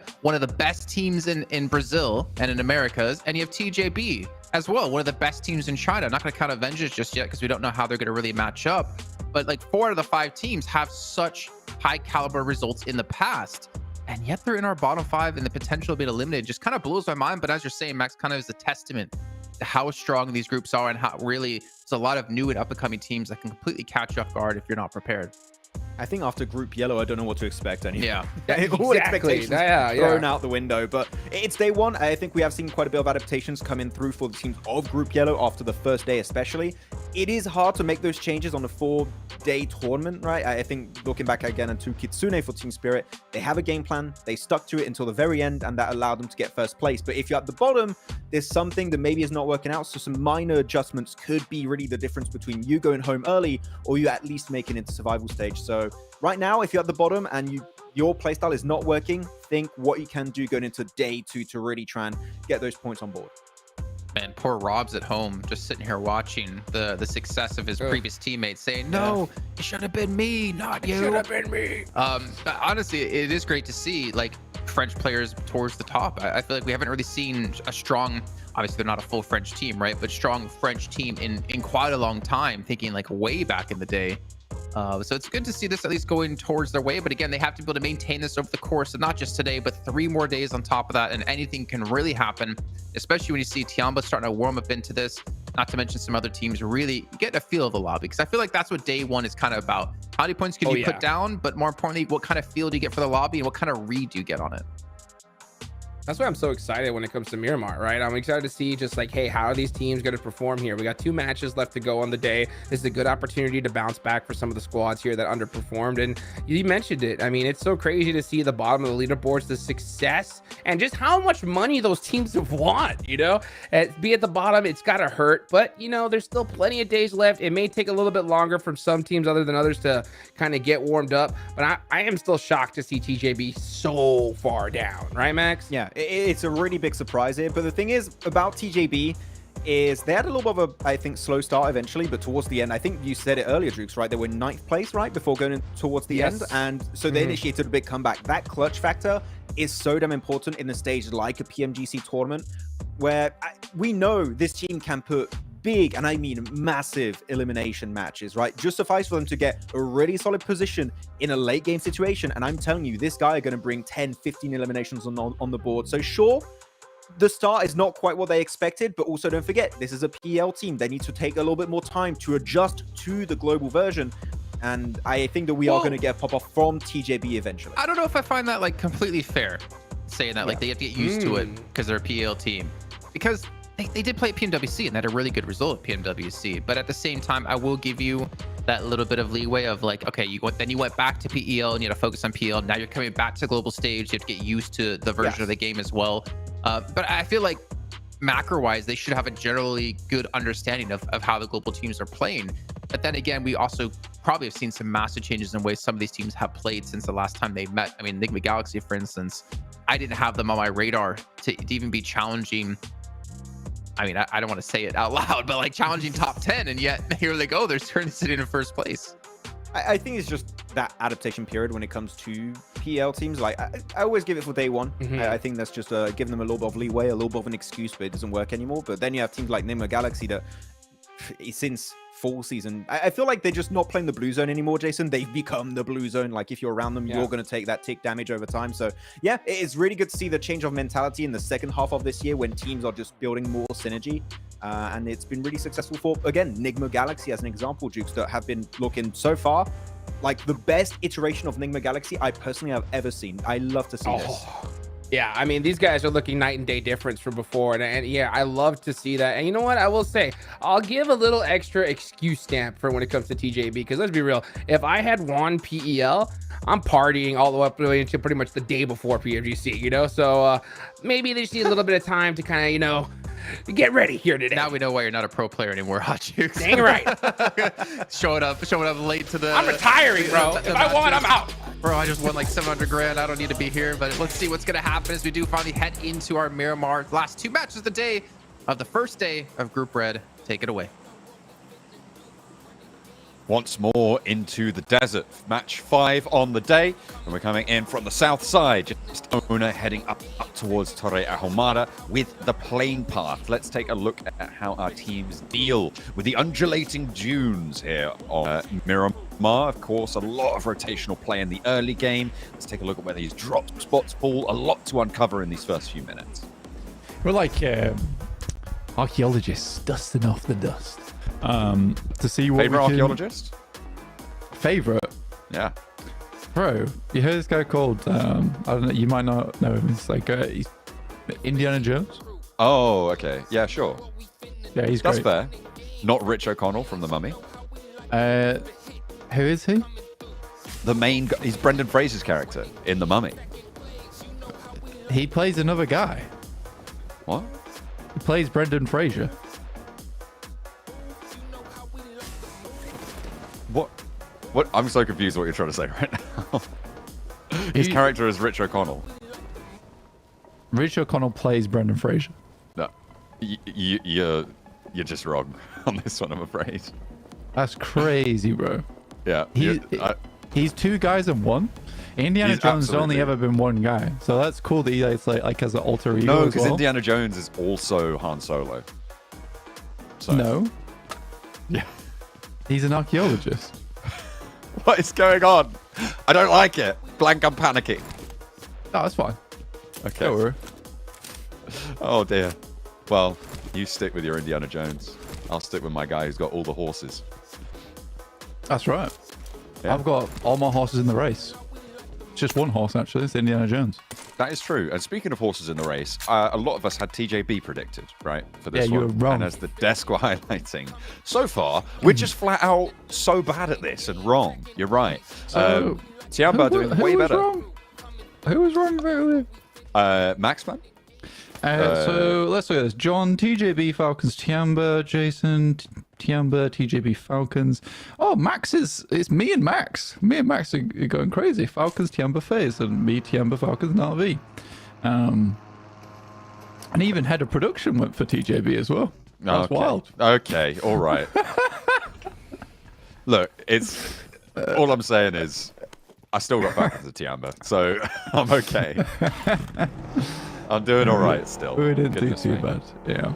No, I mean, the thing is, I don't think this is the end of TJB. Again, this is exactly what I was talking about at the start of the day, is that Tiamba is just way more suited to international tournaments.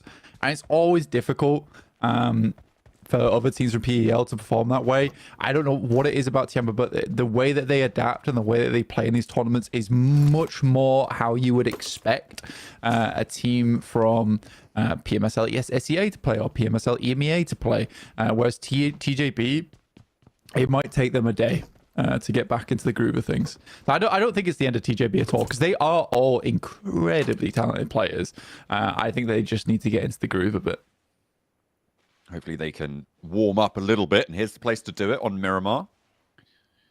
Get some strong rotations going. The circle, very chill. The playing path, very chill. This is the arena where you can really start to flex those muscles and get the blood pumping. That's what we want from TJB, as well as from Furia and IHC, down towards the low end of these tables right now, and still a little bit of leg room in terms of the matches, but that will go quickly. I mean, we saw how quickly week one went with Group Yellow. It does get away from you, so you can't afford to spend too long down on your luck, but it is still comebackable for these teams towards the bottom.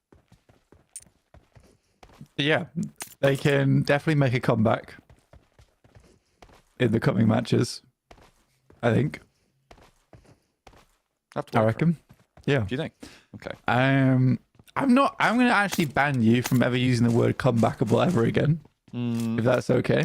I think that ban, for me, is comebackable. I would more call it a justified ban. You know, it's winnable, comebackable. It's the same thing. All right, you keep Surely. using that word. Yeah, I'm going to keep going. You can't stop me. Yeah. I'm going to pull out the old Three Musketeers meme in a second. But yeah, we're heading up towards the northern side of the map at the moment. Graveyard currently held by Getzo Roy. Not a great position on the map, but it'll do. It'll do for now. And they haven't done too badly at all. 25 points. Not where I would have placed this team at all in 7th place. So I'm pretty happy. And I mean, some of the plays that they've made have been fairly damn good. I still think some of the team fights are lacking from this squad. I mean, if I'm looking down towards the bottom of the table, IHC being in 13th place, I maybe would have put them down there at the start of the day. I'm worried for them. Yeah, I mean, obviously coming off the PMWC performance and having a little bit more attention sent their way has made it a lot trickier for IHC in general. They had such a breakout performance in PMGC last year, high elimination focus. That was really their entire game plan, and it did work out for them there, but so far it seems like teams have adapted to that. They've just incorporated that, and it's just not working in this current format.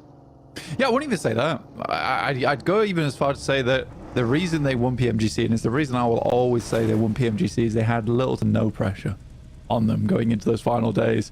There was teams at the top during that tournament, like Stalwart, as well as Alpha 7, who had been both desperate for a PMGC win for the longest of times, that they stopped making aggressive plays towards the end of PMGC, whereas IHG, they had nothing to lose. They had nothing to lose, really. So they kept making risky plays, and time again, those risky plays worked out. It's not to say they're a bad team. They're very, very skillful. But I think that pressure is now placed back on them. And they're suffering from the same curse that Stalwart, now Falcons, as well as Alpha 7 have suffered from a long time, which is that case of we should be the best in these lobbies, and they can't quite make the same plays that they had before, because sometimes you question some of those decisions you make. It's a very mental game. It's a very mental game, as PUBG Mobile. Yeah, it's definitely a lot of focus required to keep yourself in that winning mindset, right? Especially when you have a couple of rough games coming off of the first 4, needing to pick yourself back up. But Furia are looking to do just that. Nice. 14th place. That was very cool. I liked it. I think everyone did as well. So style points, but unfortunately, that doesn't translate into actual points. If it did, they'd be quids in right now, top of the tables. They'd be doing well for themselves if that did give points. You know, you do a quick nollie on the vehicle. I'd like that. Seen a couple of those happening. Yeah. SI8 on our screens. Obviously, they're not getting 70 to 80 points today. But I will say, for ASI8, they have come out and had a fantastic performance. And I think a lot of people expected this kind of breakout coming through from ASI8 this early on in Group Red. But congratulations to them. They have done phenomenally well to sit here in second place. Nick Galaxy, though, this is something that I did expect coming into Group Red, because their tide is on the rise right now. They have only seen improvements as they've gone on. It's very hard to analyze communications and team, and a lot of times, even if you hear the communications, still hard to analyze, because a bad comm to me might be a great comm to them. But again, it did definitely feel like they were disconnected in terms of players, and that's as far as I can say on the matter towards the beginning. But they're looking much more like a well-oiled team now, where that teamwork, where they play hand in hand, playing off separate angles, is much more there. I think in the past, they were a lot of times forced to play as just a full 4-man death ball, and it was very obvious that they were kind of playing off the back of instincts alone as players, with a lot of experience under their belt. But now you're seeing a lot more splits, a lot more situations that are tactically set up, and that's how you know this team has flowered a lot more as a team. TJB, we're on board with them right now, and they are themselves looking to flower. This is the circle to do it, right? They are slap bang in the middle. All of the teams are going to have to push in from that eastern side, fighting off against each other. How many points can TJB get from this lobby? This is probably prime real estate for them. A little latent nade there, and Tiamba seemed to read that. Nicely spotted there. If that was me, I'd be both feet on top of that nade. Not a clue. Immediately taken down, but they're too smart for that. Tiamba, ooh, unfortunately, not smart enough to counter the push around the door frame there, and it's working well right now for FaZe, trying to leave on this north side of Picardo. Yeah, I still think there's a possibility for Tiamba to get their players resituated. Unfortunately, Top's able to catch a stray on the outside there. And East will find Mela. Oh, yeah. Great high ground position here for the Falcons. Looking down on their opposition, as they usually do in these matches today as well. Up to 37 points, so very quick rollout from them. I think everyone sort of put this team in their teams to watch coming into day one, and for the right reason as well, is that even though they're under a different banner, this squad has been undeniable in the past. And I joke that they are looking for another second place at PMGC, and it is a little bit funny at times to say that, but they are one of the most consistent teams in the entire world. I think that getting second place multiple times at internationals is not an easy feat to do. The fact they have been able to reach those heights so many times is crazy. But yeah, they're a very, very strong team. And again, they are a team that, yes, I joke about, but at the same time, I 100% wish them all the best in their games in the future, just because they have been a squad that has stayed together for so long and has been seeking success and gaining success for so long. Yeah, Falcons Force previously, of course, playing under the banner of Stalwart, and like you highlighted, having great success, but just pipped to the post. And I think last year, something that was really demonstrated was the presence of Mongolia in PUBG Mobile is undeniable across the board. So something that we'll be continuing to look out for from Falcons Force. They are flying that banner. Yeah, Even it's funny. We under almost a had new name. a three slaughter for Mongolia in the top 3 for PMGC. Yeah, it was really close. What was it? Stalwart, was it IHC, and who's the other team? I can't quite remember the last, but yeah, it was quite amusing because that really, it would have been like, what do we do? They're so strong. But yeah, so it was nice to see that. Yeah, 4-V. So it was good to see at least like one other team breach into that top 3 and make it not a full clean sweep for Mongolia, but they still took the prize and the title with IHC, which they should be absolutely happy with, because even if you don't have any pressure on you, it's still ridiculous to win a PMGC in the fashion that they did. They looked unstoppable towards the end of it, but I think it has swung in roundabouts now to the point where IHC maybe getting in their own heads a little bit. Might be a little too tall of an order. Be able to pull this one back out. Falcons, I mean, they've held this high ground on the north side of Ricardo for a while now, but Na'Vi move in a little bit further and are really troublesome to it. Na'Vi themselves don't have a lot of pressure, but the fact that they're keeping Falcons here exerts pressure to the south side. Naturally, by stopping Falcons from leaving, they're going to be taking shots and looking out towards that south edge. It's going to slow things around. Na'Vi can control a little bit better to the north side, but they back Falcons into a corner and utilize their pressure across this map. But TJB still in the middle of this one, and all eyes should be on them for a performance this map. Yeah, again, they have a ridiculously strong position over towards that western side. Great high ground control as well as a compound to anchor towards on that north, so a good 2-2 split to start things off. But it has been a few times where TJP's been in a strong position in these circles, unable to get too much done off the back of it. Gets a Roy. Don't know how long they'll live out in this area with Rosemary peppering shots down towards him. Yeah, it's gone. Out they go. Alter Ego on the south side. Already a little bit to the west of Picardo, so have routes through. But Incilio, ASI-8, Vengeance as well, all sit ahead of this. So difficult rotate potentially for Alter Ego. If they can get through, though, play towards the east side of Montenuevo. There's some open buildings there. If they can crunch in underneath TJB and get that rotation going. But Nick the Galaxy going to contest them for that area. And it's the same rotation that probably a lot of the teams on the south are looking for. Yeah, I think if you can settle yourself around the southwest compounds, it's actually quite good for you. But it really is a question of how this next circle pops. Does it head towards that northeast, in which case a lot of rotations become so much more difficult because you'd be challenging for a lot of high ground that you don't already possess.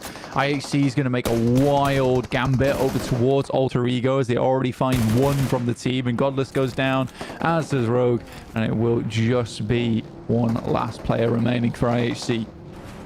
Alva rolling it down, the off angle for Alter Ego, over towards Ziol, behind the knoll, and we will fall. That's correct. There's no grass here, though. Does it have to be grassy to be a knoll? Yeah, grassy knoll. Does it? Oh, rubbish. It's okay. Don't worry. I got your meaning. Got your meaning. I will counter you with that.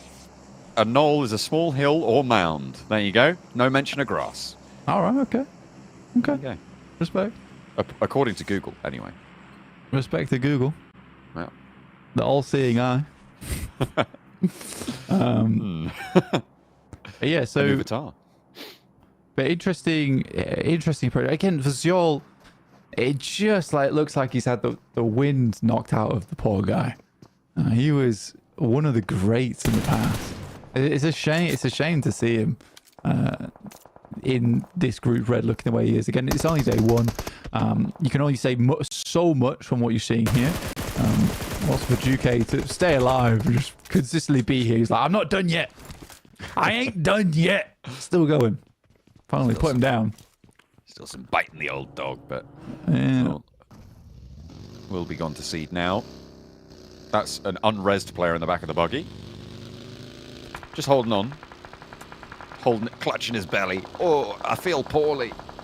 Might be a little bit more poorly when you crash into the next team on the menu. And yeah, just not stopping for that res to me is a little bit funky. Yeah, I think with the way that the blue was coming in stage 4, right? You can't really stop anyway to grab it, and you just want to push in, try and get behind cover. I think it was the safest thing they probably could have done for him, whilst also keeping Tanj safe at the same time. It's a tough one. Here's Nigma Galaxy up against Vengeance. Good nades over the top already here for Nigma Galaxy. Still at 4 players as well. That should be a knock on the nade. Again, this is what I'm talking about. The double nades as well, it's like they're coordinated very decently. The point where even if one nade doesn't do all the damage, the second should get the knock just off the splash. Just getting some cover down. Nigma Galaxy not going too quickly into this one. No nades for Redox left. The res can come through for Vengeance. And on the northwest side, difficult approach uphill sits ahead of them. The smokes are there. They've bloomed. Vengeance allowed up to the ridge, but an immediate put down for Redox onto Noise. Not going to be too noisy anymore. So he looks for more as well. Over towards Lily, going for the challenge. Takes a little damage, doesn't go down, but in comes the rest of them. The rear axle on the buggy displayed there as Narvalo launches on over the top, goes for the side swipe, the spray down. It's dastardly, but Narvalo falls for it. And Nigma Galaxy actually not looking super strong onto this engagement. I'm not convinced just yet, Blank, but they're still doing pretty well on this lobby. And it should be just Lily to remain. Up through the smoke, neath the challenge, but in the buggy. Not going to find the rotate there. Snowex with the pump action. Trapped in the shack, but can step out into the blue after he gets this heal. Yeah, for Redox, it's such a shame because he makes such a good play there to open things up for himself and the rest of the squad. And then out of nowhere, you see one of the most insane maneuvers from Narvalo. And he's completely lost in the source. Fumbling around in the smoke there as well to try and find his target with the UMP and actually falls because of it. And I think Nigma Galaxy could have easily been on a full 4-man here. I think that it was a maneuver that they made because they expected Redox to be in danger, but you have to trust him in that situation. As soon as he gets the first knock, it's like Narvalo had that high ground. Should not have been one of the first ones flying in outside the blue. Not by one shot. You got to trust in your teammates. You hold that high ground. That's your job, and you're the backstop. So yeah, I did not like that play from Narvalo whatsoever. For Nigma Galaxy, that might hurt them in the long run, but still, in first place, 4 eliminations off the back of it, 3 players to work with. It's not the end of the world, but certainly another game where they could have increased their reputation within Group Red. Now is an inflection point in the lobby. We're into stage 5, Blank. We're transitioning out of the middle game. We're going to be looking towards the late game. It's at this point that TJB need to stand up and start racking in those points. They desperately need them at this juncture, and with the ground that they hold right now on their split, it's looking like they could have a good impact to it as well. They have so much control. A big wide split for TJB. They're holding a lot of face. A lot of teams are respecting that as well, so we'll see if there's some disrespect waiting in the wings. But right now they've only got 1 elim. They'll need to start to stay a little bit stronger into it. A nade over towards Virtus Pro's duo, but another of ASI8 falls. 6 elims for them though. And the players from Pakistan going to be pretty happy with this game again. Yeah, not bad. Not bad at all. I mean, again, it's not where they wanted to end up, but they are putting up points every single game at least, which is good to see. Which keeps them in the running over towards that top side. That kind of consistency, though, it is a little bit topsy-turvy today because there is a ton of teams all still vying for that control over how the lobby develops in terms of what rotations can we mark down, what can we challenge on, how can we fix things going tomorrow, which is why you will see some of those points being a little bit skewed all over the place. We're not really pulling too far ahead today. Now, Icy potentially looking to challenge out versus ASI8, but Desai's better of it. Heads back towards his teammate Malloy. Only Falak left for ASI8. They made a dash for the middle, and it's allowed them to survive a moment or two longer. Nades over to Na'Vi, traded back between them and IWNRX right now on the northeast side of the circle. Swain with another, Lemon cooking one of his own. Nades going long, but it lands straight onto 6. I feel like that may have been not intentional, but they'll take it nonetheless. It is traded, however. Both teams finding a knock. and that will slow both of them down. Neither in the blue zone right now, but Na'Vi closer to the edge, also under more pressure from the terrain that sits around them. Another knock comes through. That's TJB starting to chime in, a third party on the fight, and this is the impact I've wanted them to have. They need to pick up this point if they want to have a chance to break towards the top of these tables in this match, because now's their chance. Lemon has always had killer nades, honestly, and these are no less. The fact that he's able to bounce them over that top side and get consistent damage over to IWNRX just shows the capability of Lemon, because those are not nades that are ever going to knock, but he is ensuring that ever a revive goes through, he's going to get the re-knock off the back of it, just allowing his team to slowly pressure and walk up. But you're right, TJB needed some more off the back of that. They do pick up 2 eliminations on the case, but not much more than that. I think that they're happy to just try and pick themselves up at least a top 3. Chicken dinner would be ideal for them.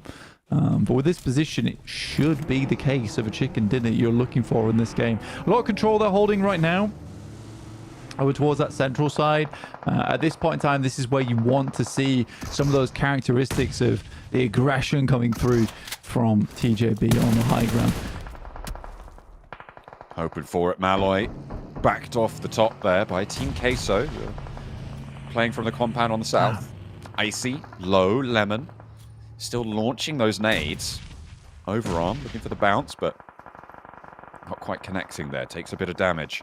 That nade looks like it could be dangerous to Virtus Pro. Not quite going to find it, unfortunately. Just falls short of that ridge line, but has another one to put towards the back lines for Virtus Pro. Puts it forwards. That looks quite good, but again, just short. They're playing one crag back of where they're expecting right now. That might see it. No, again, the bounce is just not working. The vehicle keeps Malloy safe, and they might think that they've cleared this. If they get too far forwards, he could get a side swipe. 3 players are there. TJB are now up on the high ground. They've moved into position on this one. There's a third party. Could potentially be a factor. Furia on the north side in the meantime against, I think that's Big Galaxy over there as well. Could be in danger, but still yet to conclude. A nade over towards Malloy there from Na'Vi as they continue to fight around this hillside. Big Galaxy giving a good fight to Furia on the north edge in the meantime, but there's not too many of them left. TJB wildly split off right now. I think could at any moment be a turnaround, but this was a fight that they desperately needed, and a great job from 676. Able to take down a lot of Furia there. Just 2 players. For Na'Vi, this is just a gross misunderstanding of the terrain, sadly. You don't always know every little minute detail of the map. But the fact that they don't know that there's that sharp inlay on the rock, they waste about 6 or 7 grenades off the back of that one. I think at some point someone should have scouted forward and been like, there is a rock there. I cannot throw the grenades around. We have to reapproach this one. So yeah, it's just unfortunate for Na'Vi that they don't have full insight onto that location. It was made more difficult by the smoke being popped up, but again, that's just well played to Virtus Pro to deny that sightline, keeps them alive for a whole lot longer, and Na'Vi's cut down to size with 2. But another high elimination game for them, with 8 elims sitting them sat pretty happily in 3rd place. They're looking pretty good, but TJB have managed to sweep away quite a lot of these eliminations over towards Furia. I think they may have been able to get all 4 and picking up a couple over on the flip side as well, as Icy for Virtus Pro. Na'Vi still going. Icy into the smoke. The Molotov there will stop his retreat, but I don't think he's read that. That will be a burn down, and Flip picks up the point. So Na'Vi up to 9 now off the back of that elimination. A nade downhill. Ooh, just not quite going to connect. I think this is almost an impossible game for TJB to lose at this point. It depends if anyone has vehicles. Good job from Flower as well as 676. That will be Big Galaxy out on this western side. But yeah, with the high ground they hold, it's very hard to challenge TJB on this position, especially because they've got a kill squad on the northern side as well, just roaming throughout the map. Incilio's doing their best to sit down towards this western side, but oversight is being held by TJB, and they've been happy to leave Na'Vi to fend for themselves versus Team Queso. Ooh, dangerous high ground there from Longs. Not quite going to finish the spray, but it's going to slow them down, and it's going to give Triple S an opportunity to drop those nades. The Molotov to burn this one away. TJB defending this high ground area, forcing this fight to come in, and in comes the kill squad. A nade over the top to try and slow them down, but they're already putting the pedal down on the metal. There's that spray into the crag, and Flower gets the last strafe across the forward position for Incilio. Two of their players cut away, getting trimmed down to size. Can Team Queso use this opportunity to get into this one, Blank? Can they find a way up and challenge TJB on this high ground? Again, for TJB, this is not the end of TJB down towards 16th place. They're a very good team. You can see here that Flower and 676 play perfectly off the back of one another with the help of Longs as well as Triple S. They have this high ground to work with. It's wonderful. He just locks Incilio into this just really awkward fight. So fantastic stuff. And I think for TJB, there's still quite a lot of elims left in the lobby. If we look at it from this angle, there's still 8 elims remaining, and 9 so far. Make that 10 as they pick up 6. You know, this is a potential 17 elim game. That's a confusing sentence. Make that 10 as they pick up 6. It's always a fun one. But they are on that 10 elimination mark, and this is what I was looking for from this team, to be able to come back. And that's what is a championship mentality, right? To be able to have a bit of a naff day, only 5 points over the 3 games that they've played already. Sorry, the 4 games that they've played already. And come into the 5th with that mindset. We can take this big, bold split on the high ground. We know we've got the power to do it. And now they just need to hold people out. Team Queso, I mean, you can see, I said, is there a chance that they can move around? The time has really gone for them to maybe mount an ascension up towards the top here, but the cliff is just so deadly. There's so little ways to get up here. It's impossible, you're right. Yeah, it's just the type of game that TJB really needed, because it absolutely secures you a chicken dinner playing on this high ground. It's very, very hard to knock a team that has held this position for so long. The circle center's up on it, and it's actually very rare you get a circle center up over towards the position as well, because a lot of it would be considered unplayable space by this point in time, because you have to get up here super early on. But good job to Team Queso and Incilio, you know, taking this opportunity to take the fight between them. If I was Team Queso, there really does become a question of, like, do we just deny this now at this point? Maybe we can get some nades over towards the top side. That could be a possibility. Flower's quite low here. Well, does get the heel off. Lands it right on the ledge, but unfortunately doesn't quite connect as the shots over towards Team Queso continue to land, and it's just going to be a slow bleed out here. Flip is up on the high ground with TJB. If there's a knock sent their way, if a nade finds its mark, if Flower accidentally slips off the edge there, could be dangerous. Has to dip back into the blue, so taken low, but that was to confirm that flush. Flip does spot one, and this is what I was talking about. His position now is known. Does have high ground advantage over a lot of TJB here, though. Nade with a little funny bounce there. Doesn't quite go the direction he wanted. Danger still as he forces this healing. A nade up high, but 676 so fast on that first aid and immediately up and ready for the fight. He's chomping at the bit. The nade is there. Does not quite find the knock, and Flip does fall. That leaves TJB up on the high ground. 12 elims. Let's see if they can make it 15 and get a 25-point game. That's where they circle centers, really. I think for TJB, do they have to move down? Do they have to move down the cliff? The real question. I think Team Queso are right on the edge, right? Like, I don't think Team Queso can move at all. So this is just going to be the drop down. Flower going to take the knock. The play zone denial for at least one. The nade drops down for Longs, trying to pick up those points. And down goes 676. What? Okay. Oh, okay. I thought that could have been Team Queso for just a moment. But TJB do take it down, trying to rack up a couple of those points.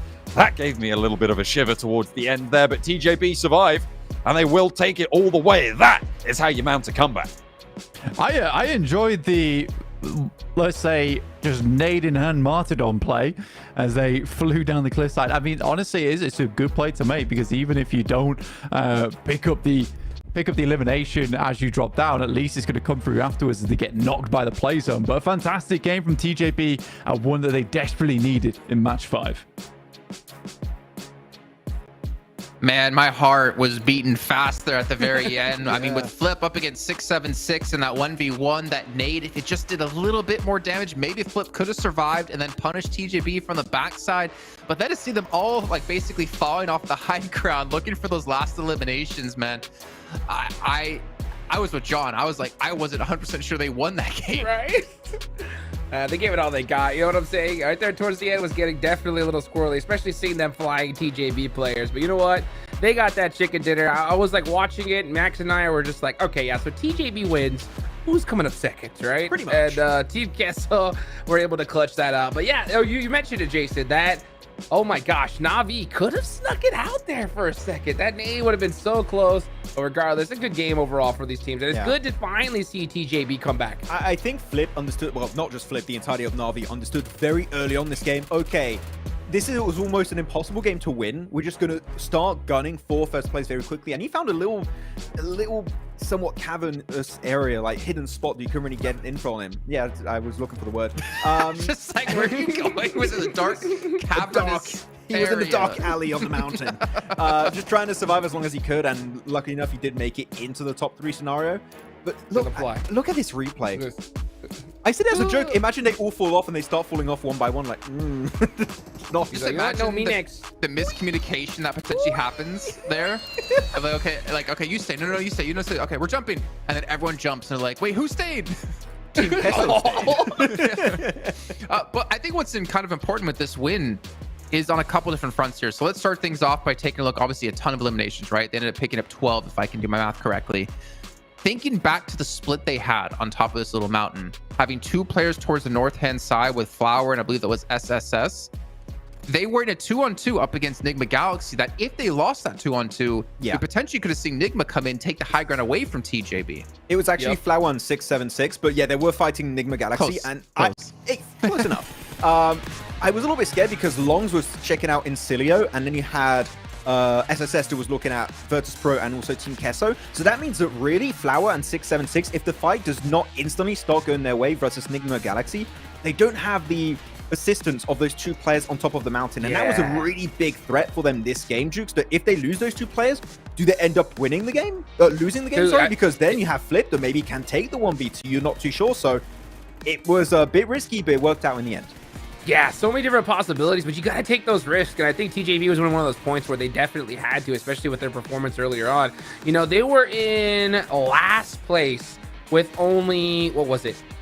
5 points? Yeah, 5 points prior to this match here. This is the second last of the day.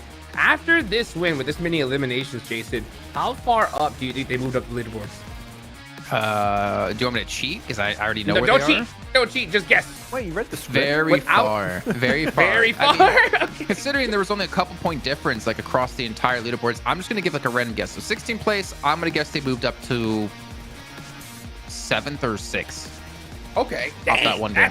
That's well, no, crazy. that's a little bit high. That's a little bit high. I'll go like around 8th place. I was going to say 8th 8th, place? yeah, middle of the table has to be. Get out of my head, Max. But what's also, I think, really important for us to mention is that TJB, and you brought this up while we were watching, Max, is like, how much ammo do they have left? Because they were on top of the mountain. Yeah, they would be able to get eliminations, but they couldn't loot the eliminations. They couldn't loot any of those crates that they were getting. And we did see a couple of points here where they did start to run dangerously low on ammo. So I feel like that's also something we have to commend them on, of being able to be very mindful and demure, of course, about how much ammo they're spending. They were out of ammo, so they became the ammo when they fell off the cliff trying to nade people on Team Kesso. But yeah, they were really struggling. They got lucky. They found themselves a P90 also, which did help them a lot in the end to especially get that 1 versus 1 against Flip. But it worked out great. I think that they just held on to their resources at the end to make sure they had enough to take those final fights. And it resulted in 22 points here this time around, Hot Jukes. We know from PEL, right, that they can initiate a comeback.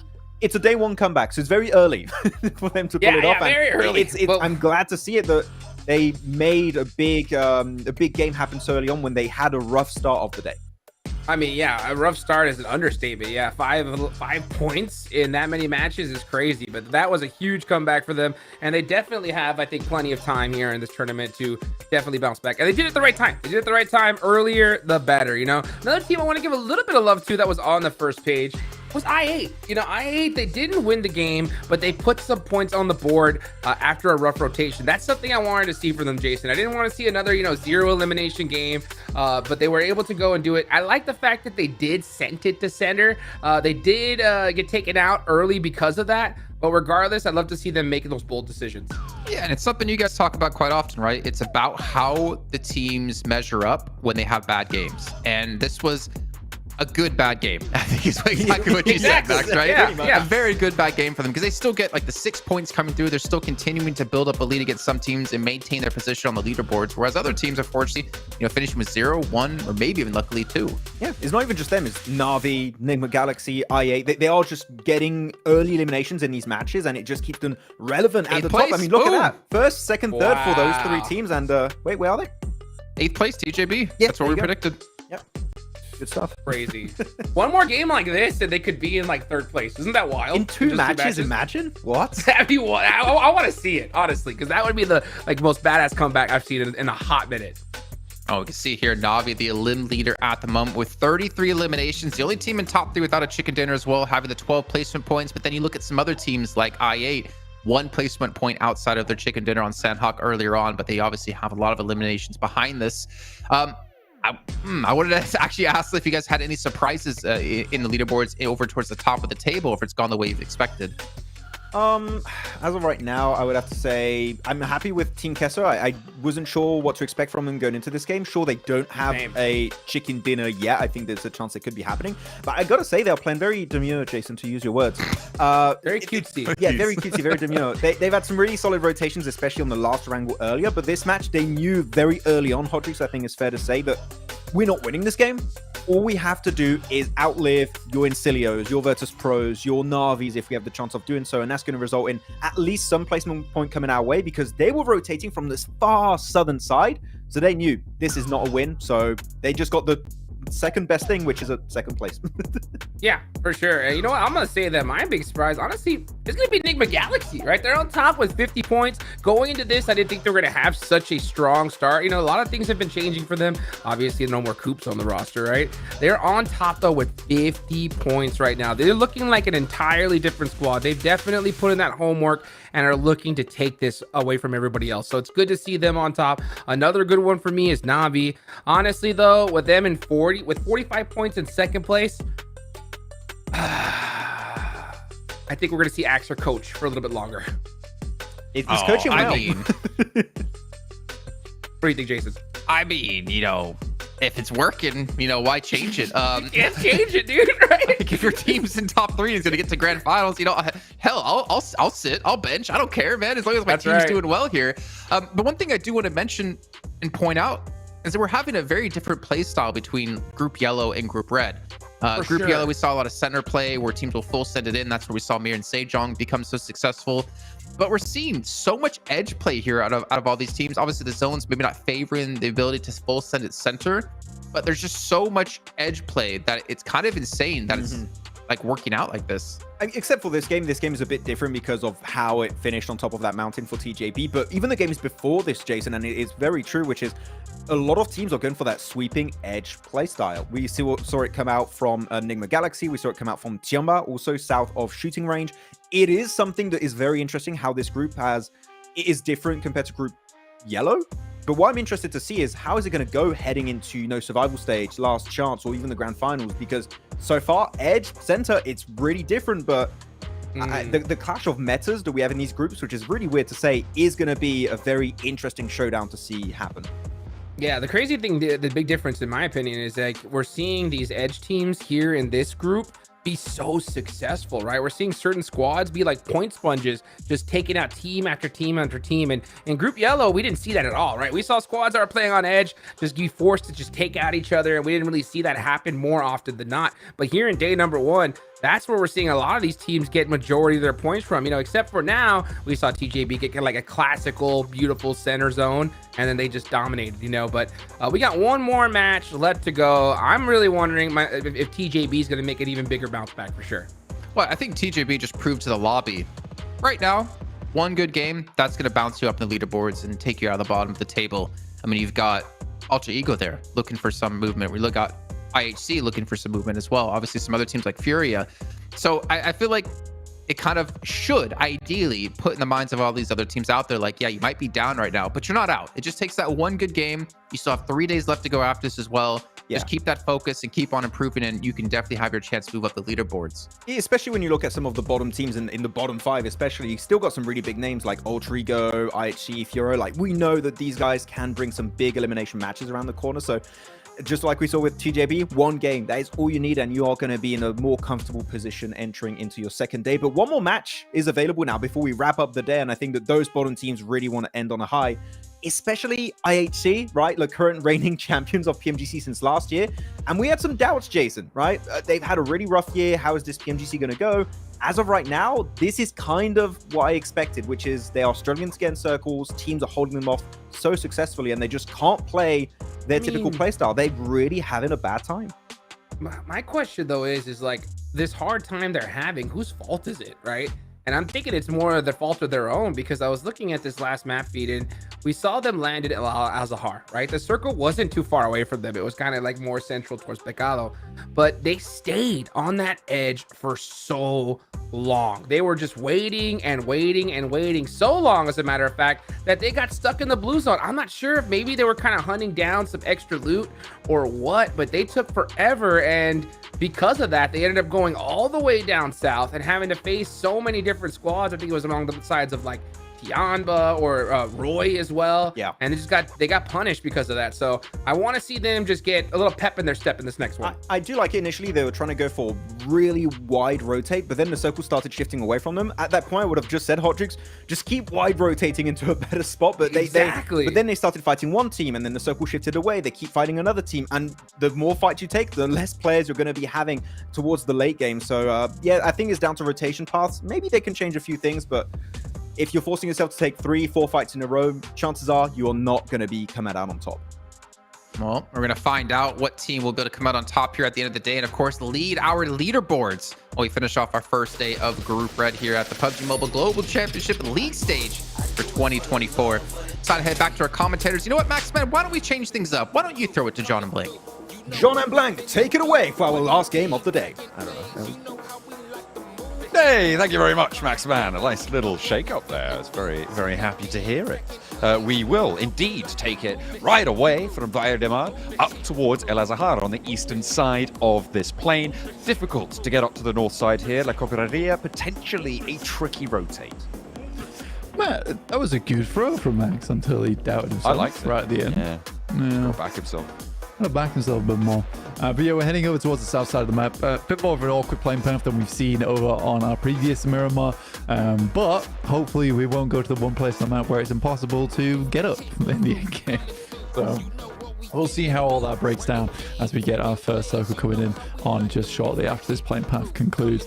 But already a lot of teams out here. Navi heading down towards the south side of the map and Bahia de Mar, as well as Alter Ego pathing out over towards Partona, but likely should stop pretty short down towards the south side of the map.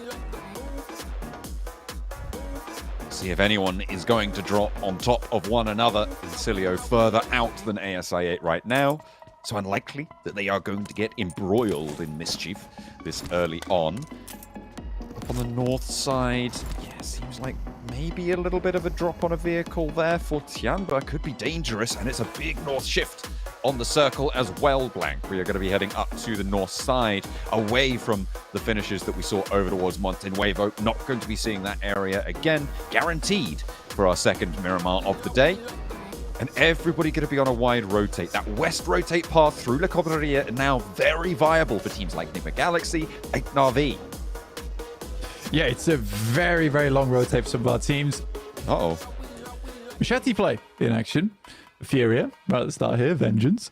Being taken down by one notch. Only 16th place, so not having the greatest of time so far. But yeah, a lot of western rotates are available for a fair few of our teams, at least on that western road up towards El Pozo, and then crossing back in through La Cobraria, so you can cut in that way. Yeah, certainly an interesting circle, this one. I'm not always the biggest of fans playing this one myself, but I think for players it's as much of a difficulty because there is so much dead ground in this area, especially towards the center of the circle as well, where it becomes quite difficult to play. Further we head over towards the east and further we head over towards the west, there's more high ground in play. Silence, quite literally silence. There's more high ground in play over towards the west and east. So it's a very, very difficult circle to play because you have to gamble either west or east here and take control of some of the high ground. And if it does head on the other side of you, you just got to bite that bullet and head on out to the other side. Furia still just trying to sneak these points away. Let's take a replay of that initial knock and kill. Oh, wow, with the machete against the pump action as well. That's a pretty decent trade, to be honest. You take those. You take those where you can. Yeah, flying through the air is pretty awesome, honestly. I was very, very happy to see it. Absolutely. We did have... I was told we were going to have an interview. Not too sure if that one's coming through. It might have been the replay that was coming in either way. But yeah, Furia pretty happy with the start, but unfortunately losing Silence to a little spray down from the off angle makes things a little bit sticky for them. I mean, the Brazilians right now, so far in Group Yellow, they did have an impact with Alpha 7, obviously, being the big headline over in their region. But yeah, it was unfortunate that Loops couldn't quite keep up the pace, and now Furia seems to be suffering the same fate. TJB, off the back of that last game, need conversion, right? 27 points, but if you're just going to be an all-or-nothing team, it's not going to be good enough to get up towards the top 3, and I need my predictions to be right. So for me, they need to pick it up. Yeah, for sure. I think 27 points, though, is still an incredible result, coming down right in 16th place at the start of this one. Should see them very, very happy to pick up a massive amount of eliminations in that last game. One of the biggest games we've seen so far during the group stages in PMGC. Sorry, we're just getting updated on some info about that interview. Not happening yet. Potentially later. Unsure. Might be in a bit. After the scrap between Vengeance and Furia. Japan versus Brazil. I mean, PMGO certainly provided that arena. Got wrecked. Yeah, Brazil lost that one. Are they going to be able to win out on this little scrap here in Impala, with Virtus Pro potentially third-partying into this? The massive high ground for Furia as well. He's going to have to solo face off on this angle, but he goes for one, looks for a second. Okay, no, they're going to just tuck back away. Lily on the background there. Can't quite find the response. As Vengeance lose another on the forefront. Not going to go for the res just yet. Look at Kayovsky up in the high ground as well. With that scar, can have an impact. Nade through the backside. Damn, almost grabs him, but straight up into the Molotov. Very well placed there from Vengeance. Furia sat back into a more precarious situation, and Kayovsky, considering whether his decision was the right one to stay up on the high ground, needs to have some sort of impact, but can't quite catch any of these players off guard just yet. M24, though. Virtus Pro, they're crawling up behind him. They've heard the shots that he launched earlier. The nades are coming through from Furia, sure, but I'm expecting Virtus Pro to be able to find this one. I think he's figured it out now. Danger up on the high ground. A solo, an isolated position, whereas Virtus Pro have a lot of backup to play around. If they can get closer, this is one dead Kayovsky, and all of a sudden, Gusta is all alone. A spray down on the inside and quite out in the yard. Doesn't quite have the backup, doesn't have the time to go for it. Oh, goodness me. Furia in danger, taking down Vengeance, but can they turn things around and keep themselves alive? Arthur's in with an incredible spray down on the front lines. Take down 2. I think that still sits them on 2 players alive, though, and Kayovsky tucks himself into a little corner now. Koa and the rest of Virtus Pro starting to make their way down to catch whoever was left remaining in this area. Tixie backing off a little bit. Virtus Pro, they may not know that there's only one player, but it's Koa, actually, who spots him clambering around the rock face. And that should be a nice, easy flush. Too difficult to climb. Tianba with Shan there. Actually, Team Queso should be able to find this knock, potentially. Not quite going to go for the sprays. The hop out's just a little slow for Team Queso. Whole goat here from Team Queso. Looking now, we're trying to take some couple of pot shots. Not finding too much of anything, though. Pogo currently with the highest LM proportion for the team. But a huge amount of central play here. A lot of teams not opting to head either on the east or the west side, but trying to occupy a lot of those compounds that sit around that dead area we talked about earlier in the center of this circle. Just in case stage 2 is a little bit wonky.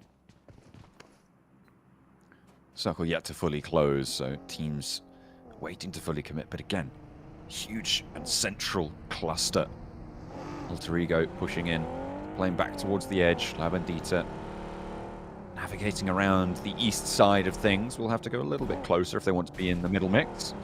We are going to take a little stopgap. We do have an interview coming in for you as well, so make sure you pay attention. Welcome back to a quick report with the 7WG. This one's going to be in regards to Alter Ego, currently in 13th place. I got a chance to talk to their coach, and he was telling me that right now the morale, the confidence for their team is really not that high. They're hoping they'll be able to reset after today. So hopefully tomorrow Alter Ego will come back strong. Definitely needing that mental strength to come on through for Alter Ego. And we are hoping that they can pull it out the bag here. Right now, they are down in the doldrums amongst the teams at the bottom that we've been covering so far, Blank. Yeah, I think for Alter Ego, I don't think it's been a terrible day today. I think it's just been a couple of mishaps here and there for them.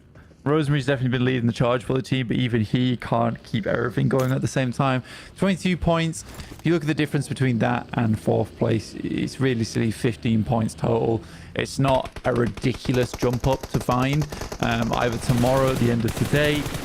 FaZe, though, coming up into the face of the Falcons, who so far are getting the better of them. Falcons right now trying to push into the top 3, trying to maintain a spot at the top of the tables, but they have a stiff competition in this fight with FaZe as 1-2 knocks sent back their way. They have managed to find a knock into this fight in response, but Falcons are falling here. Icy's the last to go, and FaZe lose 1, but gain 4 points. Which is surprising.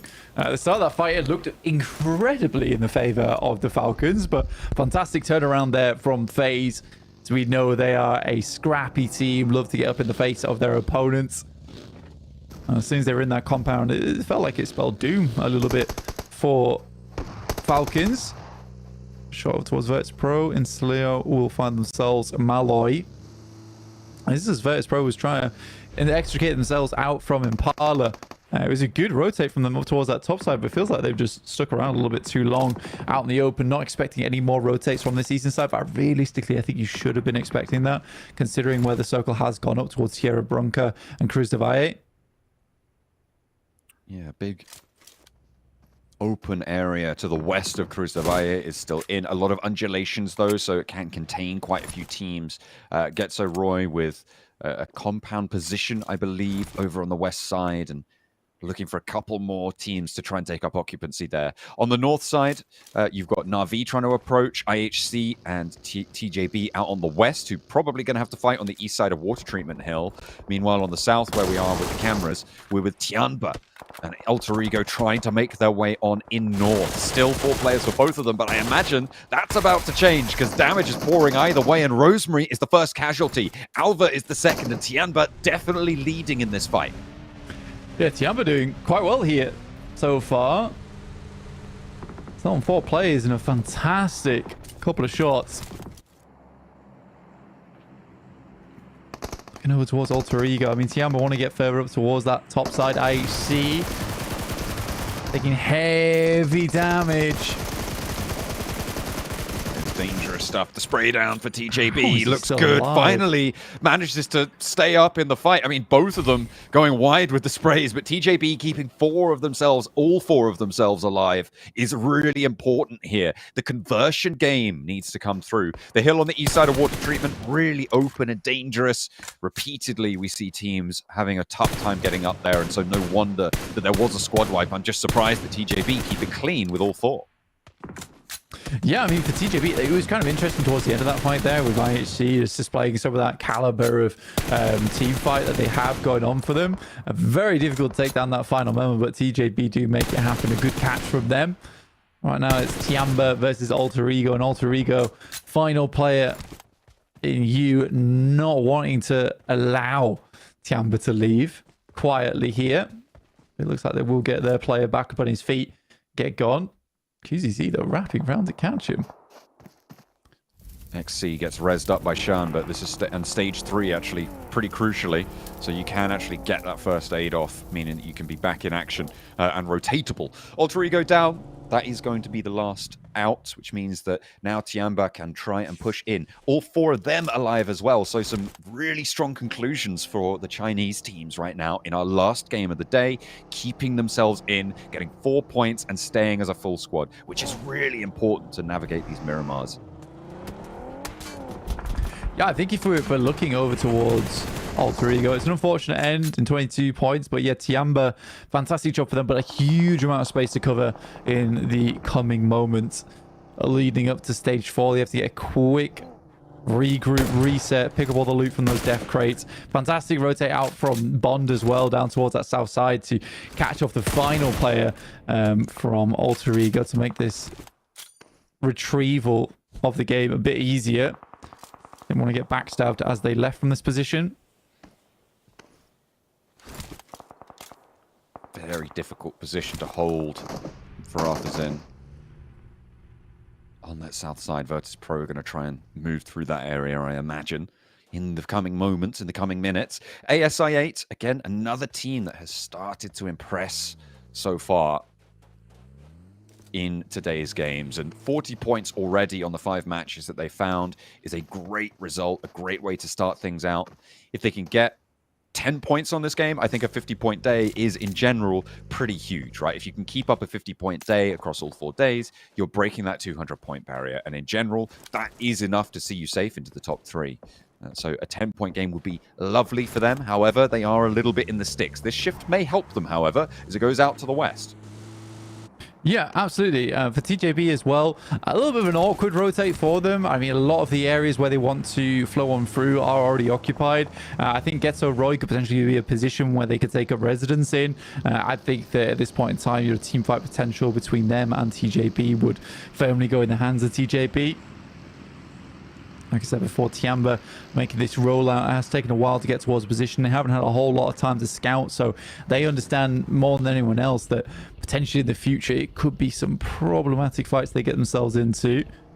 QZZ stopping early to get first aid kit off to make sure he's healthy as he comes in and out of the blue, just in case they fly into an immediate fight. Arthurzen trying to make his way out over towards VP. The vehicle is smoking.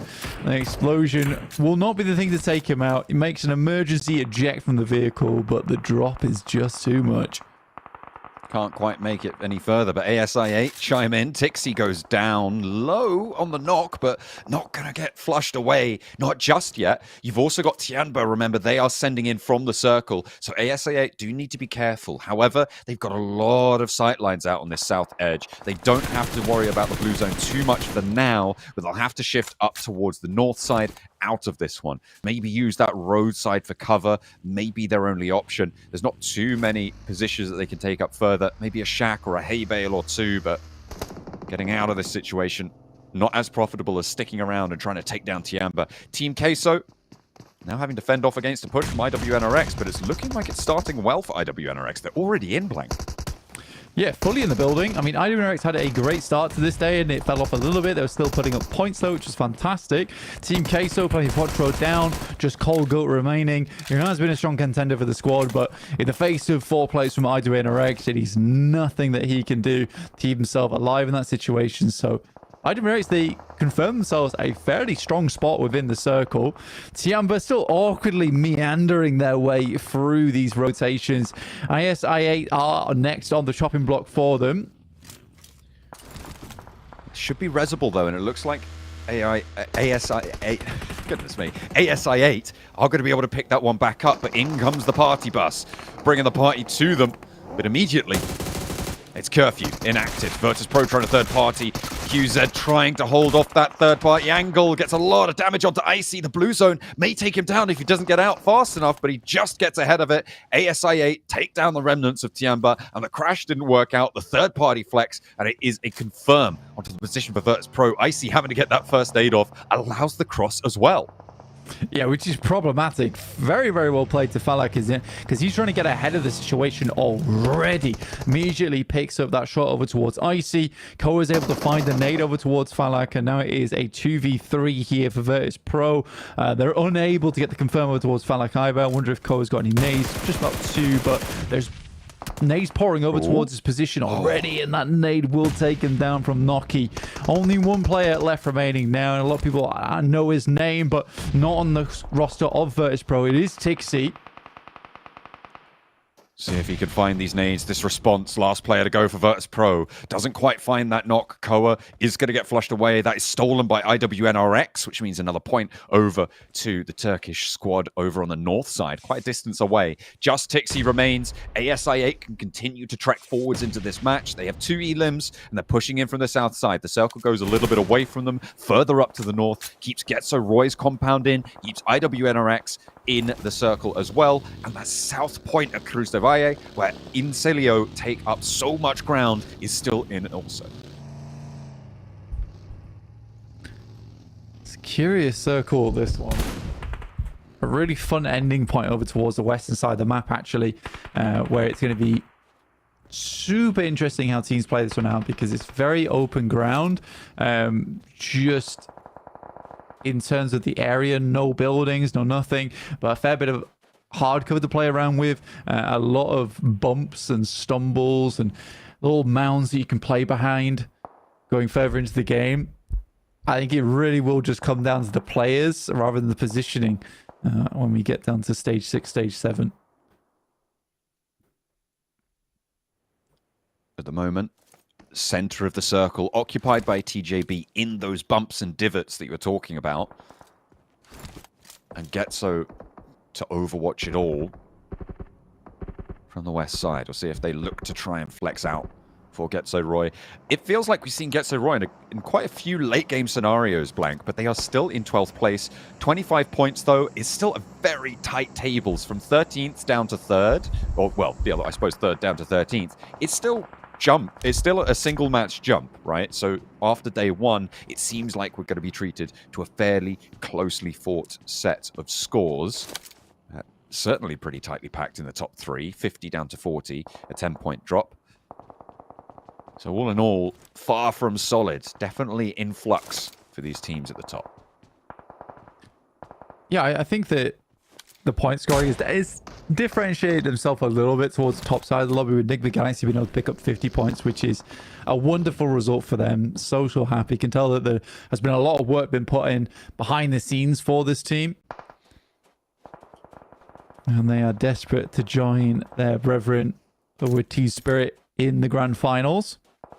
Alongside with Na'Vi, in fact. That should be a great turnout for PMSL EMEA. SI8 now. Dangerous on the nade approach there. Spray down and Falak on the off angle. Not going to have the backup needed to suppress FaZe. They can't stop that not going through, nor the flush either.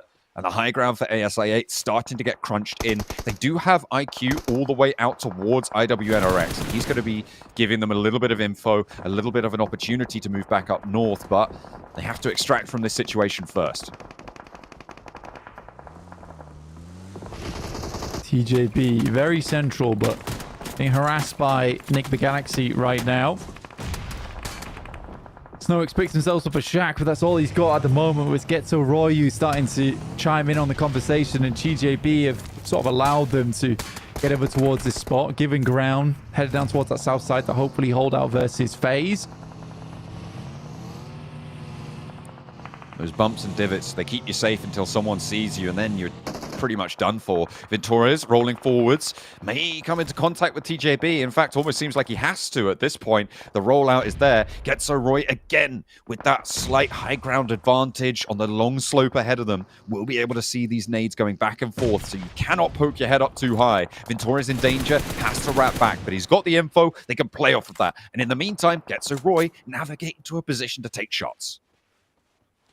Yeah, for Getso Roy, you're right. They do get to a lot of late game scenarios. Like I said, it's just some of that team fight potential that they do struggle with at times. Some of their rotates are quite decent, though. They happily keep themselves out of the way a lot of times. FaZe Ventores finding the first shot over towards ASI8. On the other side of the road. Lackluster nade. I think they need to go a little bit further here, but Ventores makes for a play. It's a dangerous one. Mela does hold his angle. ASA8 trying to rebuff this. Ventores still up and close. The nade there takes him very low. Could be a team nade. Ooh, need to be worried there. Stay away from that. Danger close. The spray towards the high ground, connects onto Nuki. That is going to be a great pickup, but there is a knockback over towards Venturas. The flush is being picked up by Mela. They want this res as well. ASI 8 trying to get back up to 2 if they can, but I don't think that's going to be allowed to happen. No, UZM goes down. It's all up to IQ now to keep them in this one. Protect that third place spot, because IWNRX are in a much better position. Can definitely jump on up. IQ picking up that flush. Darting out to the blue. Trying to pick up the buggy. They're going to take a lot of damage for it, but might be able to get a little bit further into this one. There's Na'Vi that came over from that north side, currently placed in second at the moment with 45 points. Very, very wonderful stuff for them. Played a very difficult game last game over on Miramar. Still were able to pump some points out of that one. Looking to take down Getso Roy. Car in the backline though, very nice spot to play in. Good backstop, but he needs to have a little bit more impact here, as already they find Zunder. They have managed to rebuff one of those close players here. Na'Vi landing the nades when it matters, and the nades not quite going long enough here for Getso Roy. Car still on that off angle, spotting Na'Vi, trying to crest the ridgeline. Maybe taking some shots in response. You can see those tracers flying overhead, and Car needs to keep it low profile here. FaZe could crash into the back. In the meantime, they try and push up towards TJB, and it goes their way for the first knock anyway. And Triple S will get flushed out, so it's just 6-7-6 left for them. Big damage over towards Getso Roy, and TJB take a tumble. 7th place for them. Yeah, not ideal. They face off versus Nigma Galaxy, who show them what for. Unfortunately, Nigma Galaxy didn't get too much further in the game because they were taken fairly down a couple of notches by Getso Roy. Is that Na'Vi out? I think it was. That's 2 Getso Roy. Now we're just 1 player remaining in car, but chance at a full reset if Incilio doesn't come in too quickly. Oh dear, this hillside very dangerous. Immediately, all of them crawling back behind the same rock. 1 nade and it's over. Disaster potentially, but they're just not finding it. The length on these nades, mistargeted. Incilio don't quite have the information that they're looking for. The reses still need to come through though, Blank. That nade is long, it is high, could potentially tag on damage, but the car protects them from the east side. And they still just about weather the storm. Incilio, they pull back, they retreat, where it could all been theirs on the northern edge. Yeah, this is proper Cilio, to be honest with you, because it should have been a simple push over towards Getso Roy. You know this team is incredibly damaged. I think at that point in time, that you just have to send it. I don't know, man. That's frustrating. That really was an easy send, but there's no confidence in the squad right now to make that kind of play. Had a full opportunity to clear out at least the northwest side of the map. And you can see here, it's very isolated from where Nigma Galaxy's playing, so I think Incilio just sort of had to take the chances on that one.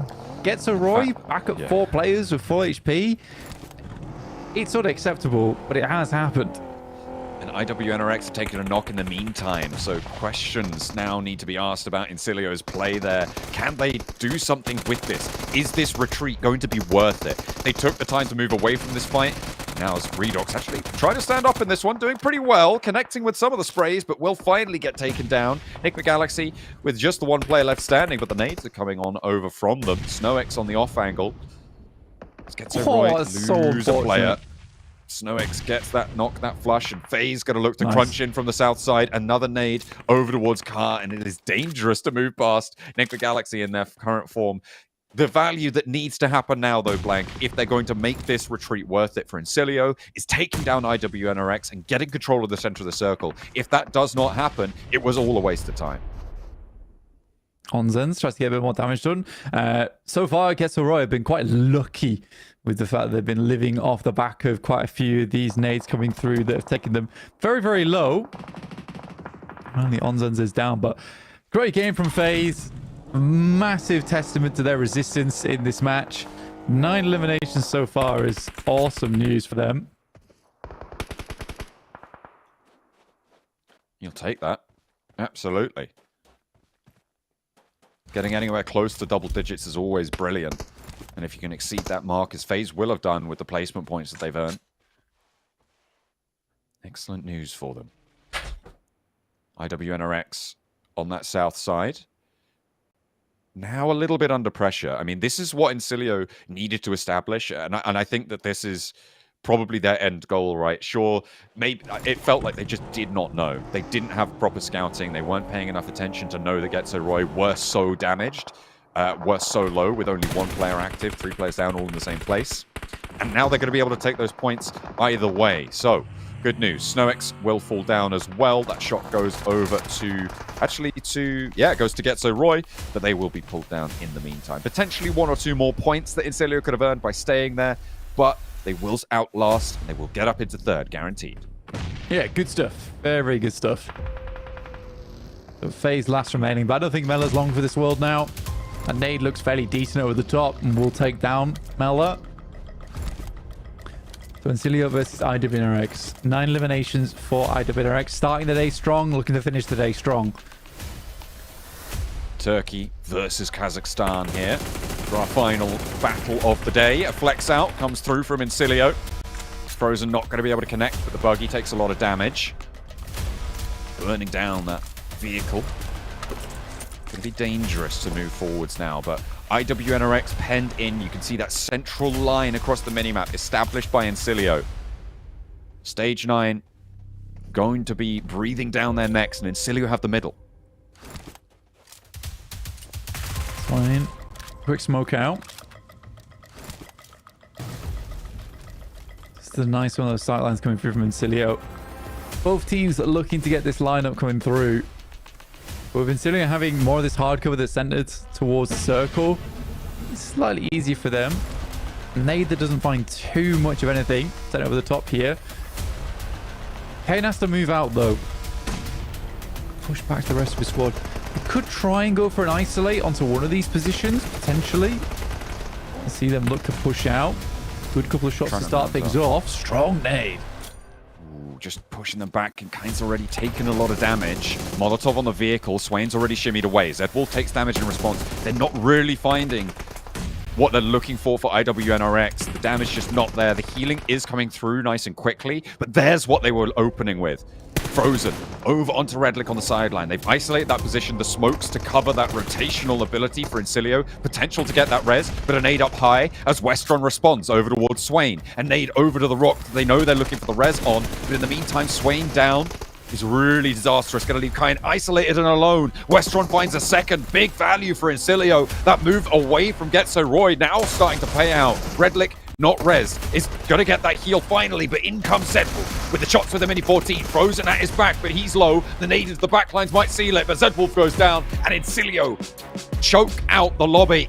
It will be the rotation away from Getso that pays out in the end. Criticizable, sure, but they make it work, and IWNRX the last to fall to them. Yeah, IWNRX just didn't have any control over towards the center of that circle. The way it pans out, just with some of those bits of hard cover. Yeah, it's a good game from Incilio in the end, and a really good hold over towards IWNRX. The fact they're able to get that res off over towards that backline as well is fantastic, just outside of nade range. Well, that was an excellent way to close out the last battle of the day. Kazakhstan coming out on top on that one. Let's head back to the desk. Well, TJB showed it. All you need is that one game to really propel yourself up in the leaderboards, and Incilio, who have been extremely quiet throughout this first day, have been able to come up strong. You guys might recognize them as AOR, now rebranded as Incilio. And I mean, it's the team max that we got to cover when it came to the watch parties for CSA. And we know the power this team has. We know the individual strength this team has. But this is going to be a true test to how good of a team they can be here at PMGC. This is clearly, for me in this group, Jason, a X-Factor team. They could be a big surprise, like they could have horrible results, but this game here was so well executed. Playing the southern western side of Cruz del Valle, and really I would have to say, Hodges, with how they played, so damn respectful of teams around them, not taking unnecessary fights. Really? Sit your butts back down. They're like, all right, we're ready to go. Got your backpacks on, and the guy behind's like, no, you gotta sit down. We want to go to the gym at the hotel. But no, very respectful in general of teams around them, and especially the fight versus Navi and Getso Roy. They initiate a third party, but then understand, wait, the circle shifted away. We could continue this fight and maybe wrap it up, but we would lose precious time to then play positions in the circle. It's going to leave that fight, go back to the northern eastern edge, and off the back of that, you can see they get these amazing angles to just push IWNRX against the blue zone. So they're respectful when they have to be, but these angles at the end were not making it easy for IWNRX to push forward in the circle. I love it. I think that's the perfect word. Respectful. They were just exactly that. I mean, they're playing it very, very calculated, very cautious, making sure that they got that chicken dinner. Now, they did do it with, a good solid 5 eliminations, and they'll take that for sure. So I think for Incilio, you got to be stoked. You got a chicken dinner. You got plenty of more days left to go. Hopefully, they can kind of just take this energy and this feeling and move it on into future days. I mean, again, it came down to edge play for them. Like, they had a good position. They were ahead of Na'Vi and where they were. Na'Vi instead just rotates around counterclockwise around the zone and run into Roy. And then you saw Incilio just quickly collapse on top of that for the third-party edge, fighting. This initial little slash was phenomenal. It was amazing to see. But again, like another match, we're seeing this edge fighting consistently happen, these third parties as well. But I do want to focus on like IWNRX's move they made onto Team Queso. They initially catching them out, and the compound they eventually transitioned to, they had a perfect timing on the window of that crash. I thought Jukes was saying, so I thought he was going to go. You know what? No, yeah. I mean, it was a beautiful crash indeed. At the end of the day, though, I was actually looking at the leaderboards right now because I wanted to just kind of get a good gist of where everybody was standing before we get into the end of the day here, because IWNRX, man, these guys are really, really doing a solid job today, Max. Any other surprises that you have? I mean, I kind of want to go into the play of IWNRX, but we have to answer Jason's question here before we go into that a little bit more. But initially, so Team Queso, I believe, lost 2 players to IWNRX, and then saw, oh, well, we got 2 more players remaining in that compound. We can crash it. It is going to be a great position for the late game of this match, which it ended up being fantastic on the southern eastern edge of the circle. But the fact that they fight, especially so early, to sweep the entirety of Team Queso and then take the compound is great because you don't get third party. Teams are too far away from you at that particular point in time to third party that breach. So the timing of that was on point. The execution was on point, and then making the cross. I think you even mentioned at one point, Jason, that kept, I think it was Swain on the back to facilitate that rotation across the road. And then everyone's going to be safely in circle, ready to play out the game. Sure, they don't get the win, but they put the most amount of work in this match to get to that point. So again, that deserves respect when looking at IWNRX. I mean, it guaranteed them placement points. Yes. I think it's also really important to notice, right? Obviously, eliminations they get is big, but like that compound alone guaranteed them into at least 1 placement point, which we can see they eventually picked off with 6, getting themselves 15 points. Tyne and Celia here, who did get the chicken dinner. As we move down the list, FaZe Clan, who after the floss was extremely quiet on the day with only about 5 points until this last match where they got another 15 added to the tally. So I'm honestly expecting still a lot of movement to happen in this leaderboard. For sure. I mean, yeah, IWNRX prior to this game, they were in 7th place with 30 points. So this 15 should net them 45. And Na'Vi actually had 45 in 2nd place. So they're definitely going to move up. How far?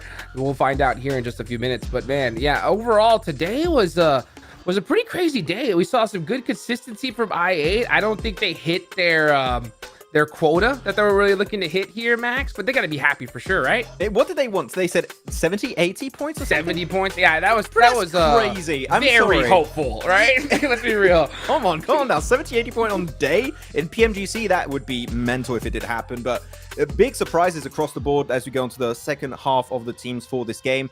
Bit of a disappointment when it comes to Ultra Ego, your IHG's Falcons not really able to bring too many points on the board, but again, I gotta say, just like Group Yellow, Jukes, we have some teams that really we didn't know what to expect going into this tournament, and boom, massive surprise going into PMGC group stage. So it's good for them, but man, we have so many big upsets happening at the same time.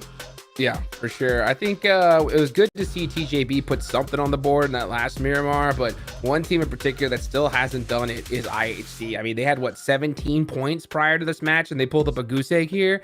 Yeah, they're going to definitely have their work cut out for them for the next couple days if they want to make it to the top 3.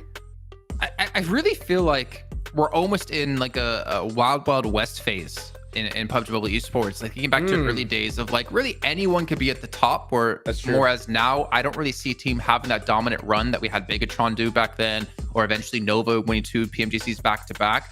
But just to see like the last year PMGC winner, they're at the bottom of the table. Alter Ego, they're down towards the bottom of the table. TJB, we're down towards the bottom of the table, and we're seeing the likes of Enigma Galaxy, who underwent some massive roster changes throughout this year, are currently leading the roster. Na'Vi having some big changes. I8 even having big changes, as we have to talk about as well. Like this is such an exciting period, I think, in PUBG Mobile Esports. And it's so also difficult to be an analyst as well, because if people ask you, oh, who do you think is going to win? you can't give them an answer that you're really confident of, because realistically, you're probably not going to be right. Yeah. It comes down to who's feeling it. Like, really, who's feeling it? Who's going to be able to make those plays at the right time? I mean, yeah, prior, when it was like the points were really heavy towards like surviving, at that point, it was just like, okay, who got center circles, who would last the longest? But now with the eliminations being, just so imperative, and not to mention just the level of play across the entire across the entire scene in general. I think everybody has a good idea now of what to do, and we're seeing it just execute here, Max. And you know what? I'm looking at the second page here of the rankings. One team, because it's so edge-focused for Group Red, I really thought Chamba would be doing well. Looking at PL, they were the kings of playing on the edge of these circles. Third-partying teams are in bad engages, and they would just sweep so many good positions, and then have 50-60% of the circle theirs to own at that point in time. But yet, it's not quite working out for Chamba. I think that the volatility of this entire group is making it tough for them to find a sense of consistency. So Chamba, TJB, I mean, the two PL teams, I think we are expecting to get a little bit higher, but again, I don't know what to expect anymore. I feel like I'm an analyst and I just don't know what to say, because Max, it's all over the place. So Max, they're at 38 points.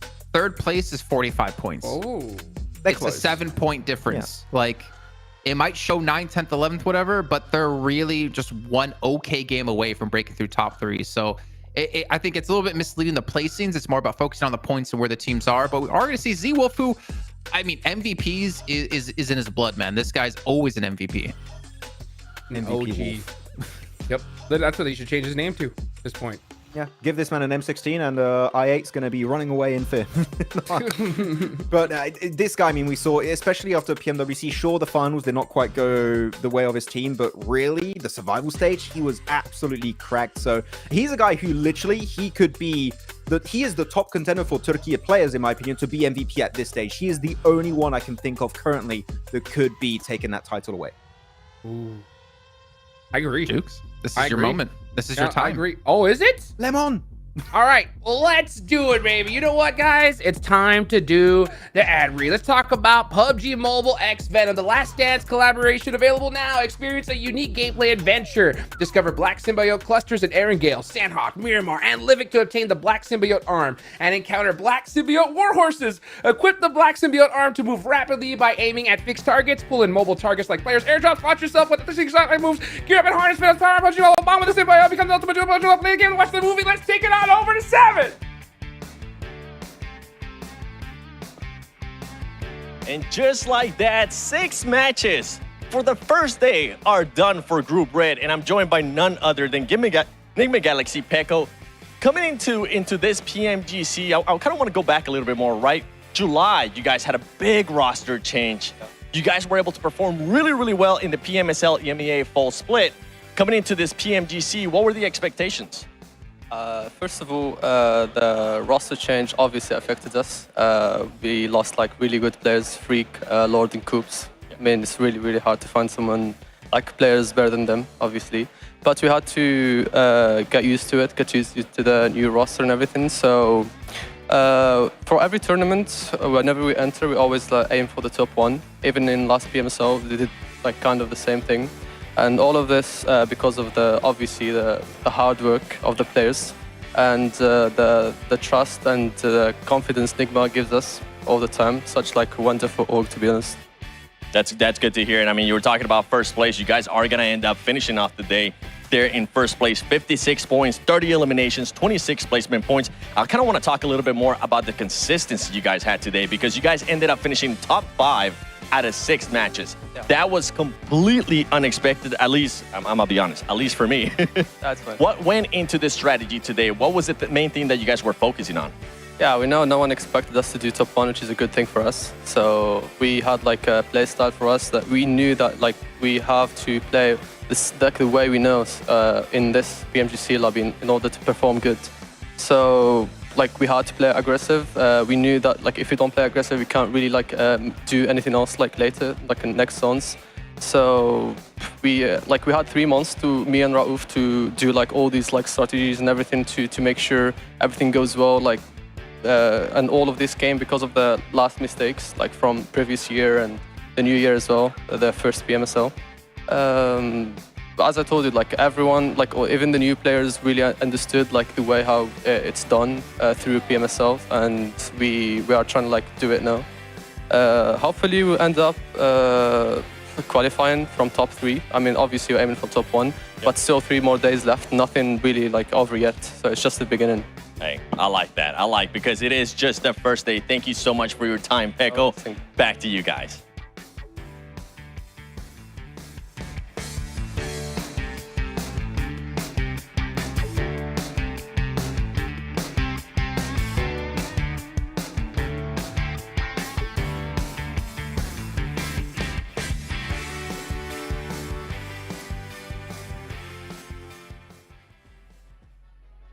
That was a perfect timing for an interview because it gave Hot Jukes the chance to breathe, more importantly. But great to Dude, hear that was about the all inner from memory, workings. by the way. 100%. Cool. I'm biting my tongue here, Max. I'm biting my tongue so hard that it might fall off.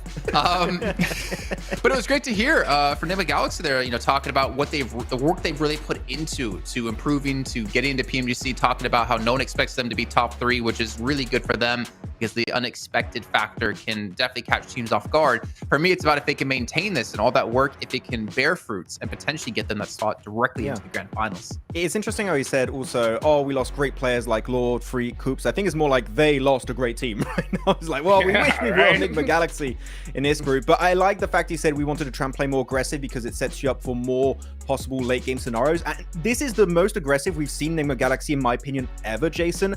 And the fact that they are able to get so much space in these late game scenarios, really back in, like, you would go 6 months back and that would not be the case whatsoever. But here, this team is looking great. This great synergy. And I got to say, the aggressive playstyle is looking great. So keep it up for the rest of the final. Well, not the finals. Wait, league stage. Keep it up for the league stage. There you go. I think they found their device, man. I think that's been the key to their success because they've been able to play like the pros with their Infinix GT20 Pro, which you guys can pick up for yourself as well. The 120 FPS. Not to mention the 104 screen. Allow them to really succeed when they need to and allow you guys to potentially get into Ultimate Round. If you guys remember, top 1 in EU will also be flown out to PMGC in the UK. They don't need to buy their own ticket, but if you guys aren't the #1 position, you can buy your own ticket and actually get there. We still have tickets available between the 6th and 8th of December, where not only does it get you into the venue, also gets you entered into some activities that you can do, potentially get to meet Max, maybe Hot Jukes, maybe myself. Who knows if we're going to be there, but you'll be there once you pick up your tickets. But gentlemen, quickly before we end off the show here, what's your quick little TLDR or TLDW of the day? Hot Jukes, let's start with you. Man, get a secondary drop location, I8. Come on, let's do it, right? I think you need it. Bro, they're top 3, and you're telling me to get a secondary drop location. What? I'm telling you, hey, you know what? Get it, because you know what? We're not gonna know what's gonna happen here in these next 2 days. I mean, we've seen just in Group Yellow how these changes can happen. So I want to see that from them. I want to see that little bit of a mix-up. And Enigma Galaxy, man, way to go. I mean, so it's a good situation for them. They're in a good position right now. Hopefully they can continue. Yeah. I was just going to say, I8 fans, you can't blame me because I8 are in top 3. So that's it. Okay, well, we'll find out what's going to happen tomorrow, Max. That, of course, can always change, but we do have to take the rest of the day off here so teams can get a break, figure out what they can improve on for tomorrow, because tomorrow is going to be another battle yet again. Day 2 coming up for the PMGC League stage of Group Red, and we'll see you all then.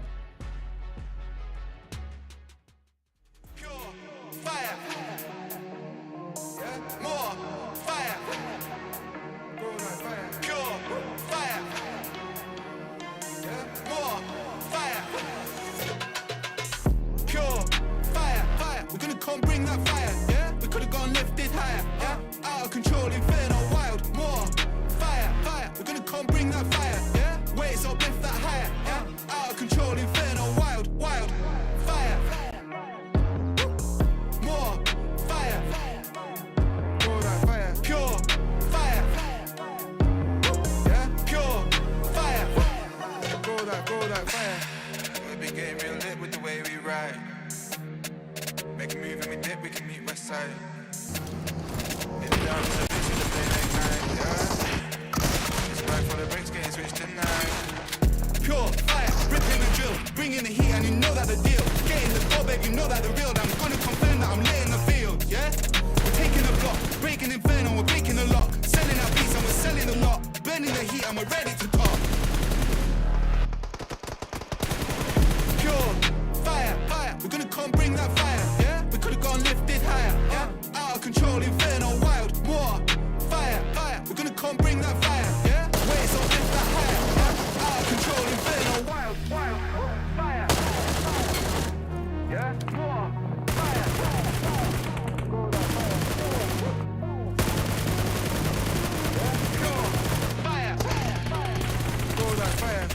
fire, ripping the drill, bringing the heat, and you know that the deal. Getting the goal, baby, know that the real. Gonna confirm that we're lit in the field. Taking the block, bringing inferno, we're breaking the locks, bringing the heat, and we're bringing the heart. Pure fire, more fire, pure fire, pure fire, pure fire, fire. We're gonna come bring that fire, yeah. We could've gone lifted higher, yeah. Out of control, inferno, wild, more fire, fire. We're gonna come bring that fire, yeah. Waves up, lift that higher, yeah. Out of control, inferno, wild, pure fire, pure fire,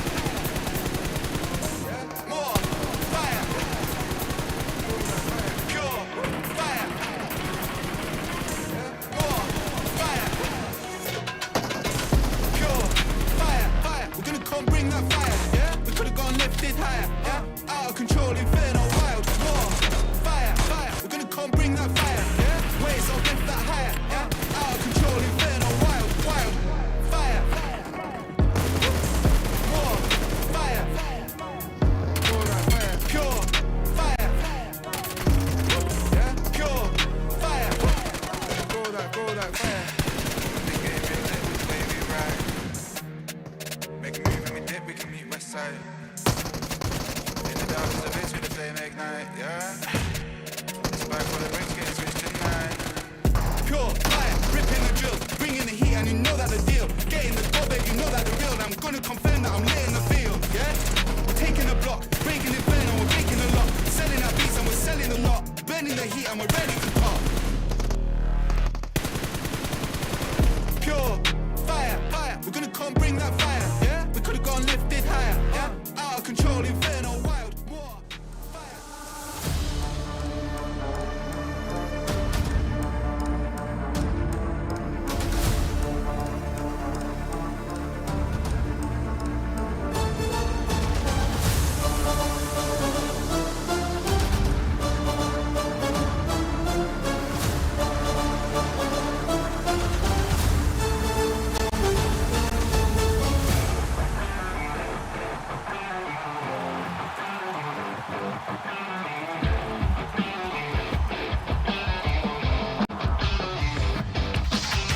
I saw a heap of airdrops down the lane. Searching the field, we need a plan. I got a feeling something's gotta change. Chasing the wind, no matter what it takes.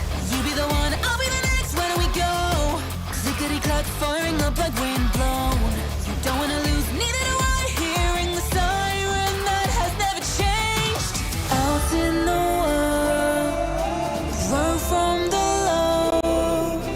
I got your back, you're not alone.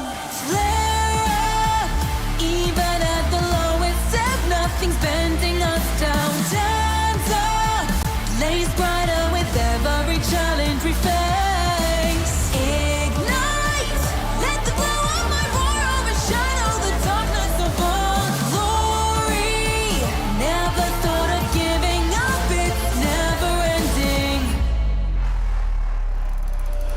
Some of us got too lost to find the path. Some of us had way too much pain. I understand, but hopelessness goodbye. Warriors are meant to rise and shine again. You're stepping down, I'm moving up, put on a show. Clackety-click, last minute countdown. You wanna survive, just stay alive. Rising up in the zone, champion is for the top. With my crew strong,